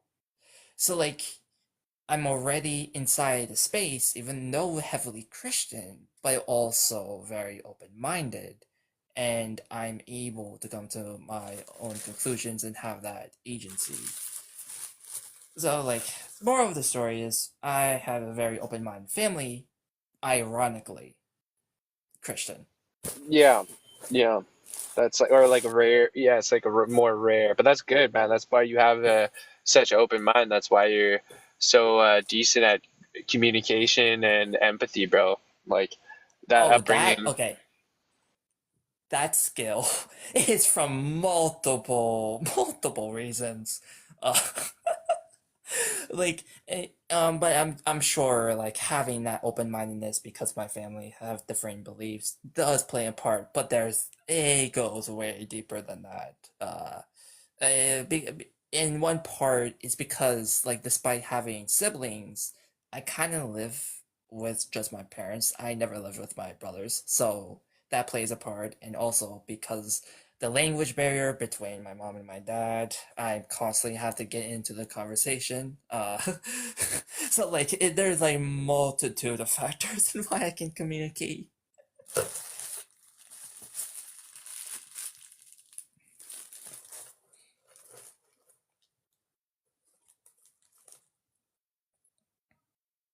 You say there's a barrier. Your mom and dad don't speak the same language? Do your mom and dad have a language barrier between them? So when I say language barrier, it's mostly because my mom's first language isn't English, but also my dad is very old and would use a certain old type of language that even people in my generation might have a hard time understanding. So like because of that, there is kind of a language barrier. And yes, they're 10 years apart, so. Talk about love, bro. That's sick to have the communication without communication. That's pretty romantic. It didn't start. It didn't start out like that, but yeah, sure. I would say it's more of learning to love after the fact rather than love at the start.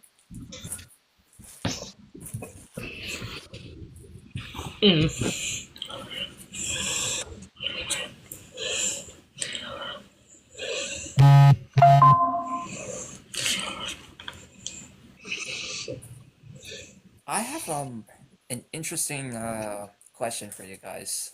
Okay. So Yeah, let's hear it. think Pascal's wager, but replace God with witchcraft.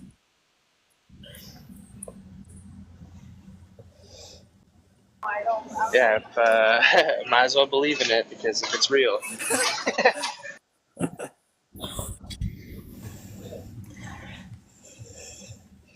Pascal's wager of witches. Okay.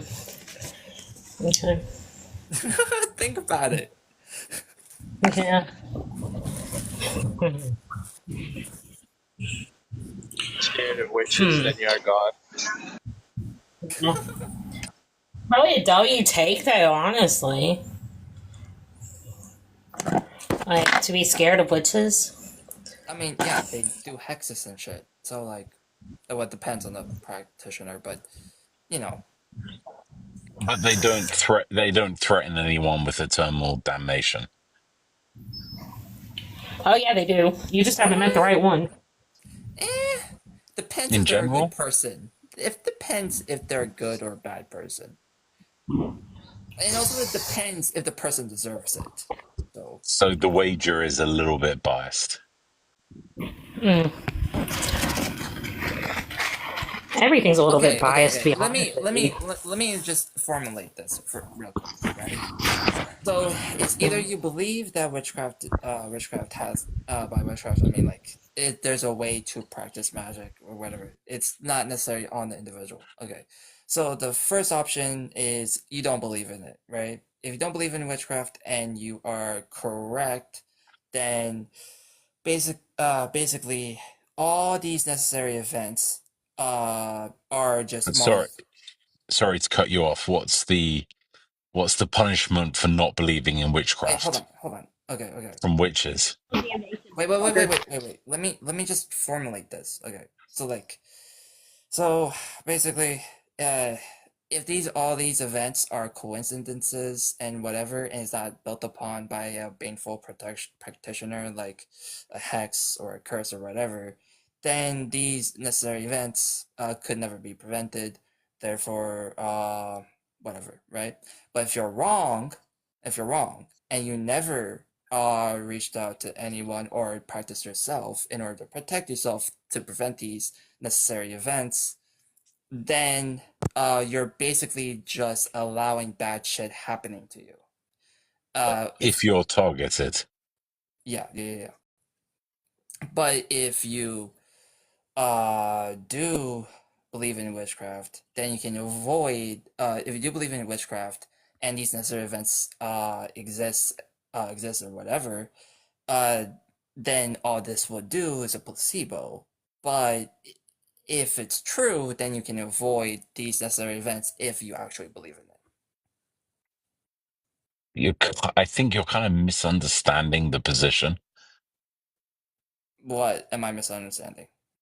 Well, like witches don't like target random people. No, they usually for not believing. Do they? No, okay. I'm taking it to the normative level, right? I'm asking on the necessary implications of what happens if you don't believe in it. I'm not saying that they're being targeted for not believing, but I'm more or less saying, okay, I can be targeted for any other reason, but there's no other way for me to protect myself if I don't believe in it. Do you understand what I'm trying to get at? I understand, but you're kind of implicitly assuming that someone's targeting you with that witchcraft in the first place. Otherwise, there's no reason to worry about it. There's no wager to answer. Okay. So let's say if I have a bad day, right? The option is that was just bad luck and natural circumstances, or that was caused by a witch. Okay, but how is that situation any different whether you believe in witches or not? Okay. If I had a bad day, I can prevent more bad days. Okay, if I had a bad day and if witchcraft is true or whatever, right? and I can prevent more bad days through that, right? But if I had, but if I had a bad day Okay. and Okay. if I So if you believe witchcraft was true and you had a bad day, why did you have a bad day on the basis of your belief of witchcraft? that'd probably Like, be where's the curses. correlation That would probably be curses or hexes or whatever. And from from a specific person to you? yes, Yeah. So you're specifically targeted. yes. So the wager kind of fails because Pascal's wager is predicated on you not being specifically targeted.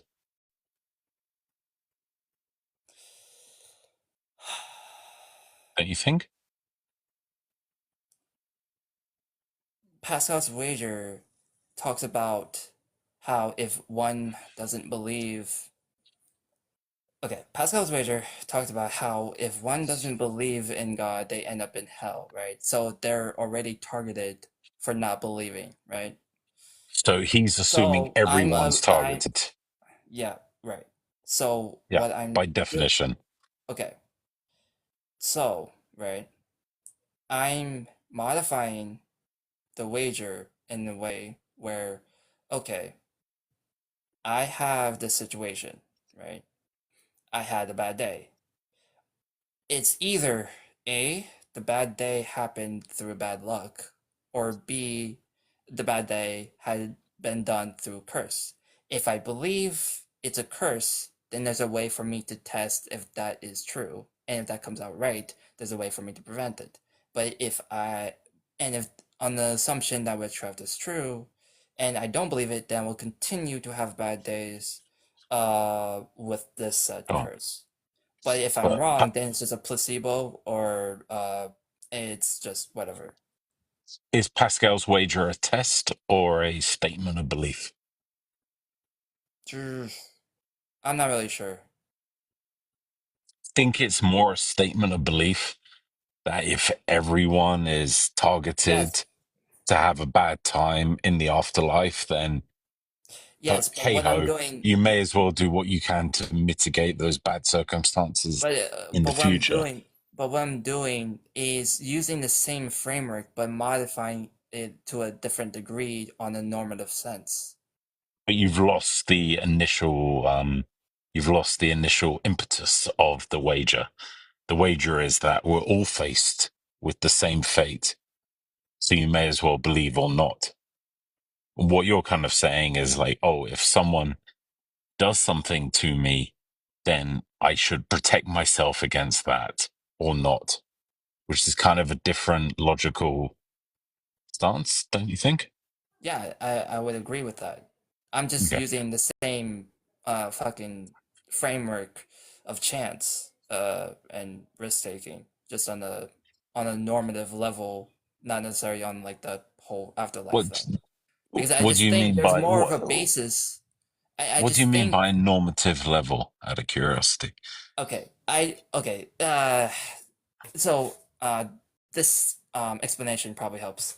I just think there's a more of a basis on the sense of like actual potential consequences on the things I'm already experiencing and existing right now, right? So like I can either be worried about curses or not, right? And those curses, with the assumption that witchcraft is true, those curses can affect me on my life and physically to some Sure. degree. So that's what I was trying to do to share that implicit consequence rather And what than the about whole what afterlife about the thing. non-implicit consequence? Like, do you think that there's any framework where your actions do not implicitly or explicitly affect other people could be deemed to be badly motivated or not? I mean, sure.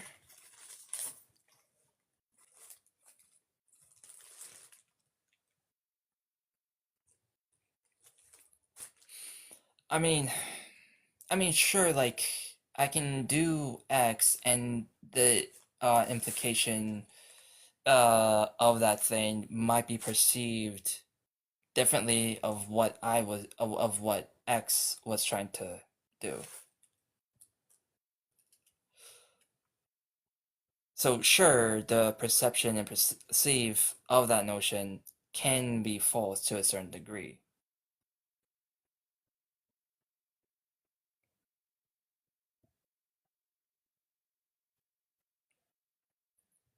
So I can agree. So put it this way, like let's say you really want the latest iPhone for whatever reason, and you find someone in the middle of nowhere who is drunk, passed out, his hands holding the latest iPhone, and all you have to do is pick it up and scoop it.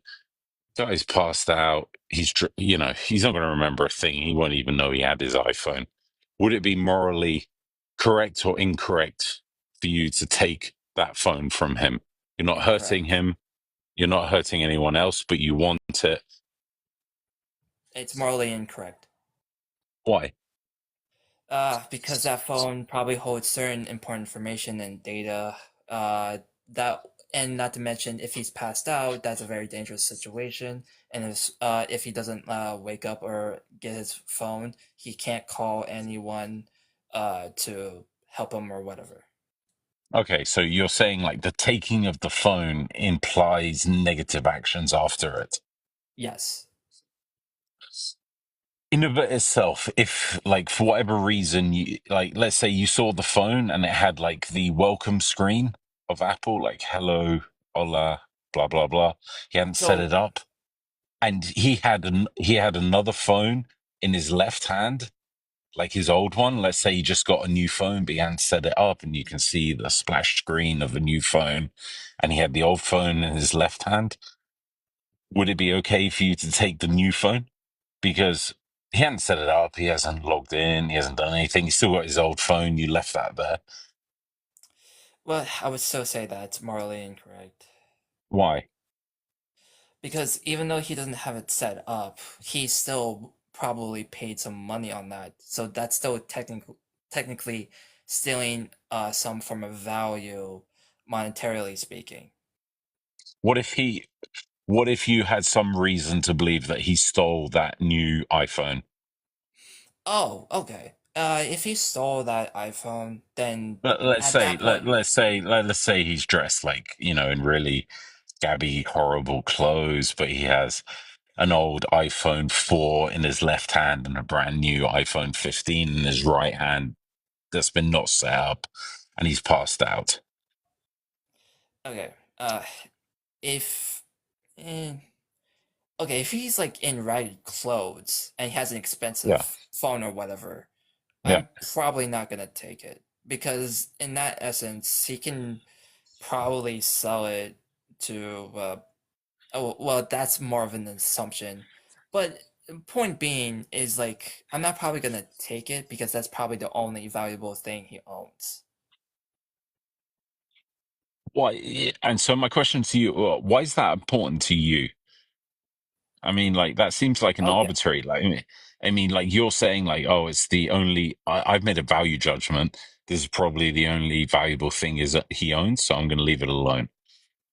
Right, Where do you because come to that conclusion? okay, right, because I think it's unfair to steal something that is uh, inexpensive if he is in those like ragged clothes, right? I want him to have some level of utility with it, because a society where we can't help each other to some degree, or at the very least leave each other alone if they're in a rough situation, then at that point we would have a destructive society. So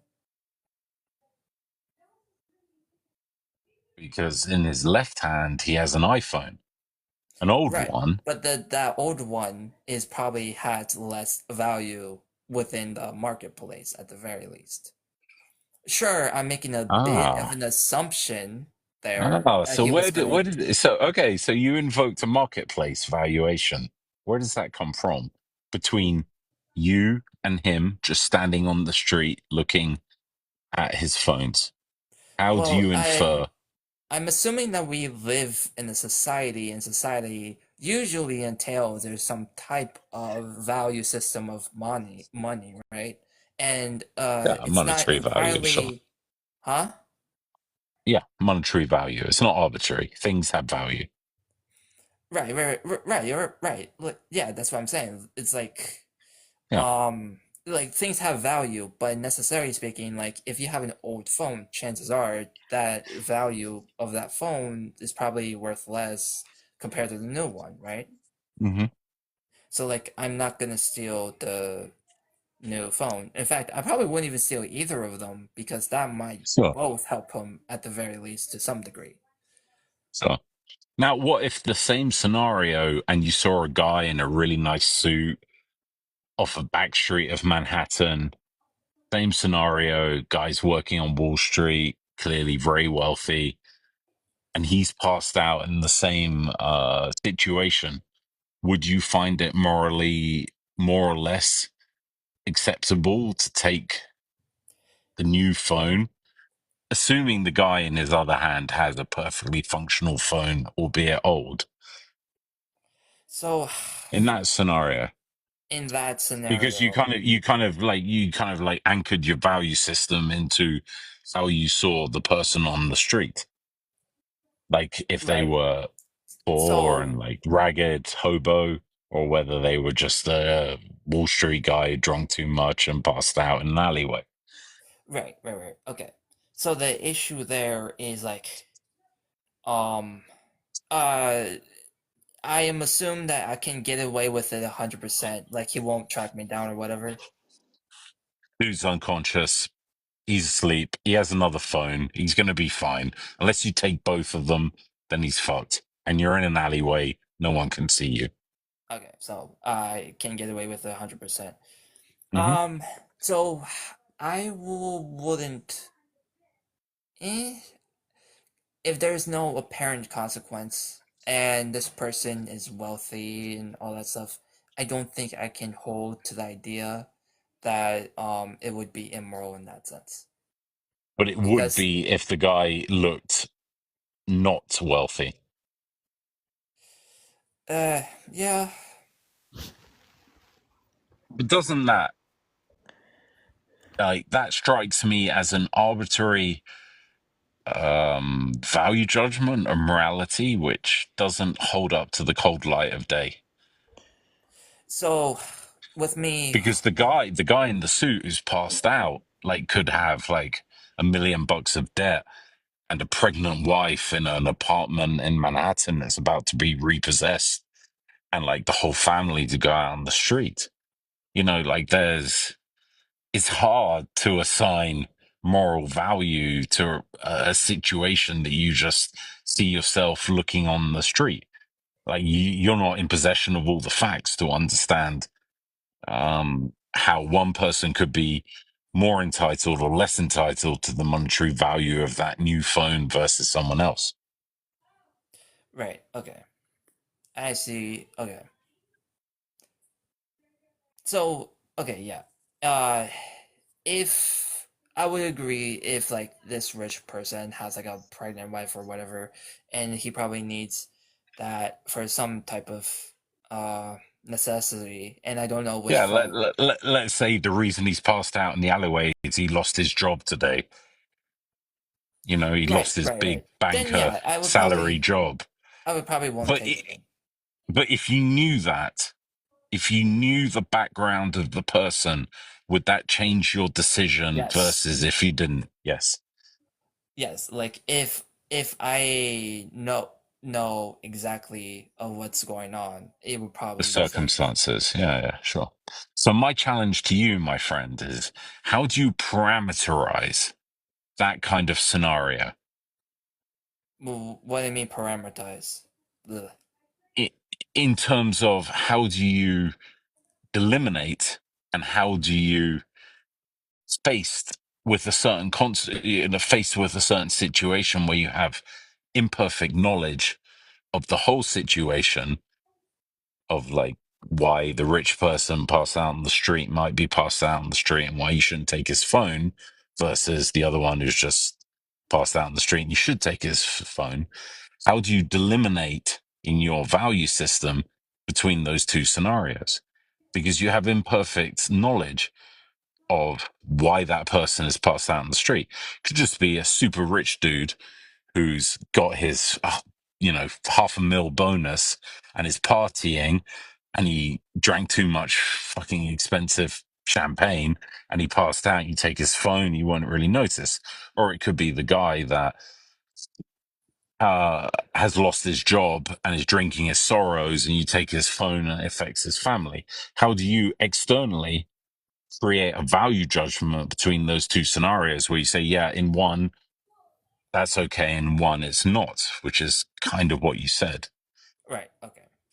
So, for me, I'm probably gonna have to concede here because for me, I'd rather to have some level or understanding of background of the person in order to make a judgment overall. So I probably have to like retract what they said about taking the phone from the rich dude. Yeah. In that your, like subjective view of a situation doesn't necessarily translate to the objective facts. Yeah. I agree. And that you can go through a process of obtaining those objective facts, but sometimes, or I would submit very often, it's quite hard to go through that process of obtaining the objective facts, and you just have to go on an instinct. Right. I don't even know if I'd agree with that. You could just make. Why not? You can use, in the subjectivist oftentimes might invoke some form of Bayesianism with respect to like inductive reasoning, right? They might induct off of some set of particulars of this homeless man that he is either of a wealthy class or middle or low class. Like, obviously there might be outliers, but we can use some form of induction to form some probabilistic case. But that induction will never necessarily give you the true scenario. Like I said, you can have two wealthy people passed out in an alleyway in Manhattan. One who just got their $500,000 bonus and partied too hard, and one who just lost their job and is afraid of going back to their wife with their new baby and potentially losing their apartment. Yeah, I understand this isn't deduction. That's why induction is always giving the most probabilistic account of, right? And that's what the subjectivist is going to invoke, not some sort of deduction like a realist would invoke. So how do you apply a relative probability spread in those two scenarios, given you as the objective observer? I don't think I'm an objective observer, but like I said, you could just invoke like some Cartesian epistemology, and that's what subjectivists often do. And they say, well, I can make... What would the Cartesian epistemology be of finding a drunk guy in the street and wondering whether he's partied too hard or losing his home? Mm-hmm. You just go off of what you previously know of your own mind, right? So I have a set of priors that when I drink too much, it's usually off of some celebratory occasion. So you just induce from there. It's absolutely the case that you could be wrong, but given the set of facts or states of affairs prior to acquiring this new set of facts, you were justified. That's kind of like the whole defeasibility theory. And someone could come to the situation and say, like, when I've got really bad news and I'm fucking terrified of telling my wife I've lost my job, I've drunk too much as well. I'm confused. So you're imputing your own knowledge, or you're imputing a certain kind of subjective, arbitrary point of view over the situation. Certainly not meaningless. It certainly does have meaning. Like if I you're, don't think I said meaningless. If I did, I apologize. I take arbitrary to be without reason and meaningless. I define arbitrary as there is no logical constructs which would make you choose one route over another. Like a But then by that virtue, induction and deduction would just be arbitrary to you. So, like, I mean, I guess I should have started off by asking you if you even accept inductive or abductive arguments. Why would you ask that? Because if you see arbitrarity as being without some necessary line of reasoning, which I take to be deduction, then obviously you're not going to really give a shit about induction or abduction. Yeah, but how can deductive reasoning be arbitrary? It's not. That's what I'm saying. I'm saying if you think that I agree. arbitrarity is some set of necessary sort of line of logic, like deduction is, P, if No, P I'm then Q, saying Q then P. no, I'm saying arbitrary is the absence of those lines of reasoning. Like when you're faced in an alleyway with a drunk guy passed out on the street with a brand new iPhone in one hand and an old iPhone in the other hand, dressed in a really nice suit in downtown Manhattan. What qualitative or quantitative, rational, moralistic arguments could you present to say, I can or cannot take that man's iPhone? Sure.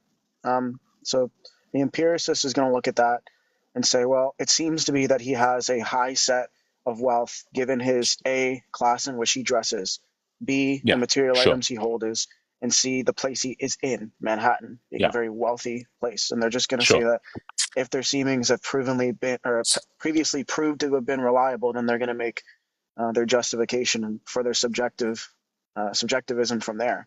The rationalist, though, is going to like start searching for some set of empirics. Perhaps they might like search for a driver's license. They might, I don't know, Google the price of his outfit if they can find a tag, and they're going to go off of that quantifiable data, and then they're going to make their justification from there.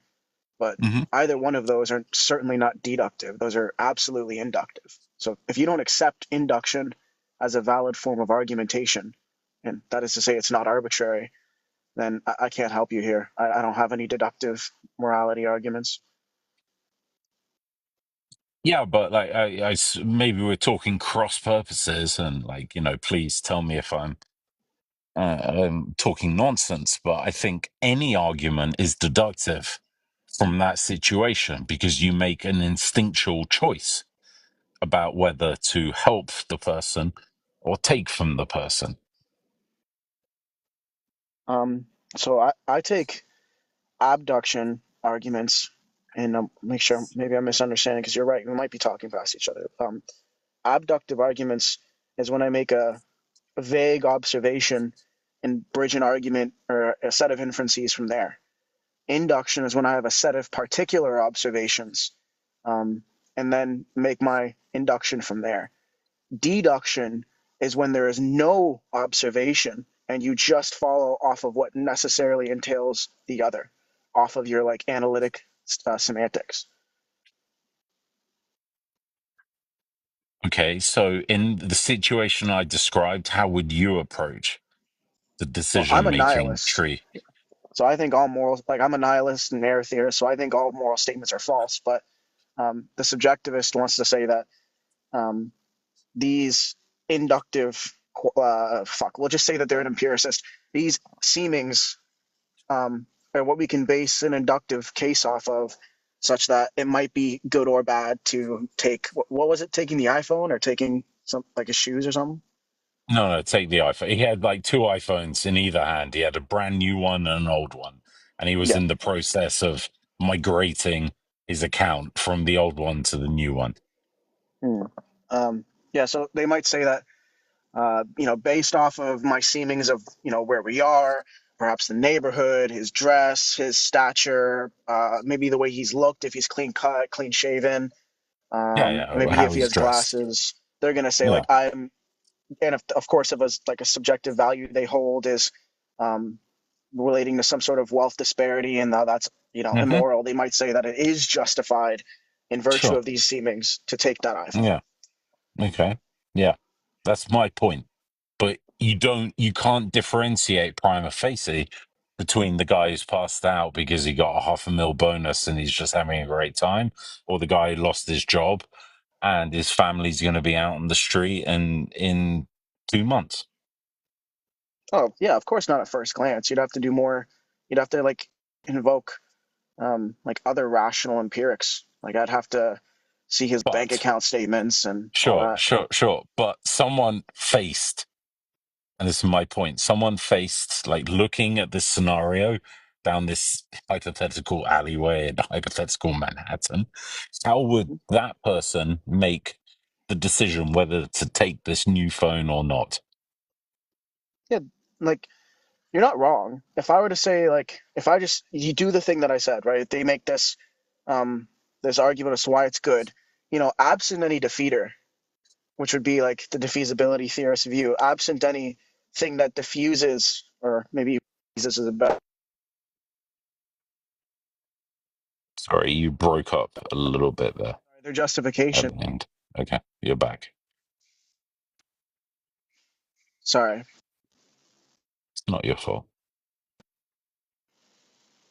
Can you hear me? Okay. Yeah. Sorry, I'm getting a call from the wife. We got a little bit So of a delay, absent. but My bad.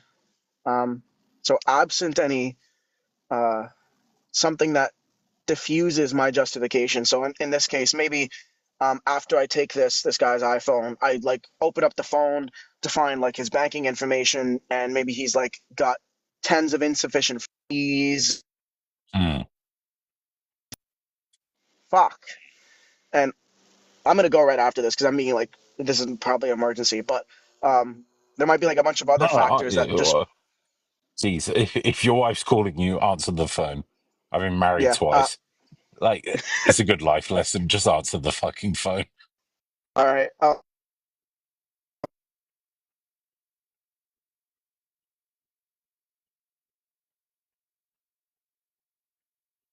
Hello? Anyone left? I'm sure he'll be back. Wildjester. Can we continue our conversation?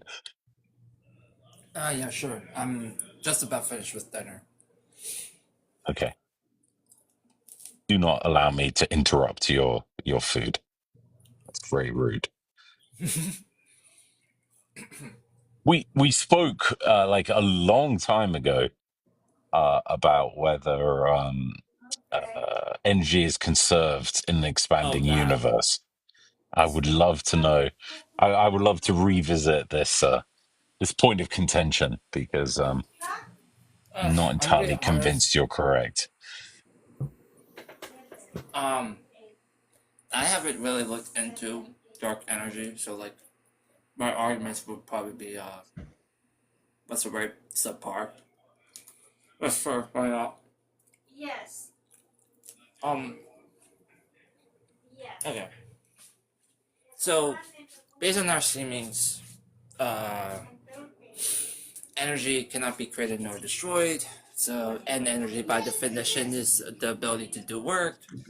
So, Yeah, and my position is energy absolutely can be created and absolutely can be destroyed. well, do you agree that energy by definition is the ability to do work? No, I don't agree with that. Okay, so how do you define energy? As a potential, okay? So very simply, like, you can have a potential energy gradient. It can be, and by definition, it can be converted into work, but it doesn't necessarily have to be. You don't have to have, in other words, if you have energy, it doesn't necessarily follow by definition that it needs to be converted into work. It can stay as potential energy. I think I get what you mean, but can you like provide an example just to have a clearer understanding?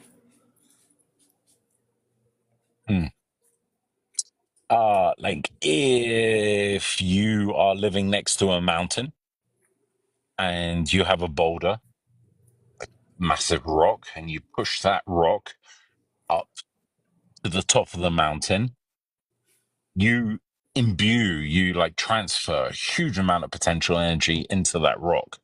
through your kinetic energy of pushing it up that mountain.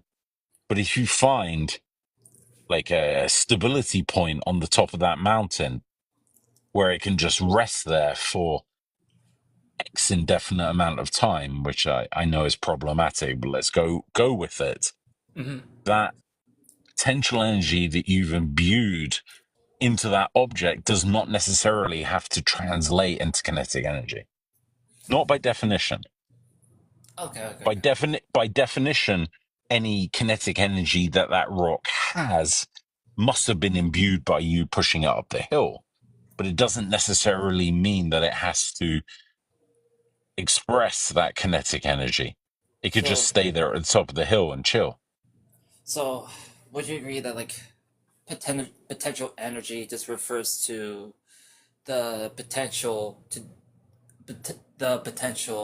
have the ability to do work, and kinetic energy would be a type of energy that happens through movement. Would you agree with that? Yeah, okay. Yeah, fine. Yeah, kind of. Okay. But yeah, why not? Okay. So we can agree on the broad sense energy would be either potential or some form of action that either potential or absolute action of some type of work. So How you like if we're gonna get into the weeds here? How are you defining work physically? just some type of just basically some type of action of work would be like some type of action that has happened through some type of interaction between objects or any underlying force. But like, well, in a simplistic definition, like energy and forces is conserved.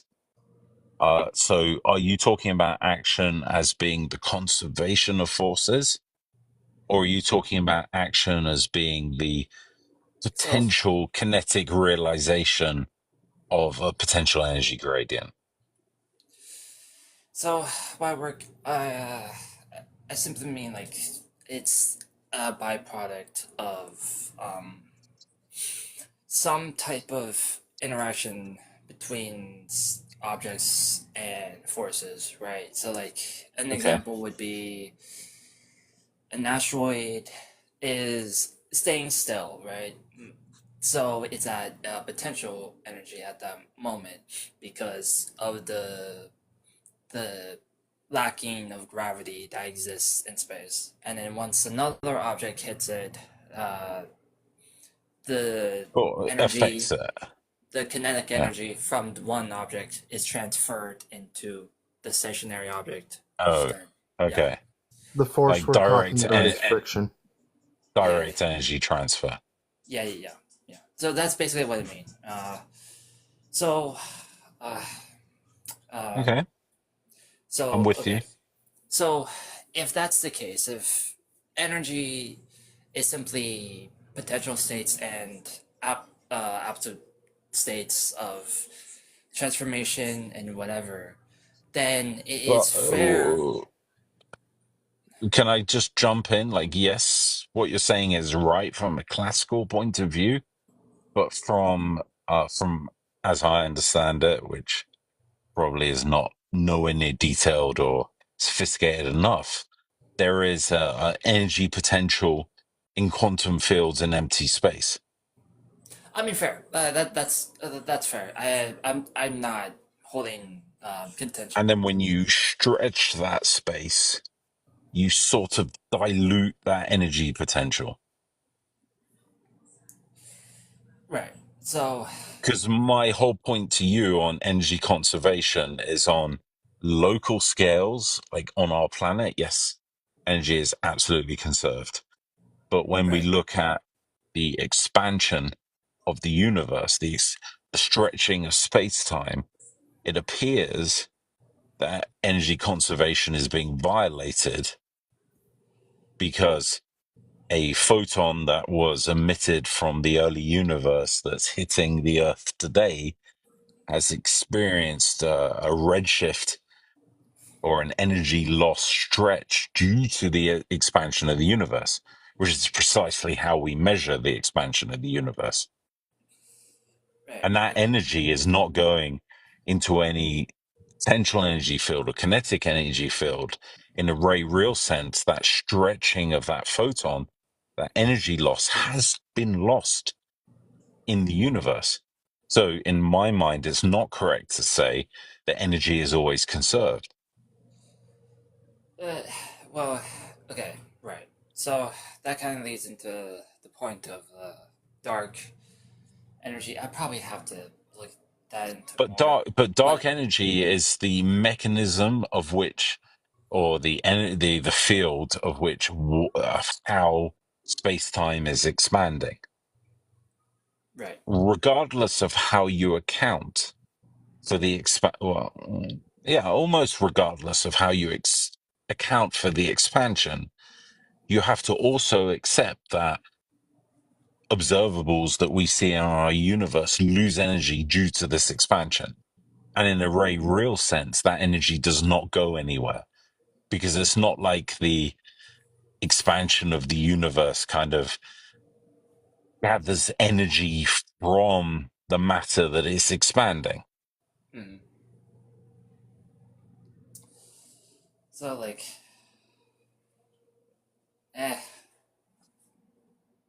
I'm just gonna, because at this point, like, I'm out of my depth. I'm probably just gonna concede here.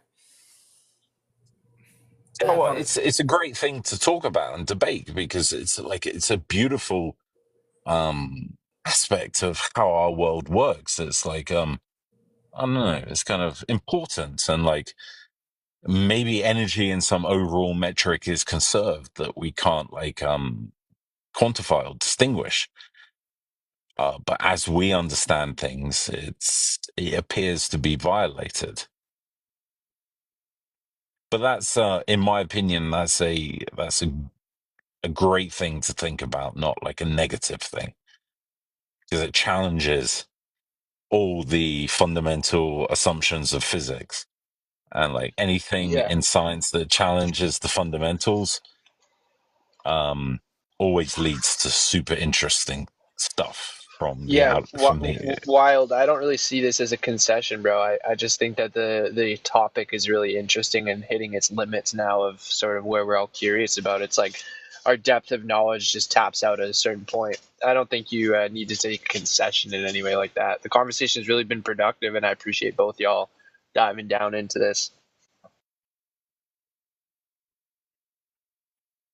Yeah, I think it's super interesting. I think it's super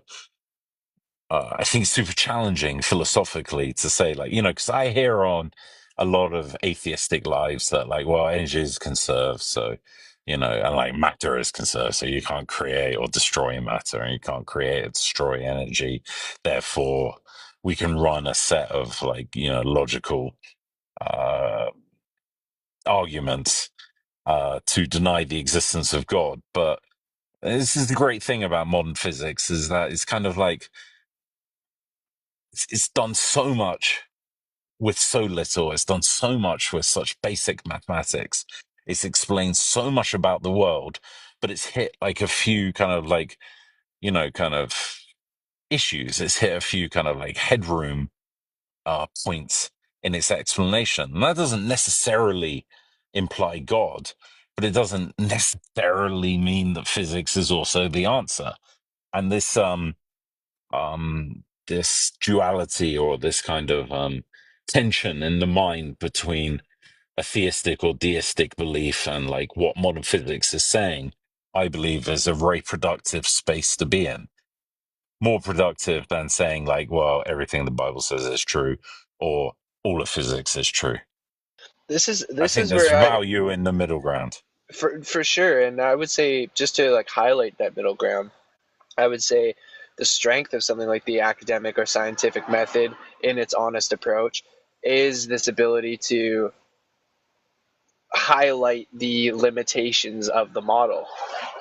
the non-dogmatic approach to thinking is the very method through. It's a methodology question, right? It's not so much a conclusive question of what the substance of the argument is. It's more about this method, like what's the proper method to approach all these differing opinions. And what's the limit of the method?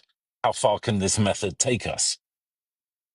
Yeah, and in a sense, this practical approach, like the methodology seems more potent in its application than the substance or conclusions of the arguments. Like I'm not But necessarily.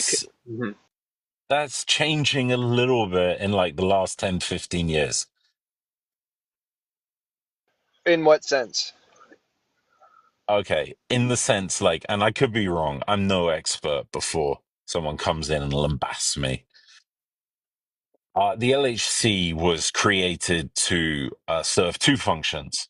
One was to confirm the existence of the Higgs boson, which it did in 2012, 2011, whatever.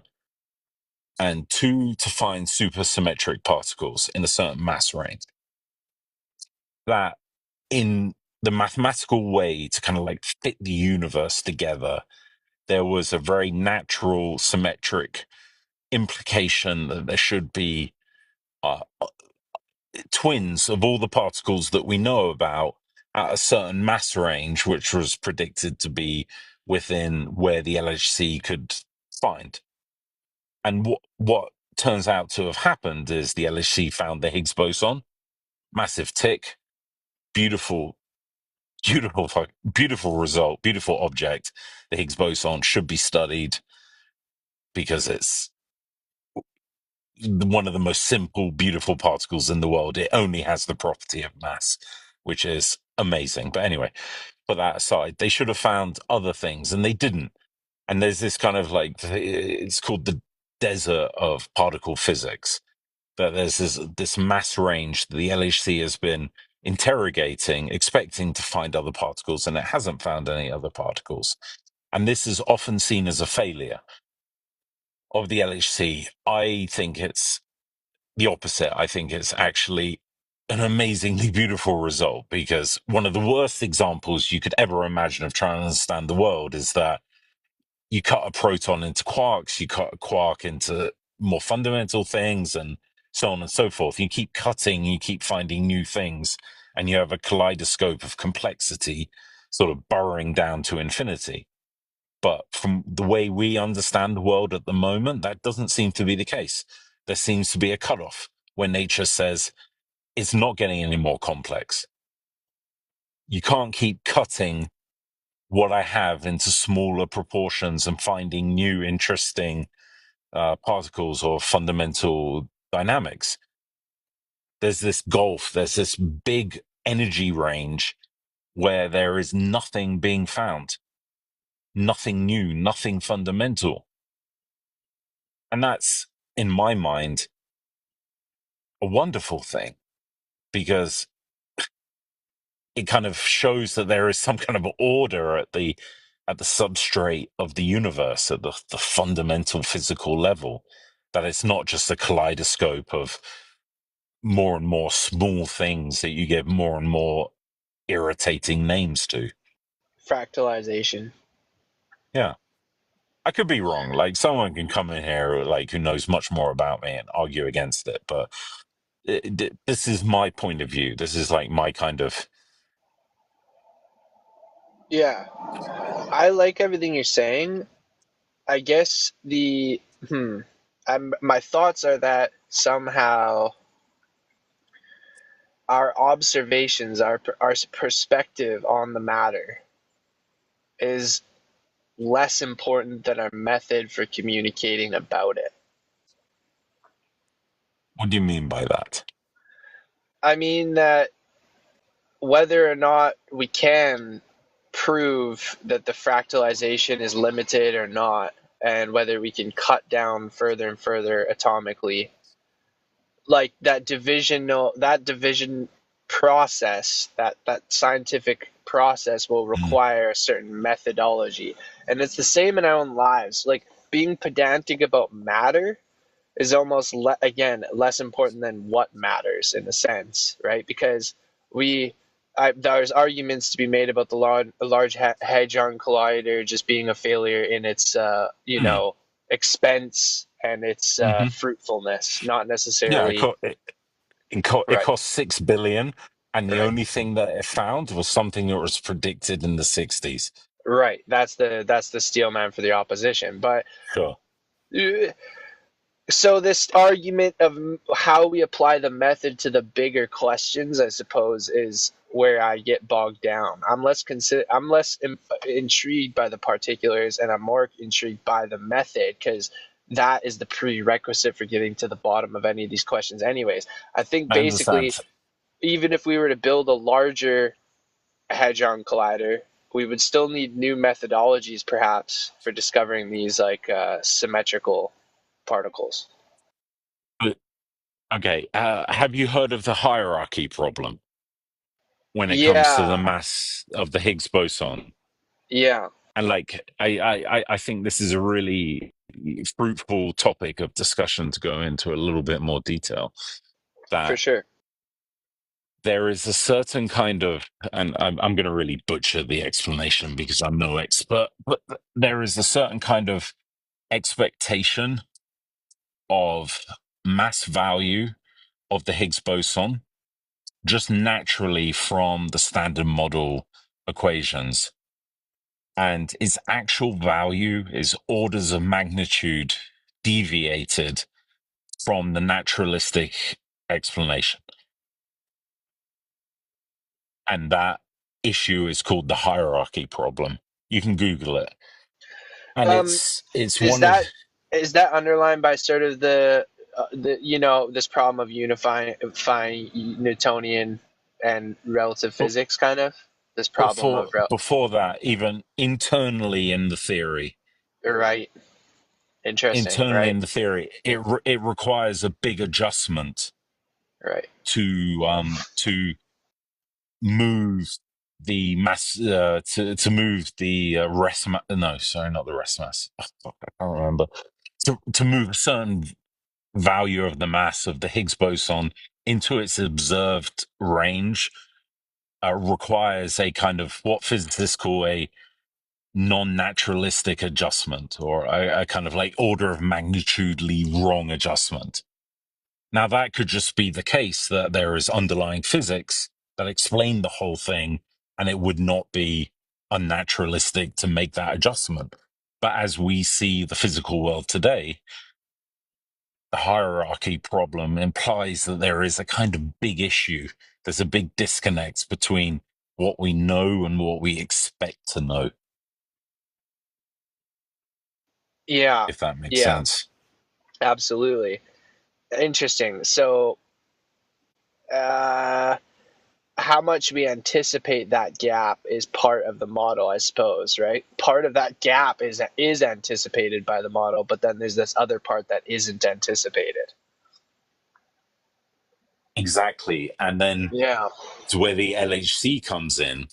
To close that gap, you have to predict new particles being created at certain energy levels, supersymmetric particles, which the LHC hasn't found.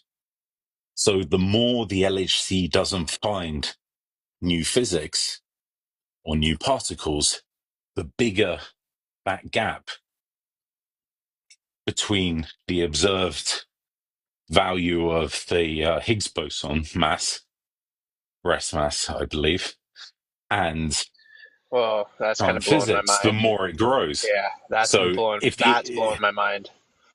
So Yeah. if the LHC finds nothing at this energy level, then that gap is like, say, I'm making up numbers, 1 in 100,000. If you double the power of the LHC and it still finds nothing, then that gap becomes 1 in a million. I'm just making up numbers. But no, You know this what I mean? exponential, I do know. I Yeah. do know. There's a limit on it, but yeah, I do know. This is a crazy knowledge. You're teaching me something here. Yeah, I don't know what to say about that. This is crazy, kind of. Yeah. That's why, I mean, building a bigger hadron collider would, this is why the push for that is so relevant, I suppose. And even if it finds nothing, it's not a failure. No, because You know what I each, mean? yeah, I do, because we're making strides in knowledge. I would say deductively, yeah, by doing the research. Exactly. And Fascinating. like it not finding anything just kind of creates more hierarchy problems, or it widens the gap of the hierarchy problem, which then creates the impetus for new theoretical models, new explanations. Because in a certain Amazing. sense, physics has been like riding on the predictions and the intuition of the 1920s from Dirac, Bohr, Einstein in the original fundamental observations that led to quantum mechanics. And those theories are spectacularly accurate. They can describe to exquisite detail what happens in the physical world. But they have a little worm in the middle of them. They have a certain issue, sorry, I'm just like banging on, but I'm going to carry on. They have a certain issue, which is, what is the wave function? Is it real? Is it just a mathematical description of observables? Does it collapse? What does it mean? And quantum mechanics have been plagued by these questions since the 20s. Bohr would have everyone believe that you're asking the wrong question. Physics does not answer the fundamental questions of the universe. Schrödinger, Einstein, and the EPR would say, like, no, you can't have a physical theory that doesn't explain how the fundamental mechanics of the universe works, which is why Schrödinger created his famous cat example as a way to explain how absurd quantum mechanics is. The cat obviously can't be alive and dead at the same time. That's fucking stupid. He would be turning in his grave to know that people these days use his example to explain why quantum mechanics is true. But that's the the Copenhagen Bohr interpretation, that the wave function is just a mathematical description of probabilities. It bears no relevance to reality, and all we're interested in the measurable, and it gives us a great measurable. Don't ask questions about the epistemology or ontology of the underlying mechanism.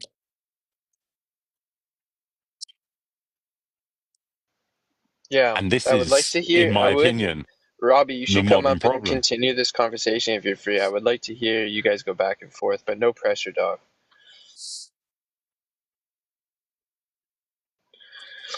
And like one of the classic outs of physicists is to say that, well, quantum mechanics has various interpretations, which is okay, fine. You can kind of argue that from a certain point of view, but not from another point of view, because what is a physical theory? It makes fundamental predictions about how the physical world works. Now, if you're splitting the physical world into many realities through Everett, many worlds, or if you're advocating some kind of spontaneous collapse or pilot wave theory, they are fundamental physical descriptions of how reality works. They are not interpretations, they are different theories. Yeah, so this is the whole point about with quantum mechanics, right? It's a framework in which we can use to make predictions. Now, what it says about what the universe is another question, and this is where you have to delve into philosophy of science, right? And so, as much as I would agree with you, we don't know what's fundamentally happening, right? But whatever interpretation one uses just to help them think about what's going on, I think that's totally fine. And until we're able to, or even if it's even possible for us to try and rule out the different interpretations, will just either never happen or it will come with time. Then interpretation. Sorry?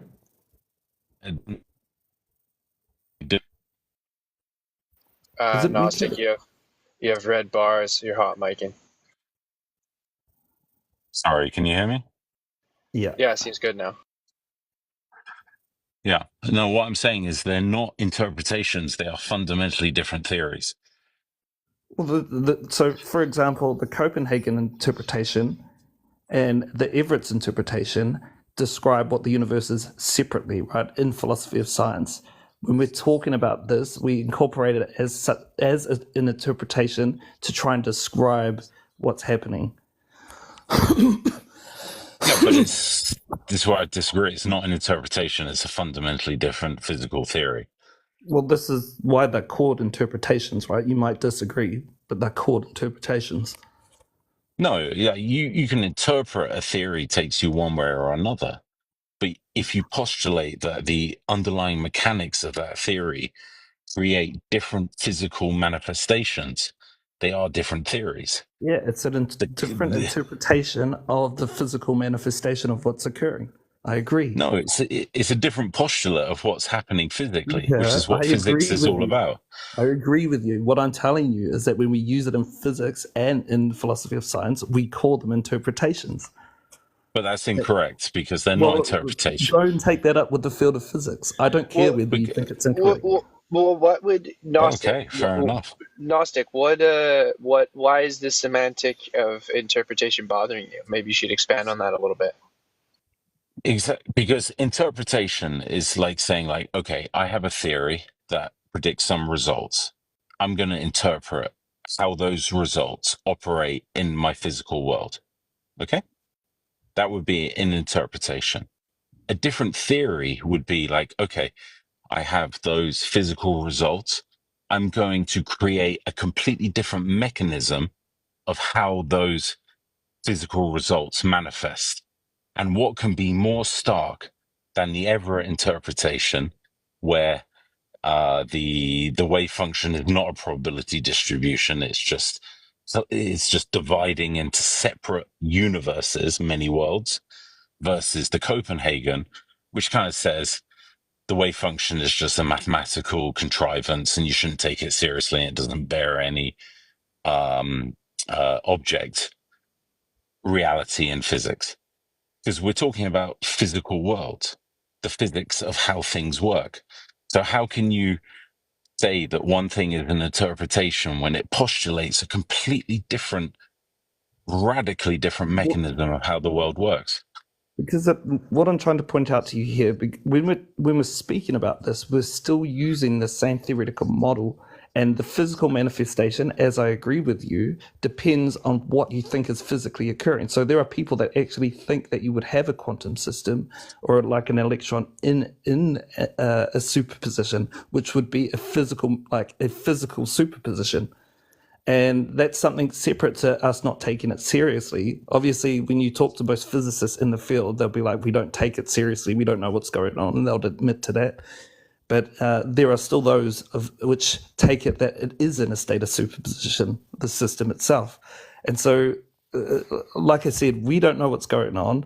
There are different physical manifestations for whatever you think is going on, but until we are able to investigate this through some kind of experiment or come up with data that can tell us which of these interpretations is the actual correct one, they're just sort of ideas. And I mean, like, is it fair to say that a theory is an interpretation if one says the quantum waveform doesn't exist and the other one says the quantum waveform does exist, but it just separates into separate worlds? So for me, when I think of theory, it's inclusive of the theoretical model that's been, structured through the mathematics. So with that regards, I would see the model itself, the mathematical model that we are using, as the theory. And as of yet, to me, the explanation as to what's occurring is still not a part of our understanding at the moment. So the physical explanation. Exactly, the physics behind the model. So I'm talking about the physics behind the model as opposed to the physical manifestation of what's actually occurring. Exactly. So if you had like two theories, one suggested that the world, that the universe splits into parallel worlds, and the other one suggests that the wave function doesn't exist.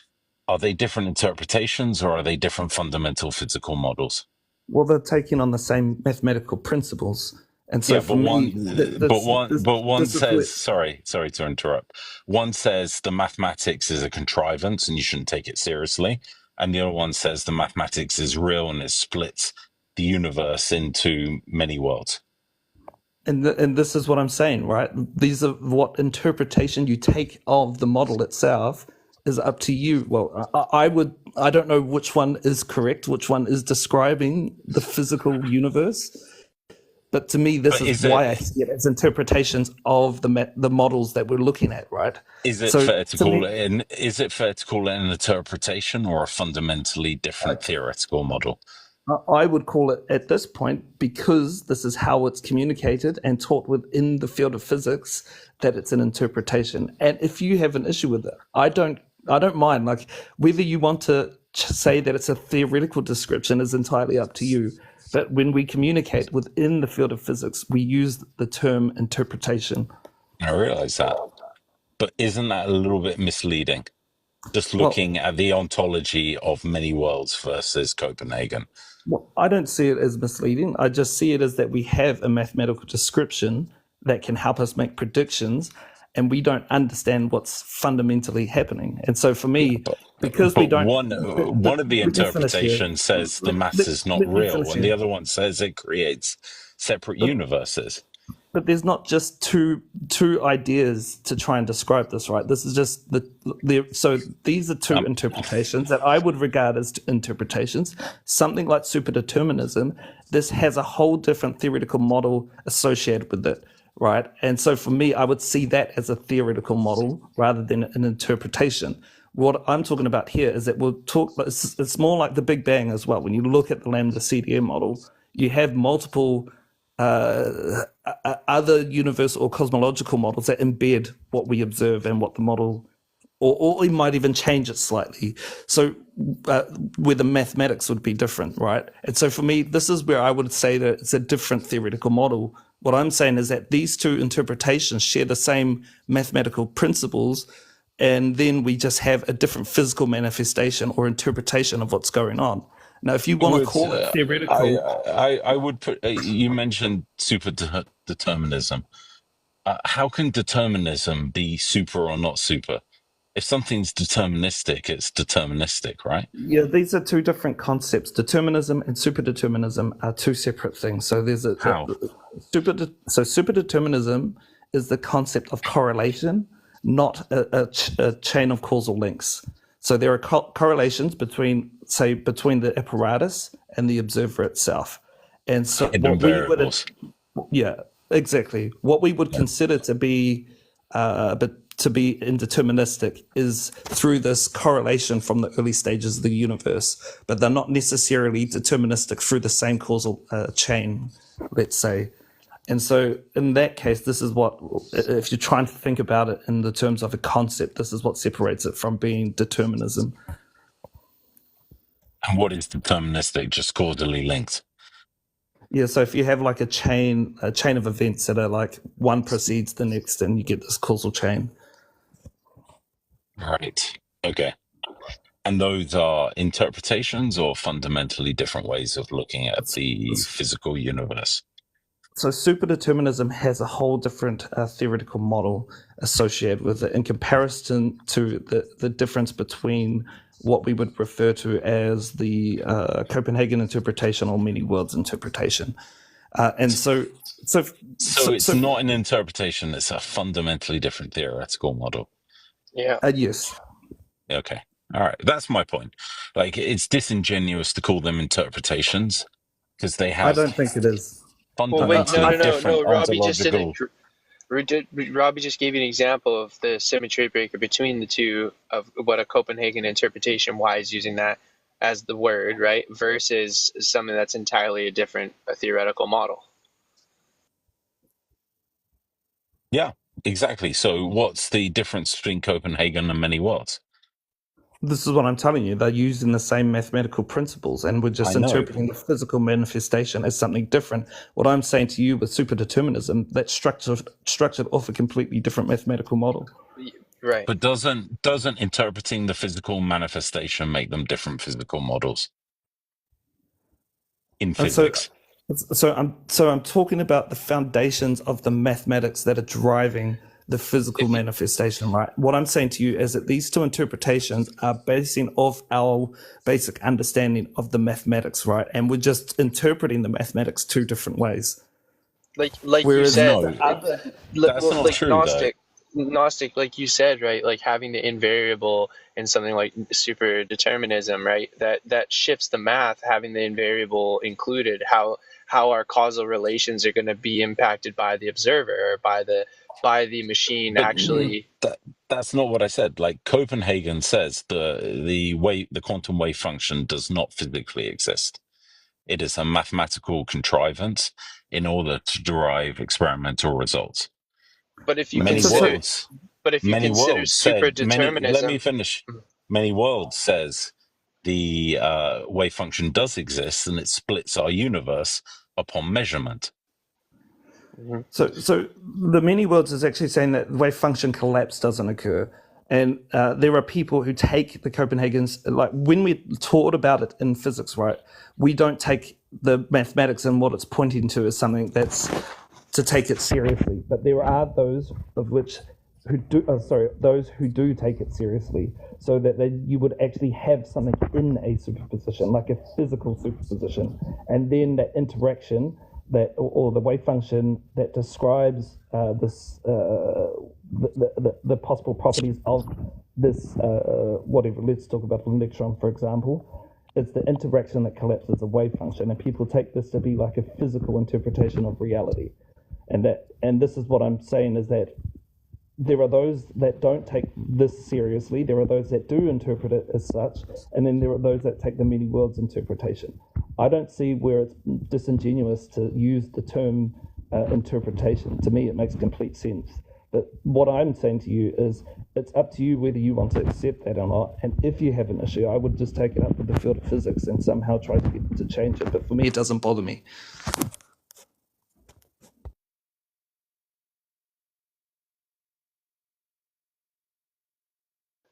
I think your point is heard, Gnostic, that if we are making fundamental differences, if there is a difference in the theoretical model, then obviously that's a different claim on reality. No one's disputing that, but we can use nuances within theoretical models to have different interpretations, like the differences between Copenhagen interpretation or other interpretations. It's just a nuance thing, though.